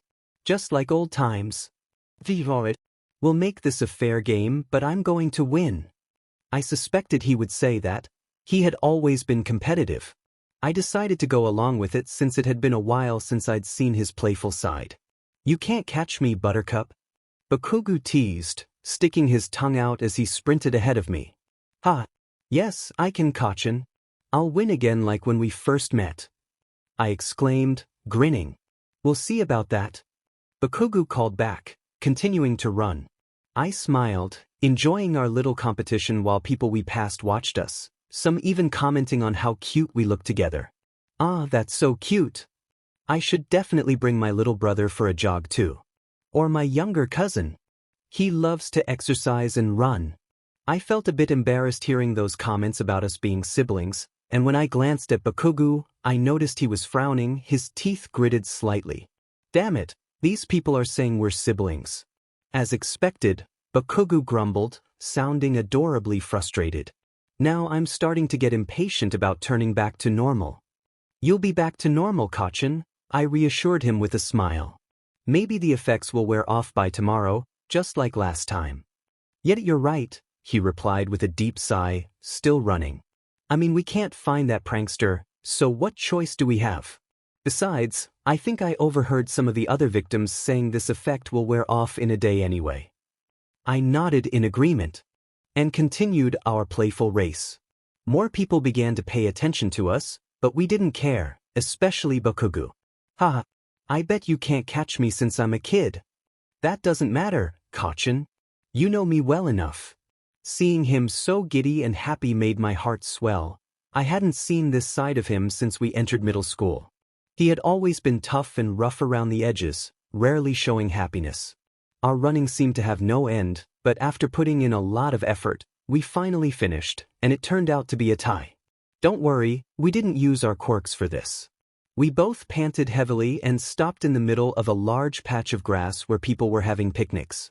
We laid down at the same time to catch our breath. A tie, huh? Bakugou said, laughing. Yeah. It feels great to do these things again with you, Katsuki. It feels like it was only yesterday, I said, stretching my arms while lying on the ground and laughing. He hummed in response, then shifted his body to face me. He grabbed my arm and pulled me closer so we could cuddle. I noticed this gesture and felt my cheeks heat up, but I couldn't help but smile. Can we rest like this? I don't care how sweaty we are because... Bakugou said in his cute child voice, his cheeks turning pink too, I want to hug you. Why is he so adorable? I grinned, unable to resist his request, and kissed the top of his head before hugging him back. Sure. Maybe after this, we'll head back to prepare for our next adventure. I said, ruffling his hair. What do you say? He nodded and laid his head against my chest, his red eyes shining. Yeah, whyin'? By the way. He pointed to his cheek and said, I know it's a draw, but I want another kiss, this time on the cheek. A kiss on the cheek? I replied, feeling a bit playful. I decided to tease him a little and see how he reacted. What's the magic word, little Kachin? I asked with a grin. He looked taken aback and blushed even more. You didn't just act. Bakugou pouted before finally giving in. Fine. Please? Can I have a kiss on the cheek, please? I laughed and nodded, giving him a few soft kisses on his cheeks and finishing with a kiss on the top of his nose. Hee, you're so cute, Kachin. I squealed quietly, nuzzling my nose against his fluffy hair. Hey, I told you I'm not cute. Bakugou huffed, his cheeks still pink. Once I get back to normal, I'm definitely going for your lips next. Whyin'? You better be prepared. But why, finally? What? I lost. After hours of preparing and traveling, Bakugou and I finally started our mini-date, which felt a bit different since he was still in kid form. We had just finished our lunch at a fast food restaurant he suggested, and now we were at the arcade, another one of his ideas. We were playing Street Fighter, and after the first 4 rounds, I managed to beat him using Chun-Li. When did you get better at Street Fighter? Bakugou exclaimed, a hint of shock in his voice. The last time we played, you lost 3 times against me. I laughed and winked at him. I played with one of my old friends last week while grocery shopping. They invited me to a nearby arcade, and we played for hours. So, I learned a trick or two. I see, Bakugou replied, looking a bit disappointed about losing. I should have taught you some tricks too so we could spend more time together. And nothing.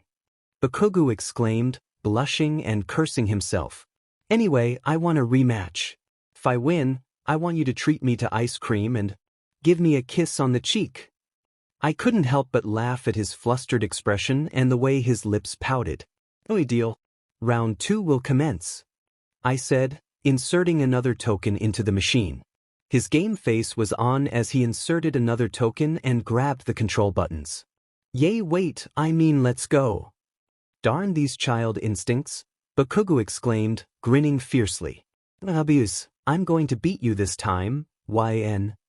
I giggled at his excitement as we both dove into round 2 of our little competition. Our battle lasted nearly 30 minutes, and we were almost at round 4, each of us winning back and forth. Excuse me. I heard footsteps approaching and turned to see a guy around our age calling for our attention. He was wearing a stylish outfit that could easily make anyone swoon. Yes? What do you need? I asked, glancing back at the game as it continued. Hello there. You must be YN, Ellen, from UA, right? The guy said cheerfully. When did he? Oh right, the sports festival. Ever since that event, many people recognized us, so it wasn't surprising that someone would approach me. Yep, that's me. Did you watch the sports festival? I asked, deciding to engage in conversation since he seemed friendly. Bakugou, however, remained silent, focused on the game, determined to beat me. Yes, I did. You were amazing. Those shields you created during your fight were fantastic, the guy replied, giving me a small applause. Oh, and you were flawless during the race too, he continued, his tone a bit flirty, which I noticed from his body language. Oh, is he hitting on me? Thanks, huh? I said, laughing and offering him a friendly smile. He smiled back, but after a moment, he seemed to gather his courage to say something more. Hey, can I play with you after this? If it's not too much to ask, could I take you out for coffee sometime to get to know you better? I knew it. So he was flirting with me, but little did he know, he was doing it right in front of Bakugou, my explosive boyfriend still under the effects of his child quirk. I could hear a low growl coming from Bakugou as he processed the guy's suggestion. D-date. I'm sorry, but I must decline. She has a boyfriend already, you flirt. Bakugou interrupted, glaring while still focused on the game. You're taken already, fine. Hey, don't call her that. I'm the one who gets to call her that, not you. Since when do you call my name with Chan, Kachin? I thought, feeling a bit flustered. So, you two know each other. It's no wonder you're playing together, the flirty guy said, rubbing his nose. Are you her cousin or something? You look a lot like that one guy from UA. I'm not her cousin or her brother extra. I'm her. You win. In that moment, Bakugou accidentally knocked my character out in a fit of jealousy. Perfect. We needed to leave before he got too worked up. You won, Kachin, I said, ruffling his hair as I stood up from the stool. I did, oh, Bakugou said, astonished as he realized he had beaten me. Yes. He jumped up on his seat, striking a heroic pose before glaring at the guy who had been flirting with me. Don't you dare flirt with her, you idiot. Her boyfriend is going to be a pro hero someday, and he loves her with all his heart. Bakugou declared, pointing at him. So, get lost and flirt with someone else. The flirty guy was speechless as he watched Bakugou hug me while still standing on top of the arcade stool. Let's leave already, why, Dachan. I don't want him to flirt with you anymore or else. Oh my gosh. He actually said my name with Chan. This is the best day ever. I giggled and decided to sweep him off his feet, carrying him like a baby. Sorry, but he's right. I am definitely taken by a bad but boyfriend who cares a lot about me. Bye. Hey, why are you carrying me? With that, I left the arcade, and the guy was so speechless that he had no reason to take me on a date anymore. He simply made his exit instead. Damn it, the nerve of that guy. Time passed, and it was already evening. We managed to finish our venture together, and here we were at my place, where Bakugou would stay for just one night. An hour ago, Bakugou had sent his mom a text message letting her know he would be having a sleepover at my place. As expected, her reply was enthusiastic. Oh, okay. Good for you, Katsuki. Have fun with YN. Take good care of her, alright? Bakugou's mom really is a cool mom who wouldn't want a mother like her? Anyway, my parents were supposed to be here, but unfortunately, they both had some business to take care of and would meet me tomorrow afternoon. My mom had something urgent going on with one of our relatives back in Kyoto, while my dad was on a 2-day rescue mission operation in Shinjuku. So that meant it was just me and little Bakugou in my place for now. "It's done already, Katsuki," I said while I was fixing my pillows. "You should move on from that guy. Besides, you're here at my place now. We're spending quality time together." "You're right." Bakugou sighed deeply before cracking his knuckles. I guess I got a bit jealous of that guy." I raised an eyebrow. He clicked his tongue and replied with his usual loud tone, "I said I was jealous of that idiot. Gore, well, only because he thought he looks like a nice guy, and the way he approached you could make any girl fall for him. Yeah, that type of guy." He laid flat on my bed and looked at the ceiling before saying, "I wish at that moment I could have kissed you just to prove that you're really taken, but damn it, this stupid quirk's effects are still active, and I can't do it." "Kachin," I said in awe as I rubbed his fluffy head. "Thank you for worrying about me, but don't worry." I gently kissed the top of his head and took off the hair tie that had been in my hair all day, shaking it out. "I will always love you no matter what," I said with a smile. "I know you're worried that a nicer guy will steal me away from you, but that won't happen. I assure you of that because you're changing, Katsuki. You did manage to steal my heart with all the efforts you've made for me, and that made me feel very special, huh?" He blushed just hearing my reply and couldn't help but smile widely with pure happiness. But being that tsundere he is, he hesitated and bit his lip. "Thanks," Bakugou said, looking at me. "I love you too, and that won't ever change." I giggled before standing up to get Bakugou some clothes to wear for sleeping. "By the way, you need to change into something comfy, Kachin," I said with a giggle. "I bought this secretly while we were shopping earlier for your clothes." "What's that?" he questioned, tilting his head. I giggled and brought out a kid-sized brown bear onesie for his sleepwear. "Tada! W't, I'm gonna wear that." I nodded and showed him the onesie with a grin, but he looked like he wasn't going to wear it at all. "Yep, so can you." "No." But. "No. Come on, please. I don't wanna." I knew it. So much for buying this for him. I thought I would be able to convince him since he's changed so much. I guess convincing him to wear cute stuff is still off limits. Perhaps I should just save it for another time. "I see, huh," I said, looking back at the bear onesie with a sad and disappointed expression. "It's okay. If you really don't want to, then it's fine by me. I mean, I can always give this to someone else, but I'm still not sure who, huh?" I turned around to keep the onesie I had wasted money on, and before I could open my drawers, I felt something on my legs. I turned around again and saw little Bakugou hugging my legs. He was about to speak but hesitated, cursing himself as his cheeks turned bright red. "I'll wear it." My eyes widened at his sudden change of heart, and my heart started to soften. "I'll do it just for tonight, and that it's only the two of us after all, so that nobody will see me wearing this but you, okay?" Bakugou said in an almost soft tone, but it still had that tsundere vibe. Could this be another miracle in disguise? He actually agreed to it. This was great. I guess I didn't regret my decision to buy it after all. "But you can use my bathroom to change," I said, handing him the outfit. "While I change into my onesie too." "Echa? You have one too?" Bakugou questioned. I nodded and opened my closet again to show him my panda bear onesie. "My cousin sent this to me before, and I wear it sometimes when I go to bed," I said with a giggle. "Anyways, get changing so I can change too, hee." He nodded softly, his face still blushing, and ran toward my bathroom to change into the bear onesie right away. I patiently waited, brushing my hair in front of the mirror as I put on my panda onesie.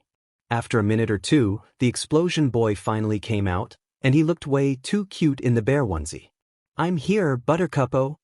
The moment he saw me, his face turned bright red, and I could see him biting his lip in pure shyness. "Oh, Katsuki," I said, approaching him to give him a big hug. "You look so cute. You're like a literal teddy bear." Shut up, why you're the cute one here, nerd." "I mean," Bakugou said, looking at me. You look cute in that panda onesie, by the way." I giggled at his comment and ended up kissing the top of his head. Ah, thank you. I'm glad you like it, I said, releasing the hug to turn off the lights. Come on.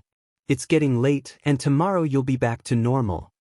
He nodded in agreement and followed my lead as we settled into my bed. Yeah. Bakugou huffed, lay his head on my pillow. Tomorrow is a holiday, so we should go on a proper date this time. What do you say? I giggled and nodded, pulling the covers over us to keep warm. That's actually a good idea. Gosh, I'm going to miss you in your child form. You're just too cute. Gore, I told you I'm not. I give up, Bakugou replied with a sigh. Say what you want since you're happy because of me. My heart softened at his unexpected honesty, and I instinctively wrapped my arms around his small frame, like a mother would hold her child. I'm so happy just hearing how honest you are right now, I said, nuzzling my nose against his. Good night, Katsuki. Once you turn back to normal, you know where to find my extra clothes, right? He nodded and pointed to a pile of clothes in my lower drawer. Yeah, don't worry about it, you dummy, Bakugou said. Then, he kissed the top of my nose before wrapping his small arms around me and closing his eyes. Good night, and I love you. I tried not to squeal at his words but kissed the top of his nose in return, whispering, I love you too, before we both drifted into a deep, cozy slumber. The next morning, I groaned as sunlight streamed through my bedroom window. I got up to close the curtains, rubbing my eyes sleepily before deciding to crawl back into bed. I wrapped my arms around Bakugou's small form. Wait, this isn't small anymore.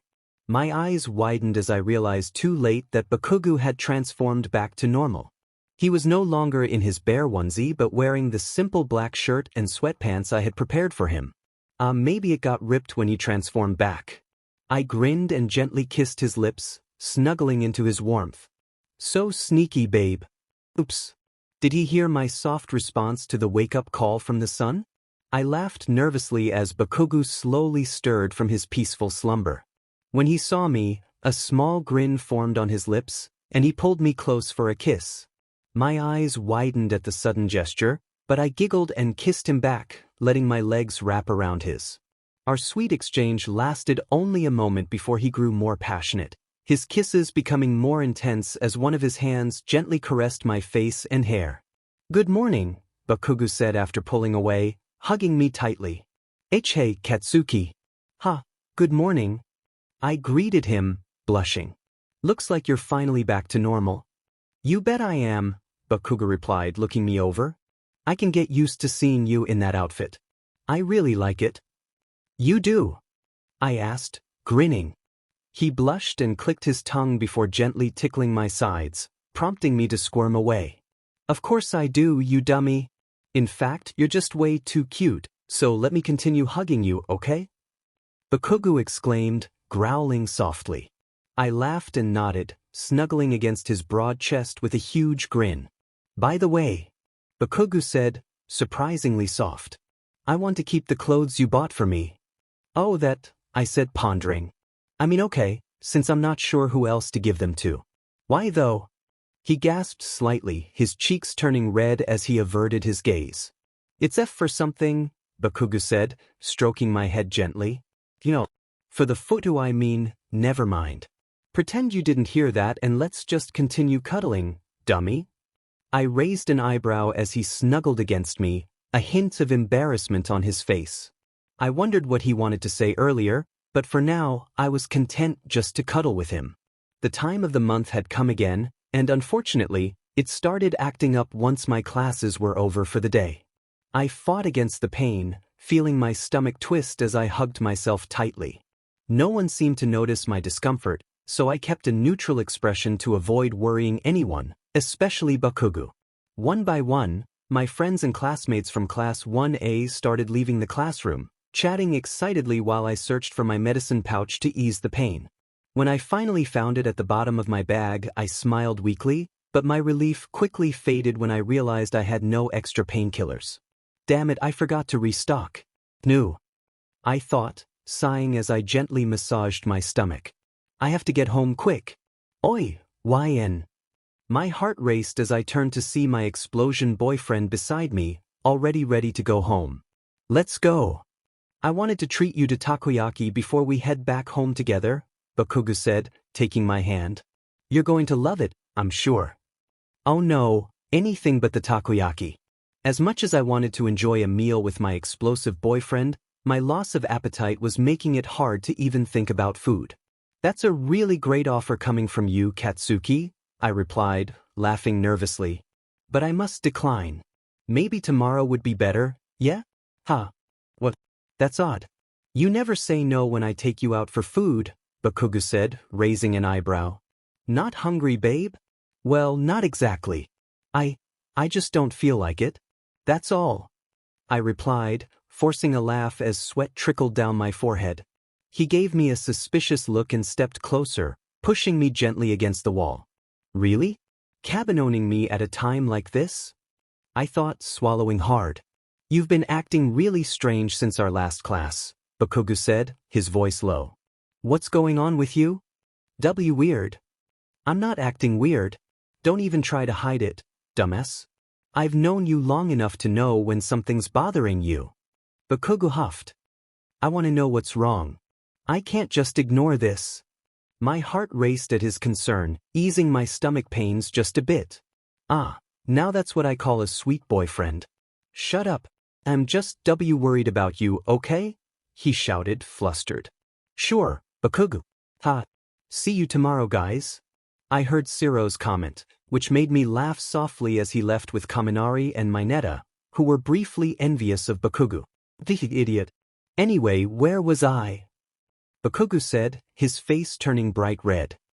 Oh yeah, I need to know what's wrong with you. You better tell me, YN. Otherwise, I'll find another way to figure it out. Bakugou seemed eager to help, but I hesitated. I didn't want him to feel uncomfortable or weirded out by what I was going through. If I didn't say something now, he'd keep questioning me, probably trapping me here for another 5 minutes before we left the classroom. I exhaled, biting my lip in hesitation. Okay, I'll tell you, I said, twiddling my fingers together. That I'm sorry, it's a bit difficult to explain since it's a girl thing and... A girl thing? Bakugou interrupted, crossing his arms. Did some idiot female student bully you or something? Because if they did, I'm going to have a word with them. No one is bullying me, Kachin. Don't worry, I said, calming him down by gently touching his arms. He blushed, almost looking away in embarrassment, but kept his serious gaze on me. Then what is it? I don't care if it's something weird or whatnot, he insisted, taking both of my hands. Please, just tell me. I am about to reveal it already, geez. It's not a big deal, so don't worry too much about it, I said, laughing weakly. It's just, I'm actually having my monthly PRD right now. Yep, I knew this would happen. He wore a semi-shocked expression, looking as if he were trying to solve a complex problem. PRD? Wait a minute, is that when girls? Oh, ow. I felt my stomach cramps kick in again, hugging myself to ease the pain. Are you okay, babe? Bakugou asked, cupping my face with concern. Why yeah, just experiencing some side effects right now, I replied weakly, groaning in pain. Now you know why I can't eat at the moment, Kachin. He nodded, looking around the now empty classroom. I see. But that doesn't stop me from hanging out with my girlfriend after school. WWH. Bakugou lifted me up in a bridal carry, grabbing my backpack before rushing out of the classroom. Kachin. I can still walk. Look, babe, I don't want to see you walking in pain, okay? Just hold on tight, and I'll get you home so I can take care of you, got it? Take care of me? It was amusing. The only one who usually took care of me during my PRD was my mom or just myself. Take care of me? Kachin, it's not like I'm sick or anything. This is just... Oi, I just want to make sure you're okay. Bakugou interrupted again, blushing as he exited the school building without caring who saw him carrying me. Besides, Iger, this gives me an excuse to spend time with you because I want to, idiot. I said it. I blushed at his honest confession, smiling brightly and chuckling softly as I enjoyed being carried in Bakugou's arms. Watching him change little by little because of our relationship was incredibly satisfying, and I couldn't help but feel proud of him. We managed to get back home, and once again, my parents weren't home yet, so it would just be Bakugou and me in the house. Bakugou often wondered why my parents were never around when we rushed to my house. I told him it was probably just a coincidence. They worked hard and sometimes came home late, especially my dad with his pro-hero duties. I changed out of my uniform into casual clothes, opting for black sweatpants just in case. I had to wear black bottoms to avoid making red marks. As for my stomach pains? Well, they had gotten a bit worse, and I was really struggling.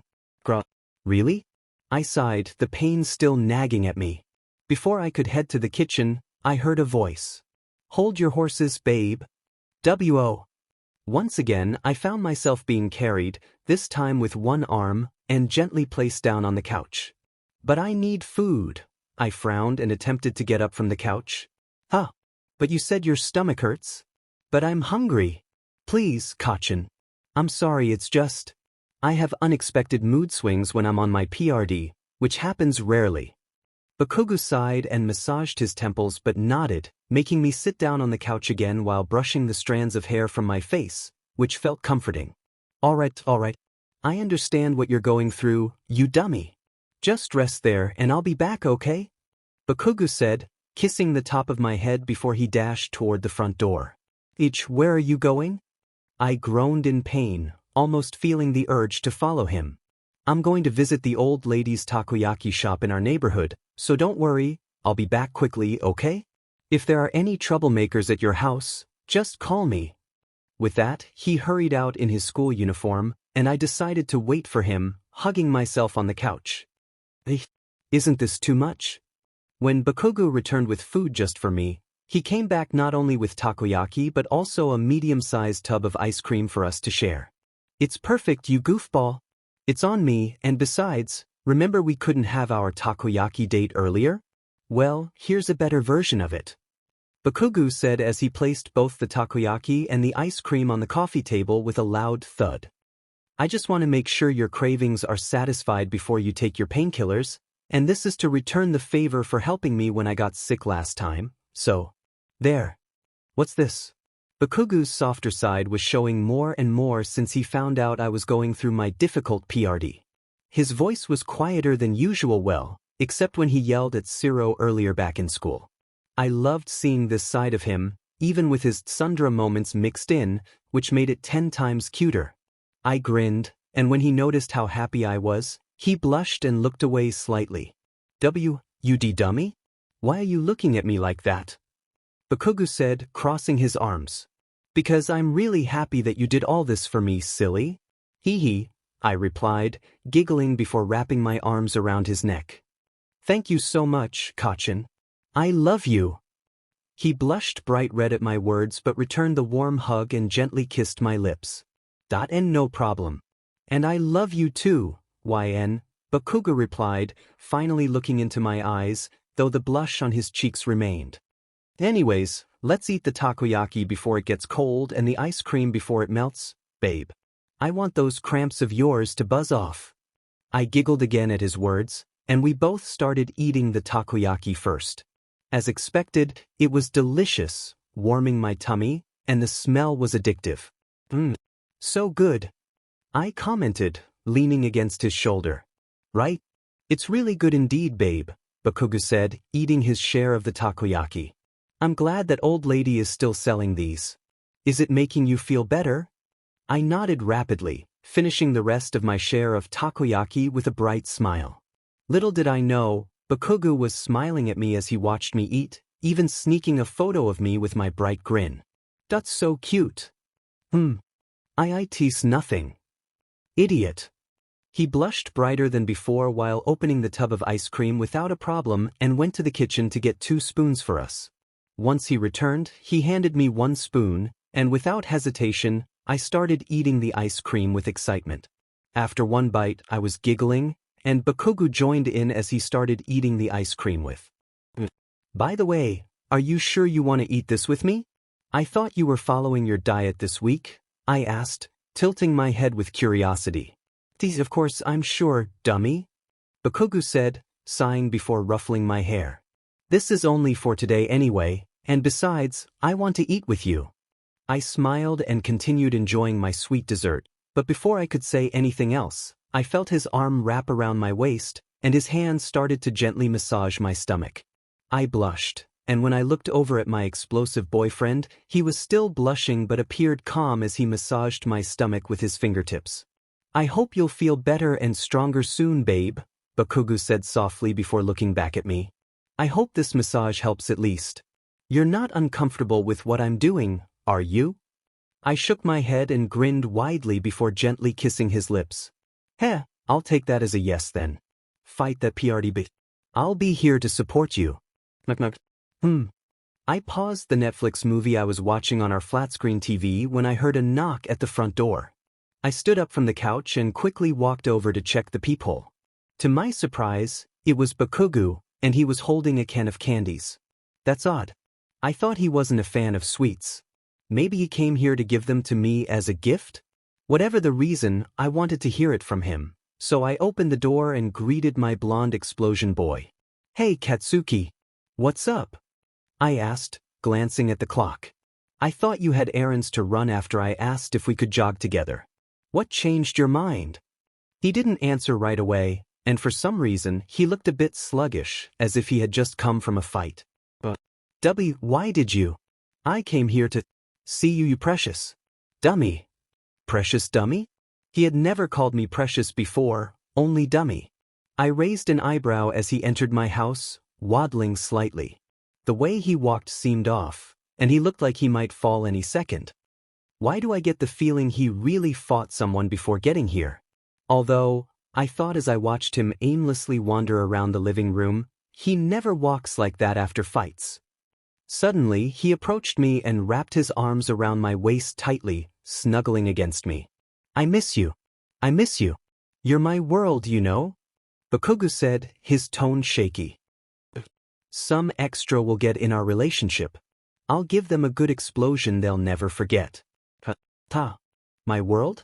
I felt happy hearing him say that, but I was surprised he actually called me my world, instead of babe or my dum-dum. That's sweet coming from you, Katsuki. But, are you okay? I asked, laughing as I closed the front door. This isn't like you to call me my world, and your hugs are more affectionate than usual. Did you study relationships in shoujo manga or something? That's hiccup. Because you are. My precious dummy. Stop denying it and hiccup.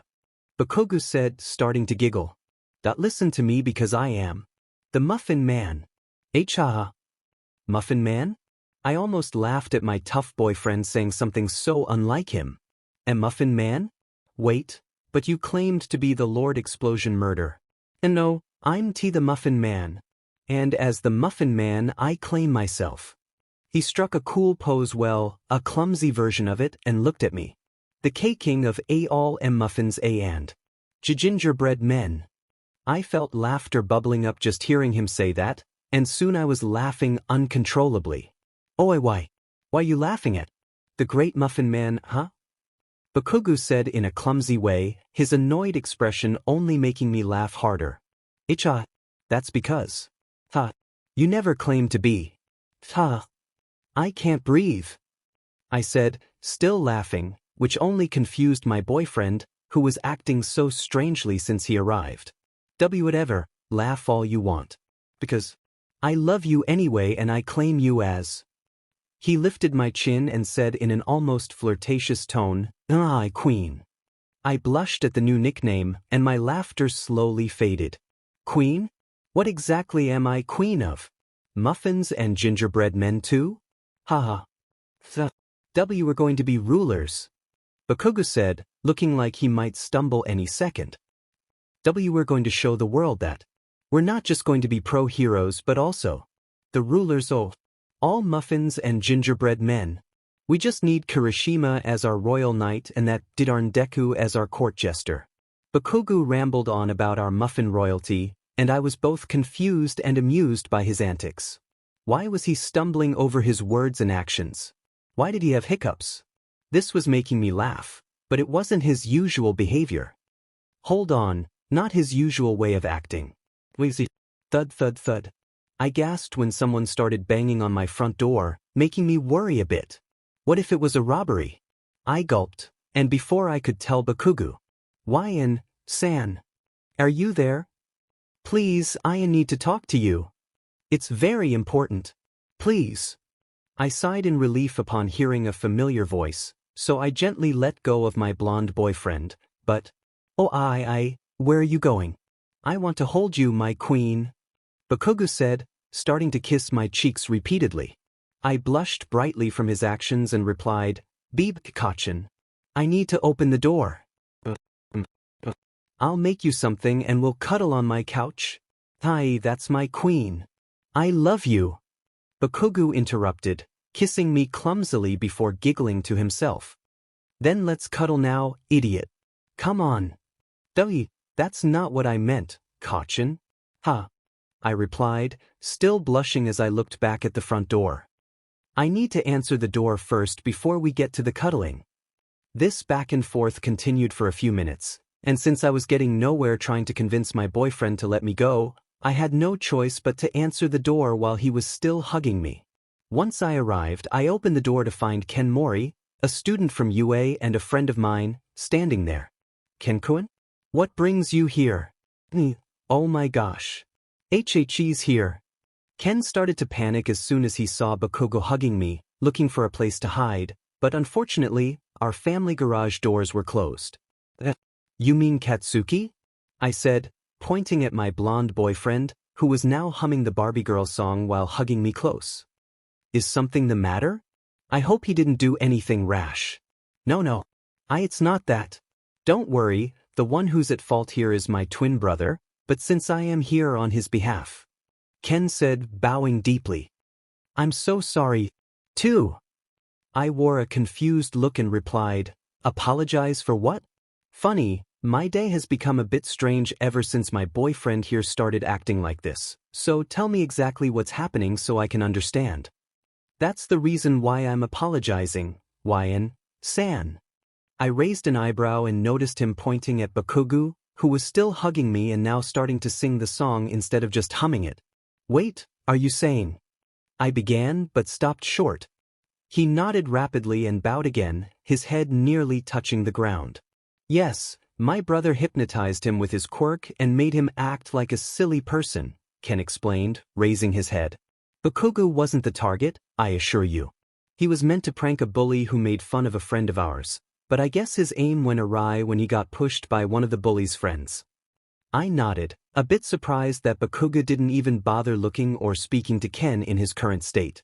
I see, no wonder he's acting this way, I said with a sigh. How long does this usually last? Oh, it will be over by the next day. So, don't worry. Who are you?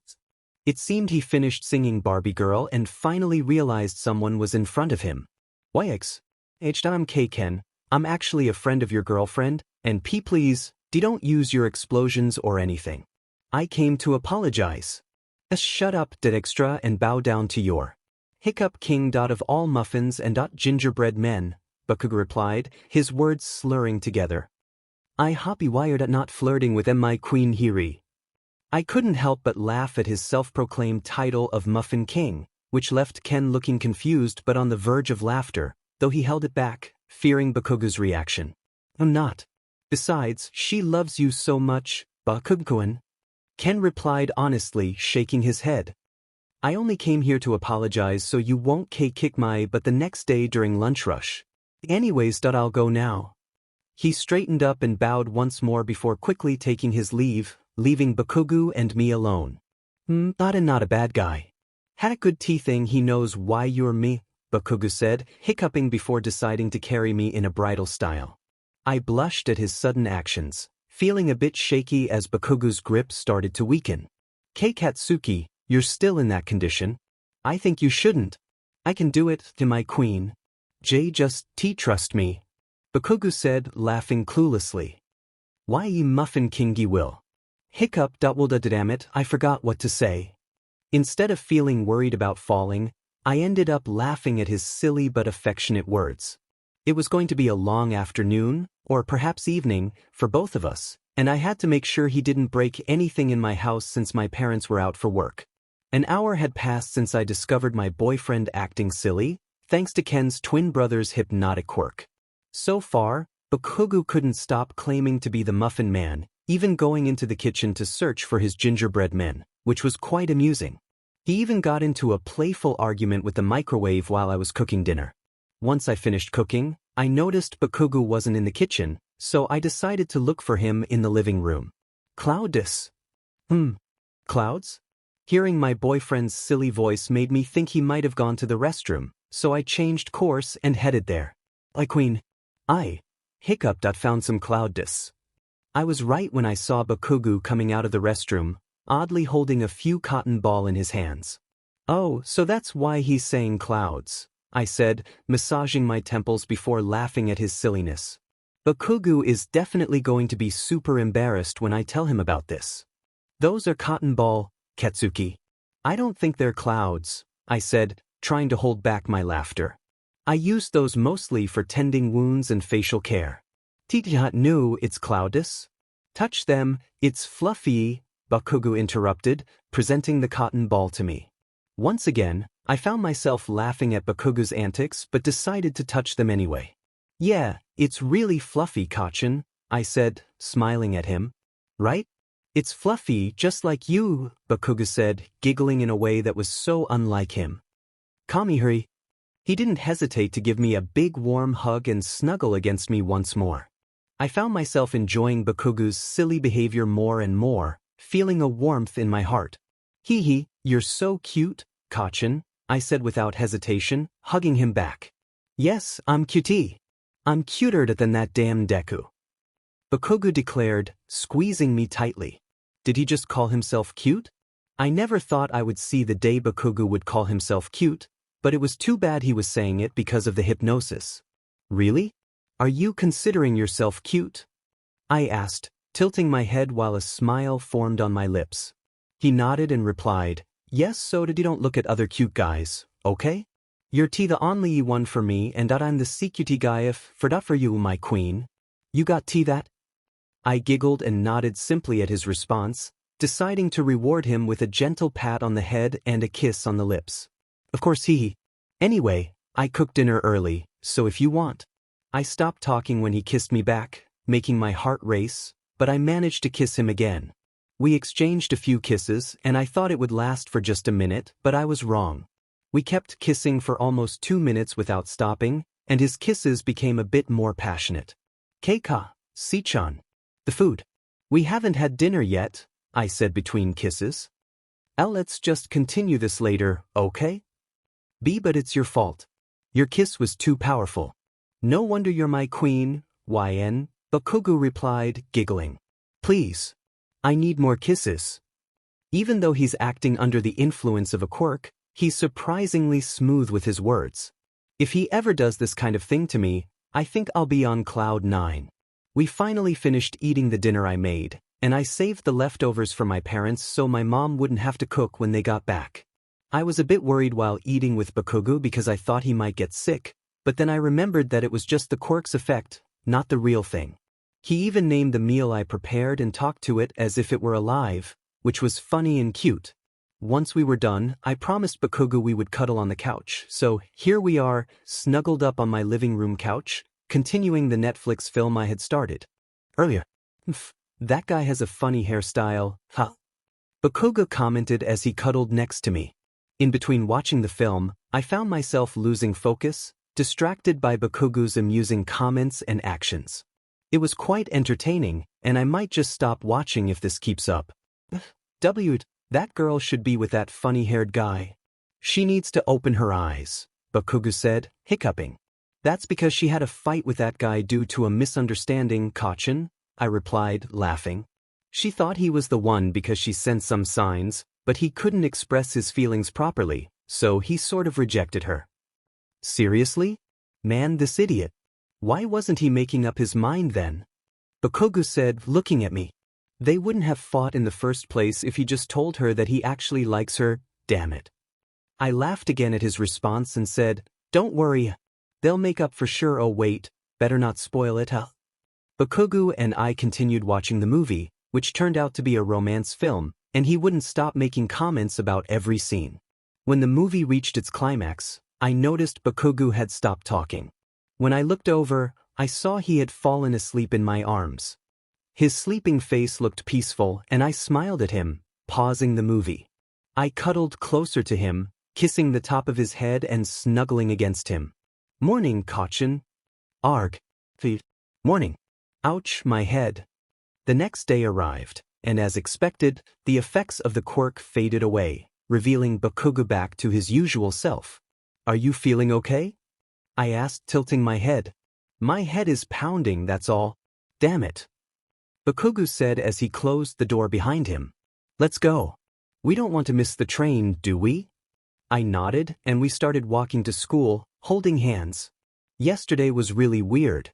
I was supposed to do my errands, but why do I feel like something strange happened? Bakugou rubbed his temples. Damn it, why can't I remember? Gore. Oh no. Why did I laugh? Bakugou glanced at me, raising an eyebrow in suspicion. Babe, you look like you know something. Do you? It's nothing, I said, trying to suppress my laughter. I just remembered something, that's all. Like what, you silly? Bakugou asked, leaning closer. Come on, tell me. I want to know. I bit my lip, knowing he was asking about something I was hesitant to reveal. But he needed to know in case something like this happened again. Okay, I'll tell you, I said, laughing nervously. You got hit by a hypnotic quirk yesterday from one of the Mori twins, which was an accident, and you ended up acting a bit silly. Wait, what? For real? Bakugou exclaimed, blushing bright red. Damn it, those twins should be more careful next time. He growled in annoyance, squeezing my hand tighter. Oh, sorry, babe. He loosened his grip and gently massaged my hand with his fingertips. Anyways, did I do something embarrassing yesterday? Bakugou sighed deeply. How did you end up finding me in that state anyway? Good question, huh? I said, blushing. You came to my house and said that I was your world. My world? Heh, funny, I never called you that before, Bakugou said, looking at me. So, I ended up hanging out at your place? I nodded and explained the rest of the details, like when he called himself the Muffin Man, referred to me as his queen, and called cotton ball clouds. Each scenario I described made his face turn red with embarrassment as he looked away. Seriously, the Muffin Man? Why would I claim that? Bakugou growled again. Damn it, so embarrassing. I can't believe I said that in front of you. I tried not to laugh, fearing he might get upset, but the moment I finally composed myself. Oi, YN. Look at me. Oh no. Did he hear me laugh? Sure. Is there something? I stopped talking when he kissed me softly. When he pulled away, he gave my hand a gentle squeeze. To be honest, there's one thing I actually liked about what I did yesterday, and that is calling you my queen. Boo! Bakugou! You should have seen the look on your face, dunce face.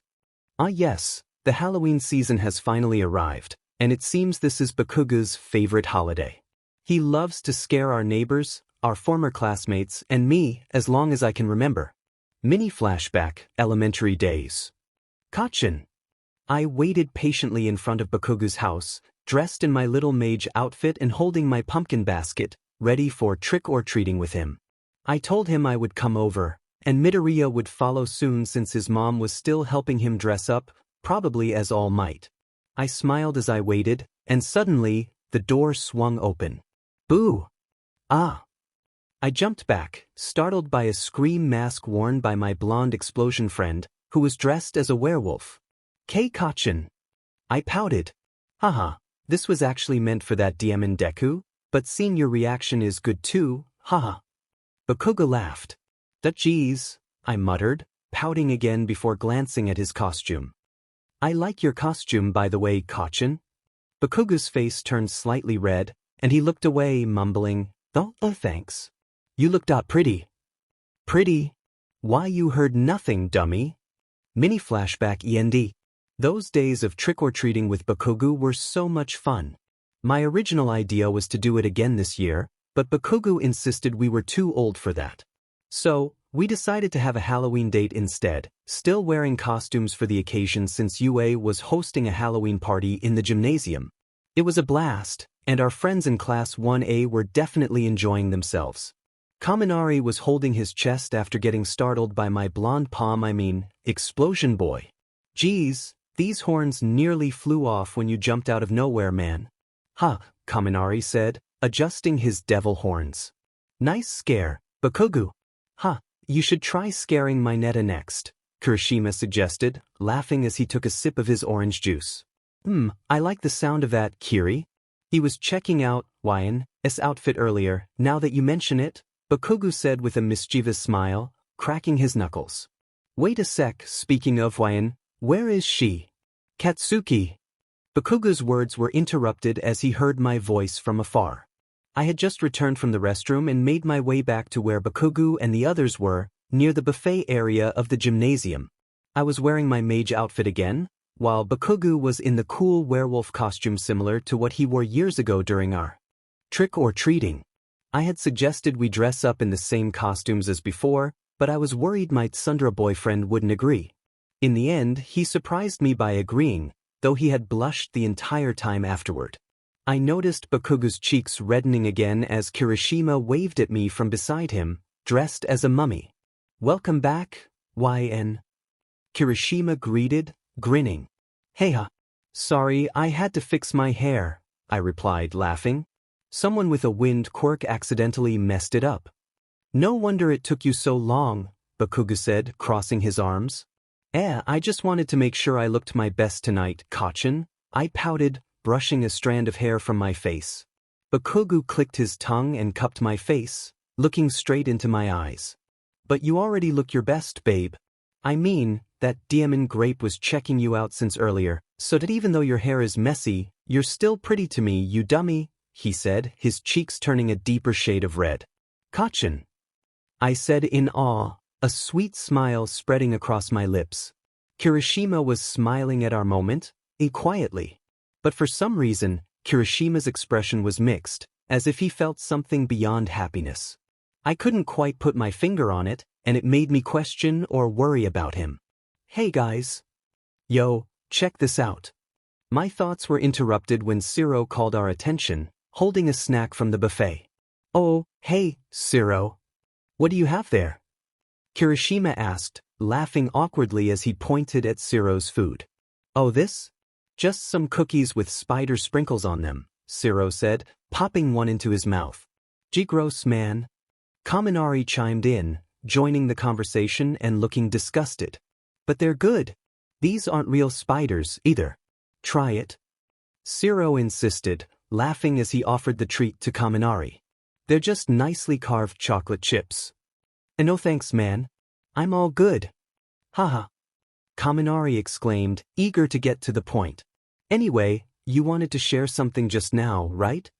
Tape Boy nodded and revealed a picture on his phone of a creepy-looking house that appeared abandoned for far too long. I heard a rumor from Class B, Ciro said, pointing at the image. They say this is the creepiest place in the neighborhood. One of them even mentioned an urban legend that couples who visit this place together on Halloween face a challenge. A challenge? I asked, intrigued. Ciro nodded, continuing, Yep, a challenge that determines the fate of any couple. Normally, on Halloween night, if a couple visits this place, there's a chance they could be separated. But if they truly believe their love will keep them together, they must hold hands the entire time. Otherwise, they could end up apart forever? Kaminari interjected, sipping his orange juice. Bingo! Exactly! Ciro laughed. Tisich, that's just ridiculous. There's no way that's true, Bakugou scoffed, crossing his arms. If it's an urban legend, it won't happen anyway. Really? Then how about you and your pretty girlfriend go there and find out? Ciro challenged. Our conversation was interrupted when Monoma from Class B approached us, wearing a smug expression in his costume. Are you looking for a fight, copycat? Bakugou glared at him. There's no way I'm bringing my girlfriend to a haunted house. Besides, she's... But are you scared? Monoma interrupted with a laugh. What a shame to think the great Bakugou is actually afraid to go into a place like that. Bakugou's glare intensified, and his eyes widened when Monoma took my hand. Hey, what are you? If you're not going, then I might as well take your girlfriend there instead, Monoma said with a grin. They say if a man and a woman can face the courage test together, their chances of being together are much better. So, why, and I will. Oh no, you don't, you idiot. Bakugou interrupted, pulling me close. I won't let you steal my girlfriend.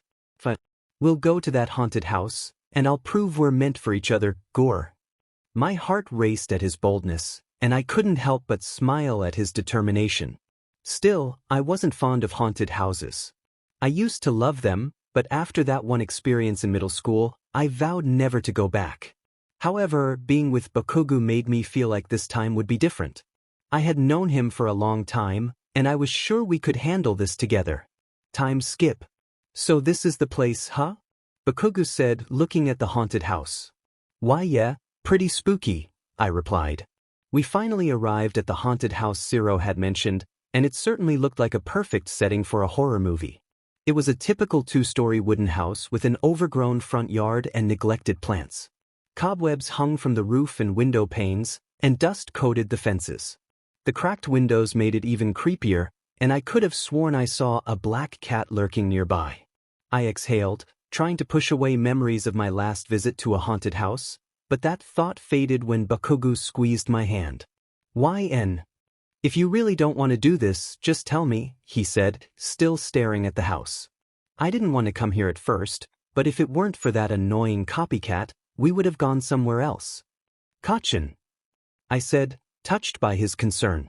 I know you're worried about what happened years ago, but that's all in the past. Besides, I kissed his cheek and embraced him gently, giggling. I'm with you now, so I think I can handle this. I know you'll never leave me in a haunted house. Unlike that guy. He blushed at my affectionate gesture but smiled softly before looking at me. Alright, you silly. Good thing I'm better than that sorry excuse for a gentleman, Bakugou said, a small smile forming on his lips.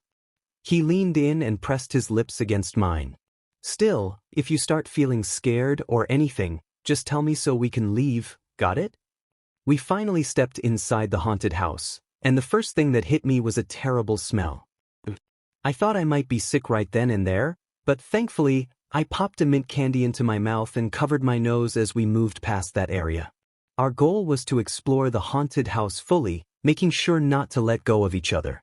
I can't believe I have to follow this rule, Bakugou sighed, interlocking his fingers with mine. There's no way we'll break up if we stick together. Who even cares about that? It's not in my vocabulary, babe. I laughed at his comment and kissed his cheek as we continued our exploration. A breakup would mean losing you and I. Don't want that, Bakugou said, his tone serious. That's why I'm doing my best to be a good boyfriend for you. No more being left behind or treated like you're some kind of tool. Love is serious and should be handled with care. I don't want that to fade between us. He looked at me and pulled me close, wrapping his arm around my waist. Wow. I commented, giggling. You're not just the great Bakugou anymore. You're a wise and love-savvy Bakugou, ha. Hey, I'm no love expert. I'm just being serious here. Bakugou said, blushing with embarrassment. Especially when it comes to you. Idiot. I know, ha. I replied, leaning in to return the kiss he had given me earlier. I love you, Kachin. I love you too, goofball, Bakugou said, pressing his forehead against mine affectionately. By the way, there's something behind you. Yeah, right. There's no way something is behind me, I said, laughing, but I turned around anyway. See? There's nothing. Boo. Ugh. Kachin. Haha, you're so cute when you're stop tickling me, haha. We finally arrived on the second floor, and I felt a cold, intimidating chill in the air as we stepped inside. There were 2 corridors, one leading to 2 bedrooms and a bathroom, while the other led to a room where the previous owner probably spent time reading or doing other activities. Which corridor should we check out first? I asked, glancing between the two. How about the right corridor first? Bakugou suggested, using his phone as a flashlight. There's a big room according to those pictures the tape boy showed us earlier. They say there's a grand piano there. Piano. Hey, let's check it out. I want to see if it still works. I exclaimed, excitement bubbling inside me. You mean, you played the piano before, babe? Bakugou asked. I nodded and replied, yeah, but that was a while ago, huh? I still need practice, but it won't hurt to play again, you know? Come on. With that, I dragged Bakugou toward the room, leaving him a bit confused. As we walked through the long corridor, we let go of each other's hands to check our phone batteries when I jumped as something brushed against my leg, and when I looked down, I saw a bunch of mice scurrying around. That man, those little ones scared me, I said, holding my chest. I turned to Bakugou, who was laughing. Hey, it's not funny. Haha, I'm sorry. Your scared expression gets me every time, Bakugou said, wiping tears of joy from his eyes. Anyway, so far so good. Your mood is okay. What a relief. My mood? Oh yeah. I know this place is creepy, but I feel less scared when I'm with you, I said, giggling. I mean, imagine the ghosts being afraid of you instead of scaring us, right? I actually like the sound of that. Not a bad intuition, babe, Bakugou said, patting my head. I mean, no one can go against the great Bakugou unless it's some guy who thinks he's tough, heh. I rolled my eyes playfully at that, and just as we moved forward, I felt something fall from above. Achoo. Why is dust falling from the UH? My instincts kicked in as something large and tall fell between us. We both dodged just in time, but we ended up on opposite sides of the corridor, and the large object blocked our way. The floor no kachin. YN. The impact of the large object was so great that the floor where I was standing collapsed, and I fell along with it, landing in the basement.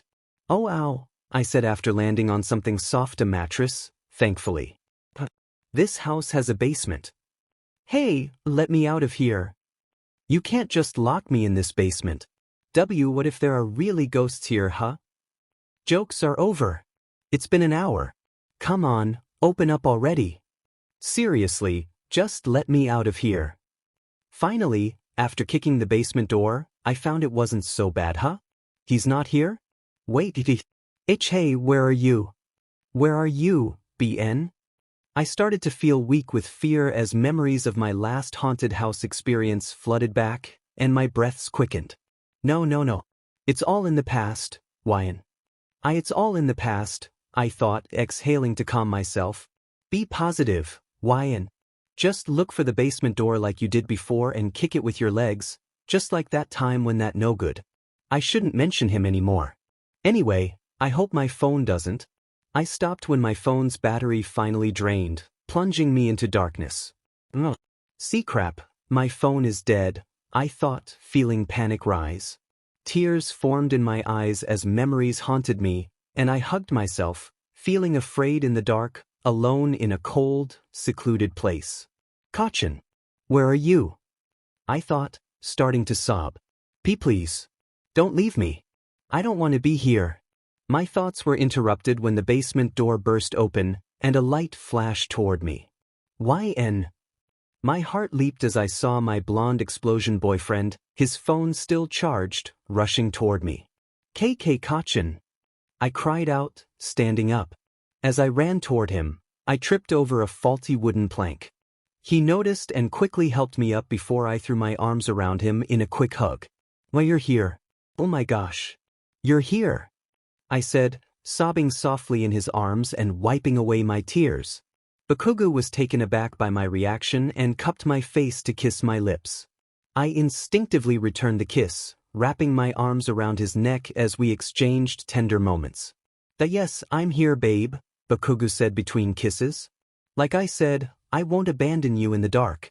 I wouldn't dare leave someone I truly love in a place like this, and you know that. I nodded, still feeling the warmth of his presence, and after a while, we pulled away. He gently wiped the tears from my cheeks. I'm sorry if you're seeing me this way, Katsuki. I really thought I was doing well the moment we stepped into this place, but that memory, it lingered. I stopped talking when he kissed me again to calm my nerves, which really helped. I could feel myself smiling a bit. It haunted you the moment you fell here and your phone died, right? Bakugou asked seriously. Teach, don't worry because you're safe with me. I nodded and replied, thank you, Katsuki. He simply nodded before hugging me once again, and we both made our way out of the basement. Come on, bud. Let's leave this place. I'll take you somewhere without basements or haunted houses, Bakugou said, gently taking my hand. Yeah, but we're not done exploring the second floor, I said, pointing upwards. He clicked his tongue and looked back at me with a neutral expression. Forget about this place. We're done here, Bakugou replied, kissing the top of my head. Besides, in the end, we still have each other, and that's what matters, goofball. The Christmas season was here, and our city was covered by a chilly but beautiful blanket of snow.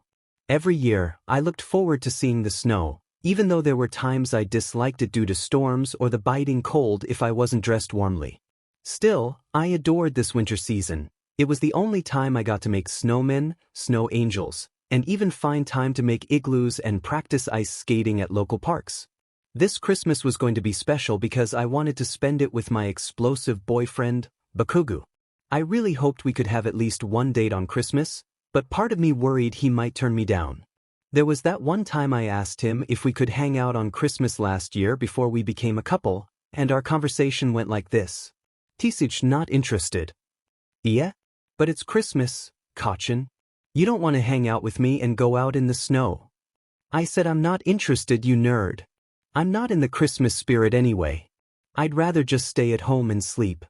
Stay at home and sleep? Man, I was really hoping if door closes. Darn, never mind. Maybe I'll just hang out with Izuku. Just remembering it made me laugh and feel a little sad at the same time. Knowing how grumpy he could be, I expected that response. But that didn't stop me from trying, so here I was, standing in front of his house in a Christmas-themed outfit of red and green. Who knows, maybe he'd give me a different answer this time. I exhaled, mentally preparing myself for what was to come, and knocked on his front door. I tapped my foot lightly while carrying a bag that contained his Christmas present, smiling. After a few moments, the door finally opened, and I got to see Bakugou. He wasn't in his usual casual clothes but was dressed warmly for winter. I was surprised for some reason, and as I stared at him without saying anything, he snapped me back to reality by poking one of my cheeks. Oi! I gasped and regained my composure as he closed the gap between us, and I could almost feel his warm breath. Oh, Kachin. Hee, Merry Christmas. I greeted him, laughing shyly.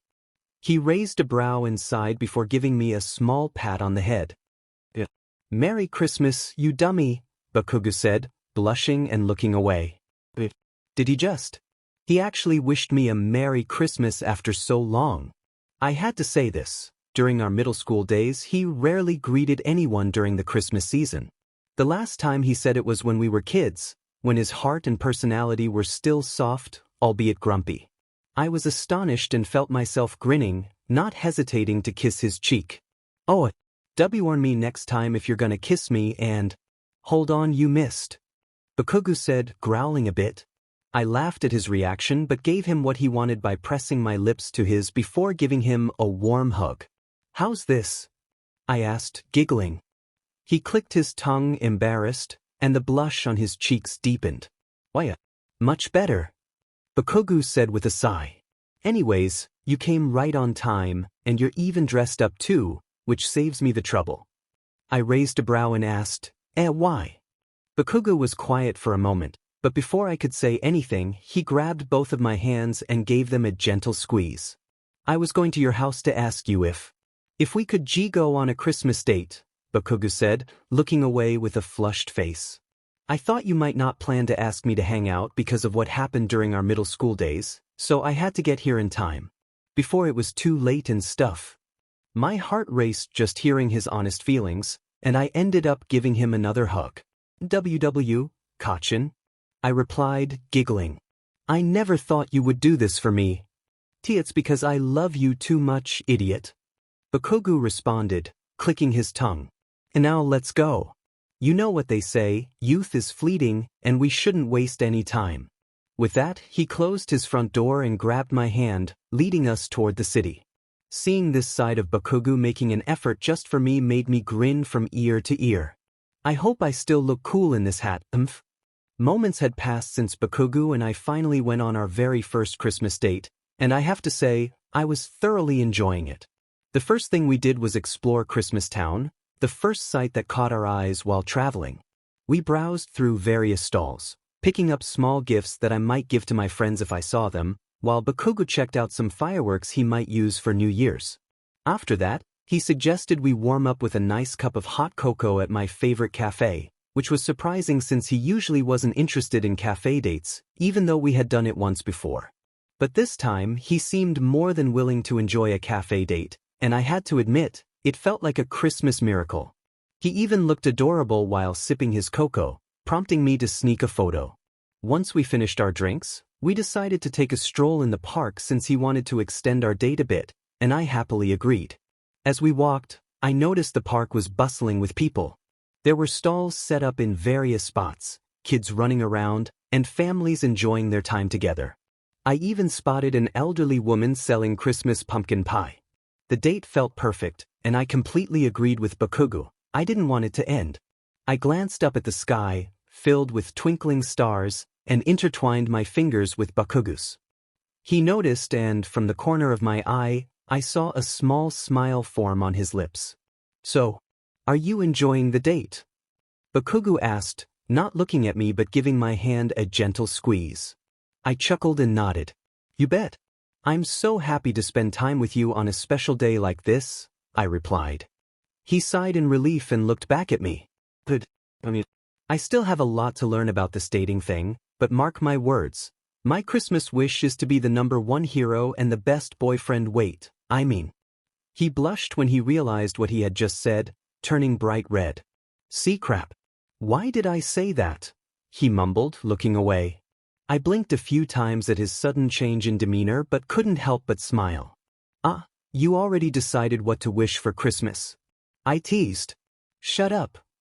Bakugou retorted in an almost shy tone, but it's still true after all. We stopped walking, and I noticed we were under a large shady tree, the moonlight illuminating Bakugou's features. I'm sure you don't know this, but I actually had a Christmas wish last year too, he said. Ever since you left my house to hang out with that demon Deku, I regretted not accepting the opportunity. Back then, I silently wished to be with you. To have you as my girlfriend. He gently squeezed my hand before looking straight into my eyes. I only wished back then because those feelings of mine just kept growing. If I hadn't rejected you for a simple Christmas hangout, I would have had a better chance of you accepting me as your boyfriend, Bakugou admitted with a sigh. That's why, when New Year came, I started being nicer to you, hoping you would accept me more. Kachin, I said, almost wearing a worried expression after hearing his story. He clicked his tongue, and I could have sworn I saw a tear in his eye as he looked away. Hey, are you? And no, I'm not crying. There's just something in my eye. Damn it. Bakugou said, sniffing. Why did I have to share this? It doesn't matter. He wiped his eyes and regained his composure before looking straight at me. I'm sharing this because I want you to know how much I love you, YN, Bakugou said, stroking my cheek. I'm thankful to have you by my side, so if something bothers you, you can tell me. If anyone is hurting you, let me know. I hope we can continue being together like this until we get married. Nothing. Huh. I hummed, tilting my head. It's nothing, you dummy. My tongue just slipped, Bakugou said, looking away again. I chuckled at his flustered demeanor, and since I had been carrying my gift for him the whole time, I thought this would be the perfect moment. Oh yeah, I got you this by the way, I said, grinning. It took me a while to make, so I hope you like it. He wore a shocked expression but gladly took the gift from my hand and opened it right away. His eyes lit up when he pulled out the handmade training bands and headband, along with a little crocheted keychain of me. Wait a second. Oh my gosh. That wasn't supposed to be there. I exclaimed as soon as I saw the keychain, which was an optional addition to his gift. I was sure he wouldn't like it since he wasn't into that kind of stuff.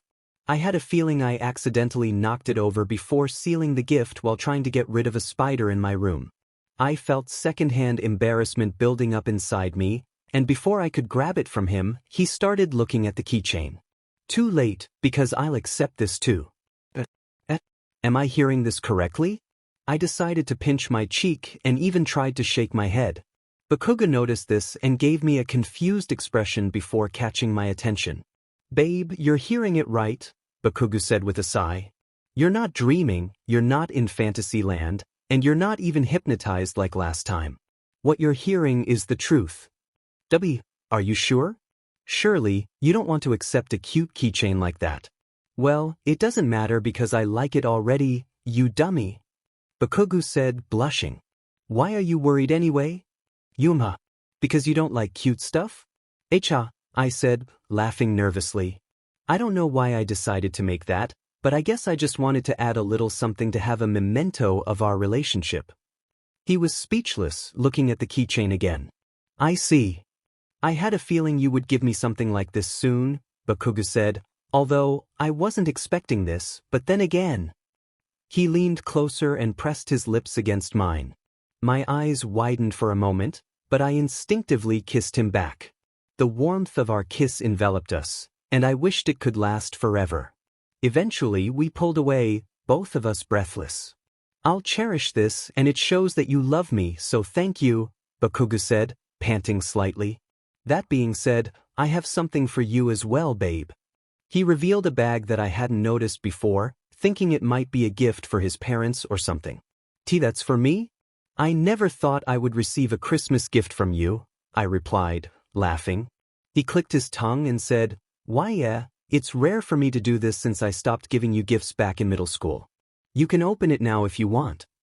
Excitement bubbled up inside me as I nodded and quickly opened the bag.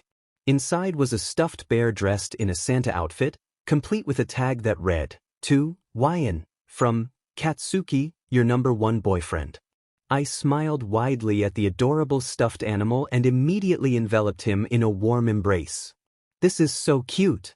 Thank you for this, Kachin. I giggled. You really know my love for cute things. Of course. Bakugou said, shaking his head lightly before offering me a rare smile. This is to prove that my love for you is real. I giggled again, and we shared another kiss under the beautiful moonlight, with snowflakes gently falling around us. Merry Christmas, Kachin. That same to you, babe. I love you. A new week arrived, and it was back to UA Academy for me. The last 2 weeks had been challenging with both written and physical exams, but thankfully, I managed to survive them all. I hoped for good scores and maybe even to beat Bakugou, as we had always competed for the highest grades since elementary school. Speaking of Bakugou, he had been acting strangely lately, his attitude shifting just a few weeks ago. I had no idea why he was behaving this way. He seemed like his usual grumpy self, but whenever he was with me, he felt distant as if I had done something wrong. Oh no. I couldn't help but wonder if it was because I had accidentally given him my sanitary napkins instead of tissue paper in the school hallways. That thought haunted me for a while, and even though I tried to ask him what was wrong, he always dodged the topic, avoiding eye contact. It left a heavy weight in my heart, filled with worry, and I knew I had to act quickly before things became more awkward between us. I planned to confront him this week, hoping everything would turn out fine. The school bell rang. All right, that's all for today, class. Aizawa dismissed us, and almost everyone exited the classroom one by one. This was my chance to talk to him face to face, and I needed to ensure no one would interrupt, as that might set Bakugou off. I gulped and glanced over at my blonde boyfriend, who was packing his things. Suddenly, I noticed he finished quickly and left the classroom without waiting for me. I gasped and hurried to gather my things so I could follow him. Hey, Ryan. I was wondering. See you tomorrow, Kirishima. Sorry, I'm in a hurry. I cut him off, feeling bad but knowing I had to prioritize Bakugou. Katsuki. Wait. I called after him, but he picked up his pace. Why was he in such a hurry? Was he avoiding me? What could possibly be the problem? My heart ached, but I stayed determined to catch up with him. As I hurried through the halls, I realized I couldn't see Bakugou anymore. I had no choice but to run for it. I sprinted, passing shocked students, and even noticed All Might looking concerned at my expression. Once I reached the school gates, I spotted Bakugou, still walking quickly. I wanted to call out to him, but I knew that would only make him run away more, so I decided to close the distance instead. Panting, I finally caught up to him and grabbed his shoulders. "Katsuki!" I called, stepping in front of him. When our eyes met, he looked angrier than usual, his glare sharper than I had ever seen. Where had the Bakugou gone who had changed since we got together? Hi," I said, feeling flustered. I quickly regained my composure. "Anyway, I need to talk to you." "You see, I don't want to talk to you, you idiot," he interrupted, his tone harsher than his usual grumpy demeanor. "Echa? I don't understand." "Katsuki, I really need to talk to you," I said, my voice tinged with desperation. "Please, you've been avoiding me ever since exam week. It's making me worried and—" I said I don't want to talk to you. Can't you take the hint? "I don't want to waste my time with you right now, nerd," Bakugou replied, brushing past me as he started to walk away. "Why don't you just go home?" My eyes widened at his sudden behavior, but I stepped in front of him again, refusing to give up easily. "No, I'm not going home until I resolve this. I want to know why you're acting this way." My voice trembled. "I can't let this conflict between us push us apart. I don't want this, please. Just tell me. You really want me to tell you why?" Bakugou interrupted, glaring at me. "Then explain why you've been ignoring my calls after hanging out with that demon Deku." "Calls?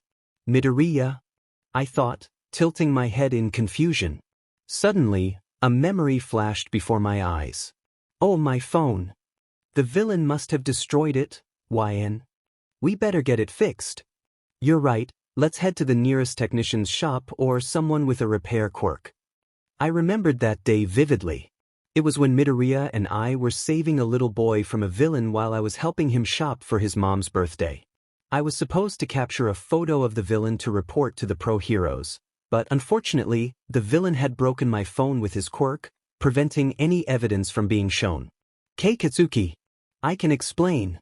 It's not like that at all, listen to me," I pleaded, my voice rising with the tension between us. "My phone was broken and I had to get it fixed. Unfortunately, I had to go to a regular technician because we couldn't find anyone with the repair quirk." He fell silent for a moment, but then he burst out laughing sarcastically, clearly not believing me. "Yeah, right. Coming from you. Why should I fall for that?" "Echigich, what are you talking about? I'm telling the truth," I responded, my tone serious. "That's why I didn't have a phone for a week." Suddenly, I felt a sharp sting on my cheek from Bakugou's slap. I gasped, wincing at the unexpected pain. "Shut up. I don't want to hear your excuses," he yelled, his voice filled with anger. My heart sank at the sound of my boyfriend's shouts. Why didn't he believe me? This wasn't like him at all. He usually listened to me, so why was this happening now? "Oh wait, you could have told me, nerd. Why didn't you tell me? Do you care about that dim nerd over me? Is that it? Because you were ignoring me, you idiot." I shouted back, tears welling in my eyes. I was trying to tell you the day after I got my phone repaired, but you pushed me away because of that anger you keep bottled up." I retorted, my voice breaking as I began to sob. "No matter how much I tried to reach out, you always push me away and never care how I feel when you neglect me." Bakugou's eyes widened at the pain in my voice, and his anger began to fade. When he saw me turn to run away, he finally realized the weight of his actions. "Damn it, YN. W8, he called after me, catching up quickly. I didn't know. In a moment of frustration, I slapped him back, my hands stinging from the impact. "Go away. I want to be alone right now," I yelled, glaring at him before I managed to escape, needing to find a place to cry without anyone finding me. Bakugou found himself a few miles away from the school gate, burdened by grief and regret after our fight. Tears filled his eyes as he kicked a nearby garbage can in frustration, causing it to topple over. "Damn it. Why?" he muttered quietly, his voice laced with regret. Why did I do that? I can't lose her. I can't. Some students who saw Bakugou in his vulnerable state chose to ignore him, wary of his temper. It had been almost 2 weeks since that big fight at the school gates. I couldn't bring myself to look him in the eye or speak to him at all. I traveled to school alone, not waiting for him at home or the train station. I even ignored his texts and calls, leaving them unread. Who would have thought the day would come when we would have such a big fight? Deep down, neither of us wanted this. But now it felt too late, as Bakugou had let his anger out, and it had escalated to the point where he had actually slapped me. That was the first time he had ever done that.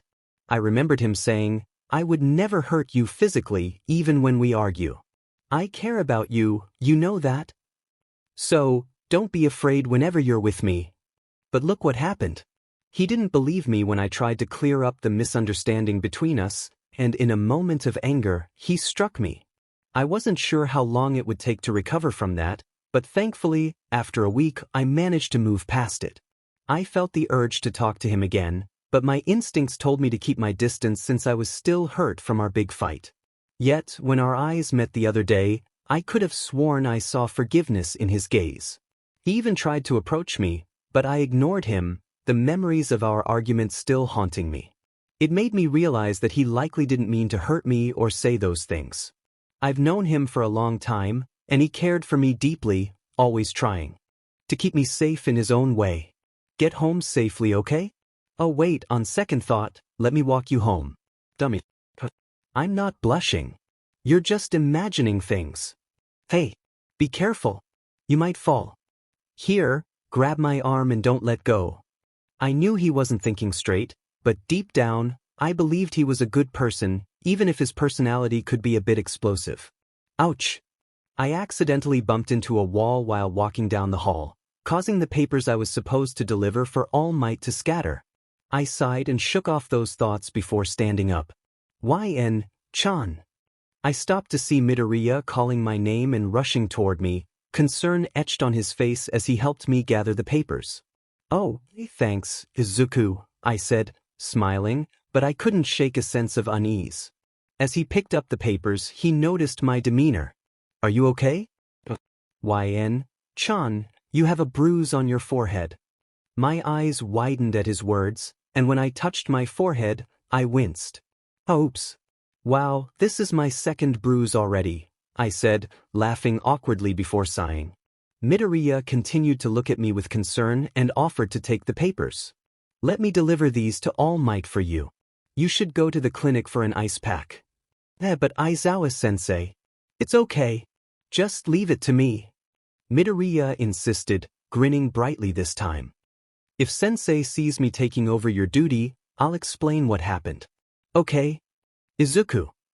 I thought, smiling in response. I nodded quickly, bowed, and thanked him before rushing to the school clinic to get an ice pack for my bruise. I really needed to stop having these thoughts. I didn't want to end up with more bumps than I already had. When I arrived, Bakugou came out of the room, causing me to stop in my tracks. Silence hung in the air as our eyes met. I gulped, feeling a chill run down my spine from the tension. Before I could say anything, he spoke. Hey! After a week of no contact, hearing his voice again was a gentle contrast to his usual loud tone. I wanted to respond, but the words wouldn't come. Bakugou's eyes widened when he noticed the bruise on my forehead. Wait, that's a bruise. Are you okay? He asked, stepping closer. Out of instinct, I took a step back, but it was too late. He was already near. I watched as he gently cupped my face, examining the bruise. So gentle. I thought, feeling my heart race. I miss this feeling. Worry filled his eyes, and without hesitation, he took my hand to lead me to the clinic. His gentle demeanor eased my uneasiness, and the way he held my hand comforted me. Hey, recovery girl. Are you here? My girlfriend is hurt. Bakugou called out to the nurse, but it seemed she wasn't there. Not here? He muttered, looking around. Maybe she's on lunch. He sighed, massaging his temples before turning back to me. I guess we have no choice. We'll have to find the ice pack ourselves. How about it? I hesitated, unsure of what to say, but I nodded in agreement.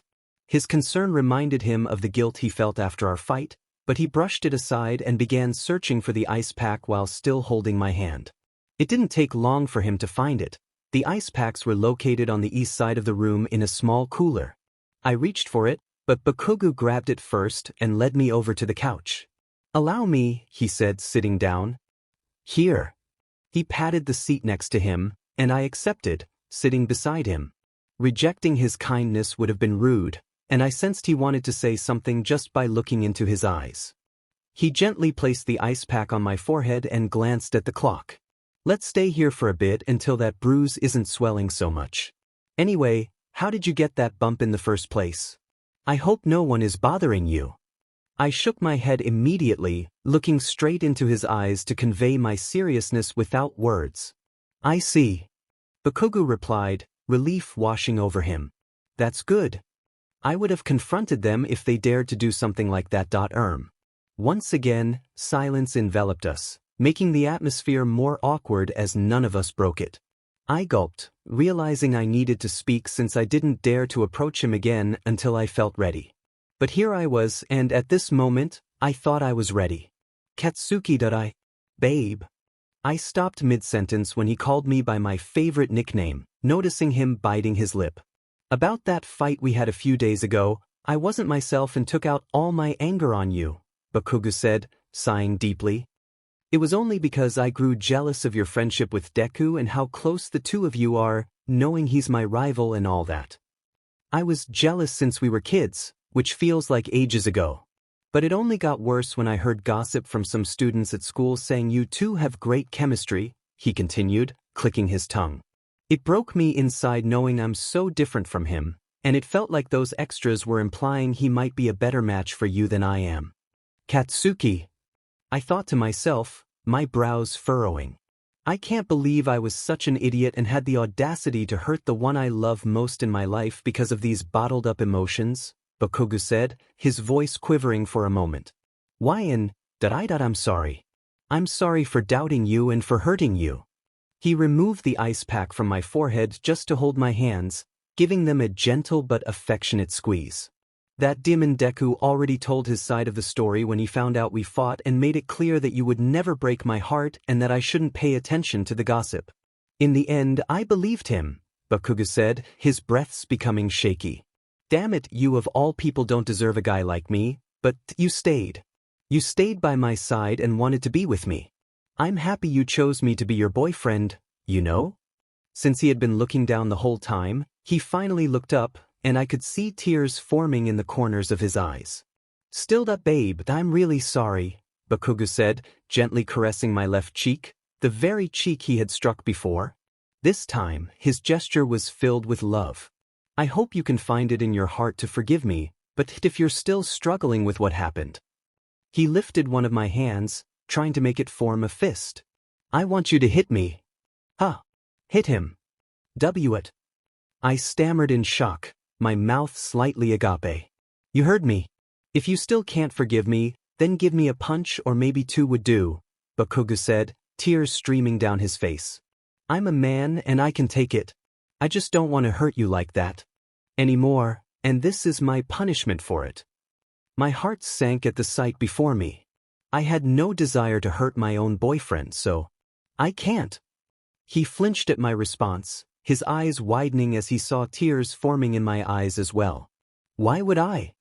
I don't want to hurt you like that," I exclaimed, my voice wavering. "Please don't ask me to do that, and besides, I slapped you too before we ended our fight. I told you it's fine. A slap isn't enough. I deserve to be punched too.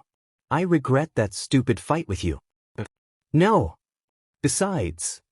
I carefully wrapped my arms around his neck and pulled him close for a warm hug. "I've already forgiven you, silly. Seeing you apologize with your honest feelings is enough for me," I said, sniffling as I stroked his blonde hair. Bakugou was taken aback by the hug but felt warmth and affection from it. He wrapped his arms around my waist. "Thank you, babe. I love you so much," Bakugou said softly as he sobbed. "I promise I won't hurt you like that ever again, and don't worry, I won't force you to end your friendship with Deku or anything if that's what you're worried about when we fought, because I'm not that kind of guy. He gently cupped my face, and we wiped each other's tears away. Then, slowly, we leaned in for an affectionate kiss, feeling our hearts blossom like they were being reborn. This moment was exactly what we both wanted, and we had missed it for almost 2 weeks because of our big fight. Our lips danced together as we continued kissing, our hearts beating fast in sync. The way he touched my cheek and the nape of my neck while we enjoyed our moment was satisfying and addicting, so I returned the favor by gently caressing his face. Our momentum was smooth, but we needed to catch our breath from this makeout session, so we finally let go. We both panted, smiling before hugging each other again. I miss this, I commented, giggling. Definitely, Bakugou said, soothing my back with his hand. Come on, let's go. There's still time to eat lunch and… Oh, hello there, dears. Both of us gasped when Recovery Girl finally arrived back in her clinic, carrying some documents. Oh, did I interrupt? Hee hee, Recovery Girl asked, giggling. Don't mind an old lady like me. I'm just here to return these documents, and… Our faces turned red from embarrassment, and in sync, we stood up and bowed in front of her. It's okay, Recovery Girl. Why, what she said. We'll be on our way out now. It's been 3 days since Bakugou and I finally made up, and the awkwardness and distance between us after our fight have completely vanished. Our classmates in Class 1A were thrilled to see us walking into the classroom hand in hand, with one of them sighing in pure relief. They were not only worried that Bakugou might lose his temper again if we didn't reconcile, but they also cared about us, knowing how much we love each other. Of course, Bakugou felt a bit embarrassed when they approached us, but he confidently held my hand, showing his strength and determination. Since then, everything has returned to normal, but I noticed a change in Bakugou's personality. He's still the same explosive boyfriend I know, but he seems more affectionate than he was when we first started dating. One morning, I patiently waited outside my boyfriend's house, listening to music on my phone. I tapped my foot against the pavement, and just as I was about to start dancing, the front door swung open. Oh, YN. Mitsuki, Bakugou's mom, greeted me with a warm smile. Ah, good morning, Mrs. Bakugou, I replied, bowing slightly out of habit. She giggled and pulled me into a big hug, gently stroking my hair as if I were her own daughter. I'm so happy to see you at our house again. I heard you and my son had a fight. Yeah? Oh, I see, I said, a bit taken aback. I laughed awkwardly, but don't worry. We're okay now, and I'm sorry for declining your dinner invitation last week because of this. Mitsuki patted my shoulders reassuringly. Hey, it's okay, dear. I completely understand. Honestly, that boy. I can't believe he would hurt his own girlfriend during a fight like that. My eyes widened slightly, realizing that Bakugou must have admitted to her what happened. I had a feeling she lectured him quite a bit, knowing how they often found themselves in heated arguments. She sighed again, but her lips curled into a relieved smile. Anyway, I want to thank you, YN. Thanks to you, he's starting to open up about his feelings. It's funny, he never seeks advice from me since he thinks he knows everything, but he had to this time because he wanted to fix things between you two. Mrs. Boo, I thought, smiling. So Katsuki was serious when he told me he sought advice from his mom. Oh yeah, I might start seeking love advice from that old hag, he had joked once. Yeah? Wait, really? I had asked, surprised. Of course. She knows a lot about love, so I have no choice but to ask her for advice. I mean, she was the one who was hitting on my dad before they got married. Just then, I heard a familiar voice coming from the living room. It was my blonde boyfriend, who had just finished getting dressed. I flashed him a warm smile and he waved back, his face turning slightly red. Speaking of my son, he's already here, Mitsuki said, ruffling Bakugou's hair affectionately. Be careful on your way to school, you too. Of course, geez. Bakugou replied, and as soon as our eyes met, he grabbed my hand. Bye, Mom. I was momentarily taken aback by how sweetly he said goodbye to his mom, and I couldn't help but smile. Mitsuki seemed pleasantly surprised too, having grown accustomed to his usual teasing. I could have sworn I saw a tear in her eye as we walked away from his house. As we stepped outside, Bakugou wore a neutral expression, but before I could say anything, he wrapped his arm around my waist and pulled me in for a kiss. I was surprised by his affectionate gesture first thing in the morning, but I couldn't resist returning the kiss with a smile. "Good morning, by the way, babe," Bakugou said, and to my astonishment, he smiled at me. "Did you sleep well?" Oh my gosh. He was actually showing me a genuine smile, one with his teeth showing. The smiles he usually gave me were lopsided, teasing, or competitive, but this smile was rare and incredibly charming. What happened to my explosive boyfriend? Did something good happen to him? My thoughts were interrupted when he snapped his fingers in front of my face. "Hello? Earth to Dum-Dum? Is something the matter?" I gasped, realizing how close his face was to mine, making my heart race. "No, nothing at all. I'm just a bit sleepy," I stammered, laughing shyly as my cheeks flushed. "Haha, and good morning to you too." He nodded, and after hearing my shy response, he leaned in for another kiss, this time showering my face with quick pecks. Hey. Haha. I giggled, enjoying the affection from my blonde boyfriend. "What's gotten into you this morning? Did something good happen?"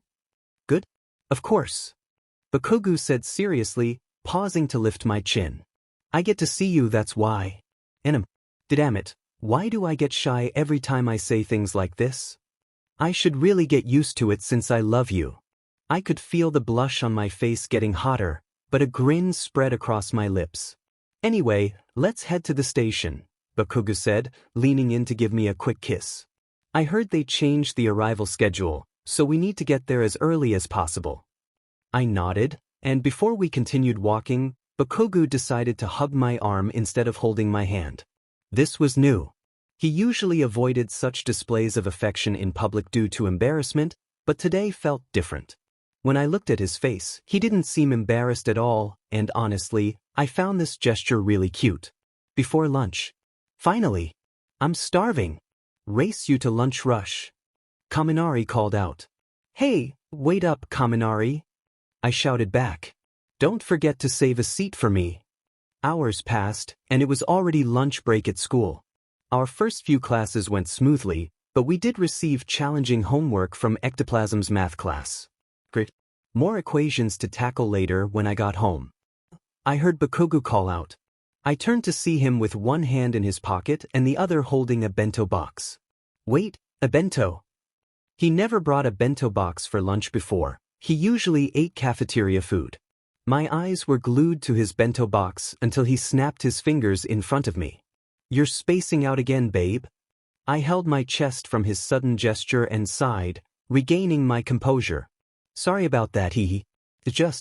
I'm surprised you brought a bento box today for school. Did your mom make that for you?" "Oh, this? No, I made it myself," Bakugou replied. "In fact, I decided to do this just for you. So I hope you find it delicious when we share it later." I couldn't help but grin at his honest answer, and I ended up giving him a warm embrace. "Thank you, Kachin," I exclaimed, giggling. "You know, I actually wanted to share a bento with you before, but who would have thought my dream would finally come true?" "Wait, you wanted to do this before with me?" "Geez, you should have just asked," Bakugou said, clicking his tongue before hugging me back. "Well, I thought you might be against the idea, so I didn't even bother suggesting it." I stopped talking when he shushed me with a kiss that made my heart skip a beat. "Oi, it's just food. Why would I be against sharing food with the one I love?" Bakugou said, giving my head a gentle pat. "Because people might tease you for being a softie?" I said, laughing nervously. He sighed deeply, shaking his head, and gave me another kiss. "Oh, so that's what you're thinking. Look, I don't care what anyone says if they see us eating together. In fact, this is a good reason to show them that I am yours," Bakugou said, huffing. "Anyway, let's go. I know a spot where we can eat together." "We're not going to eat with Kirishima and the others at their table?" I asked, tilting my head. "I mean, we have to discuss. That can wait until our next break. I just want to be alone with you right now," Bakugou said, his cheeks turning red. "Is that okay with you, Katsuki?" I thought to myself, smiling happily at him. He must have missed me. Wow. When Bakugou and I arrived at the spot he suggested, an open green field next to the track, I finally got to see what he made for us. Teriyaki chicken, some fried noodles, and wait? Once Bakugou placed down the second box from the bento, it revealed 2 rice balls shaped like panda bears, filled with meat and salmon. My face lit up at the sight of the cute rice ball he made for us, and I turned back to him, surprised. So, how does it look, babe? Bakugou asked, his face turning red again. I even made those panda rice ball for us to share. I know you love cute things, so I decided to add that in too. It's not like I love cute things or anything, okay? Like I said, I'm doing this because I love you. I blinked a few times, filled with surprise, and found myself grinning from ear to ear. Just seeing him flustered and caring made my heart flutter. Ah, thank you, Kachin. They look really tasty too, I said, giggling before kissing his cheek. Let's start eating. I can't wait to try those panda rice ball. Bakugou nodded in agreement, still red, as he distributed the chopsticks he prepared for us. We thanked for the food and started digging in without hesitation. I tried the fried noodles, and as expected, after one bite, I felt like jumping from my seat. Bakugou's cooking skills were flawless, and the flavor of the teriyaki chicken hit the spot. Noticing my reaction, Bakugou smiled, clearly pleased. I reached for another piece of teriyaki when he grabbed a piece and offered it to me. Here, babe. My cheeks turned red from the sweetness of the gesture, but I smiled and accepted it, taking a bite of the boneless chicken. This is so good, I said, chuckling with delight as I savored it. Bakugou nodded, and I could have sworn I saw him smile sweetly at my reaction. That's great. You should try the noodles next after we finish the chicken, he said, mixing the fried noodles. This is my first time cooking this dish, and I want you to be the first person to try it. Who knows, I might make it again next time if it turns out good too. Wow, I feel honored, I replied with a grin. Thank you so much for the bento. It's no big deal, but I'm glad you love it, Bakugou said, his voice almost shy. And I raised an eyebrow at his hesitation as he patted the small space between us. Can you scoot a little closer to me? He asked directly. Why? I tilted my head in confusion. Bakugou's face turned a deeper shade of red, but he answered nonetheless. Because, well, it would be a waste of space, you know? After school, I waved goodbye to my classmates. Bye guys, see you tomorrow. Classes ended earlier than usual since Aizawa had an urgent meeting with Principal Nizu and the other teachers. The room buzzed with excitement as everyone made plans. For Sunday, I wondered what I should do. Since Bakugou and I hadn't gone on a date after our fight, I decided to ask him later before we headed home. I stood up with my backpack, and before I knew it, Bakugou was approaching me. Hey, he said, carrying his school bag on his shoulder. Ready to go? Yeah, I was about to ask you the same thing. Let's go. I smiled and took his hand. He nodded, but before we left the classroom, he let go of my hand to wrap his arm around my waist, a bold move compared to earlier. My cheeks flushed, and I could hear a Shido squealing in the background. Why was he getting bolder and more affectionate? Yeah, let's go, dum-dum. But there's somewhere I want to take you first. Before we headed home, Bakugou took me to the playground where we first met. Thankfully, there were no children nearby, so we had the place to ourselves. It had been a long time since I visited this spot, and it held so many memories. I remembered when Bakugou retrieved my All Might figurine from that bully. Good times. Wow, this place hasn't changed a bit, I exclaimed, trying to pull away, but he said, Don't let go. My heart skipped a beat at his words, and I felt our bodies close together. Oh, okay, but I just want to look around the playground. Then allow me to stick with you, Bakugou interrupted, huffing. This won't be a bother to me if that's what you're worried about. He read my mind again. I loved being close to him like this, but it was such a rare occurrence. I smiled and giggled. You know, that's a cute idea.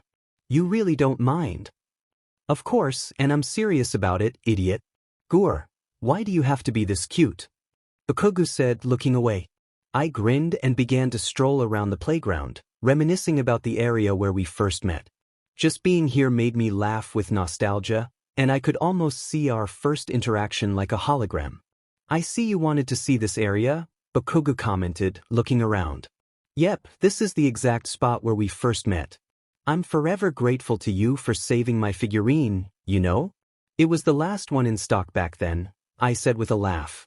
If I lost it to that bully, I would have been so sad, being an All Might fan and all. I can tell, but yeah, I'm actually glad I made up my mind to get that back for you, Bakugou said, sighing. That if I hadn't reacted in time, we might not have become friends. Oh yeah, by the way. He faced me, his expression shifting for a moment before he looked away. Are you perhaps still mad at me? He asked, a hint of worry in his voice. MegaBlazethecat. Of course not. I replied, shocked. Kachin, look at me. Do you think I'm frowning at you, ignoring you, or giving you glares? He tilted his head and looked deeply into my eyes. You're not. Well, that means we're still okay. He let out a long sigh and wrapped his arms around me, giving me a warm hug. Of course we are. We already made up, didn't we? I hugged him back. Is something bothering you, Kachin? He didn't answer at first, but I felt the hug tighten as his fingers brushed through my hair gently.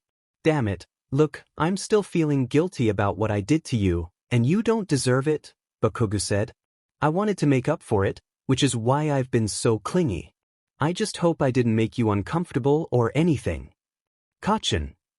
I thought, wearing a worried expression. But I couldn't help smiling. I finally understood my blonde boyfriend's behavior a bit clearer now. Because of what happened between us, he became more affectionate and wanted to be close whenever he could. Kachin, it's all in the past, and I've completely forgiven you already, remember? I said, rubbing his back. Also, I really don't mind if you're being clingy with me from time to time. In fact, I actually like seeing this side of you. It's so cute. Oh, I'm not cute. I'm cool, damn it. Bakugou replied, flustered. Anyways, since we haven't had moments like this for a while, can we cuddle here before we head back home? Our houses are just over there, within walking distance. But what if someone? I stopped speaking when he leaned in, our lips brushing together, and I felt my heart race. We shared a few gentle kisses, wrapped in each other's arms, the cool breeze creating a peaceful and sweet atmosphere around us. Like I said, I don't care if anyone sees us being affectionate anymore. I've changed, YN. I want to take our relationship to the next level. Bakugou declared, playfully kissing the top of my nose. I may still be the same fiery guy you know, but I'm also the man who will do everything to make you happy, no matter what. All I care about is seeing you smile and being happy when you're with me, and that fight of ours made me realize that. Tears of joy welled up in my eyes at his heartfelt honesty, and when he noticed, he nearly panicked. Oh no, sorry. Did I do something wrong? No. I'm just really happy that you're being this honest, Kachin. I'm truly touched.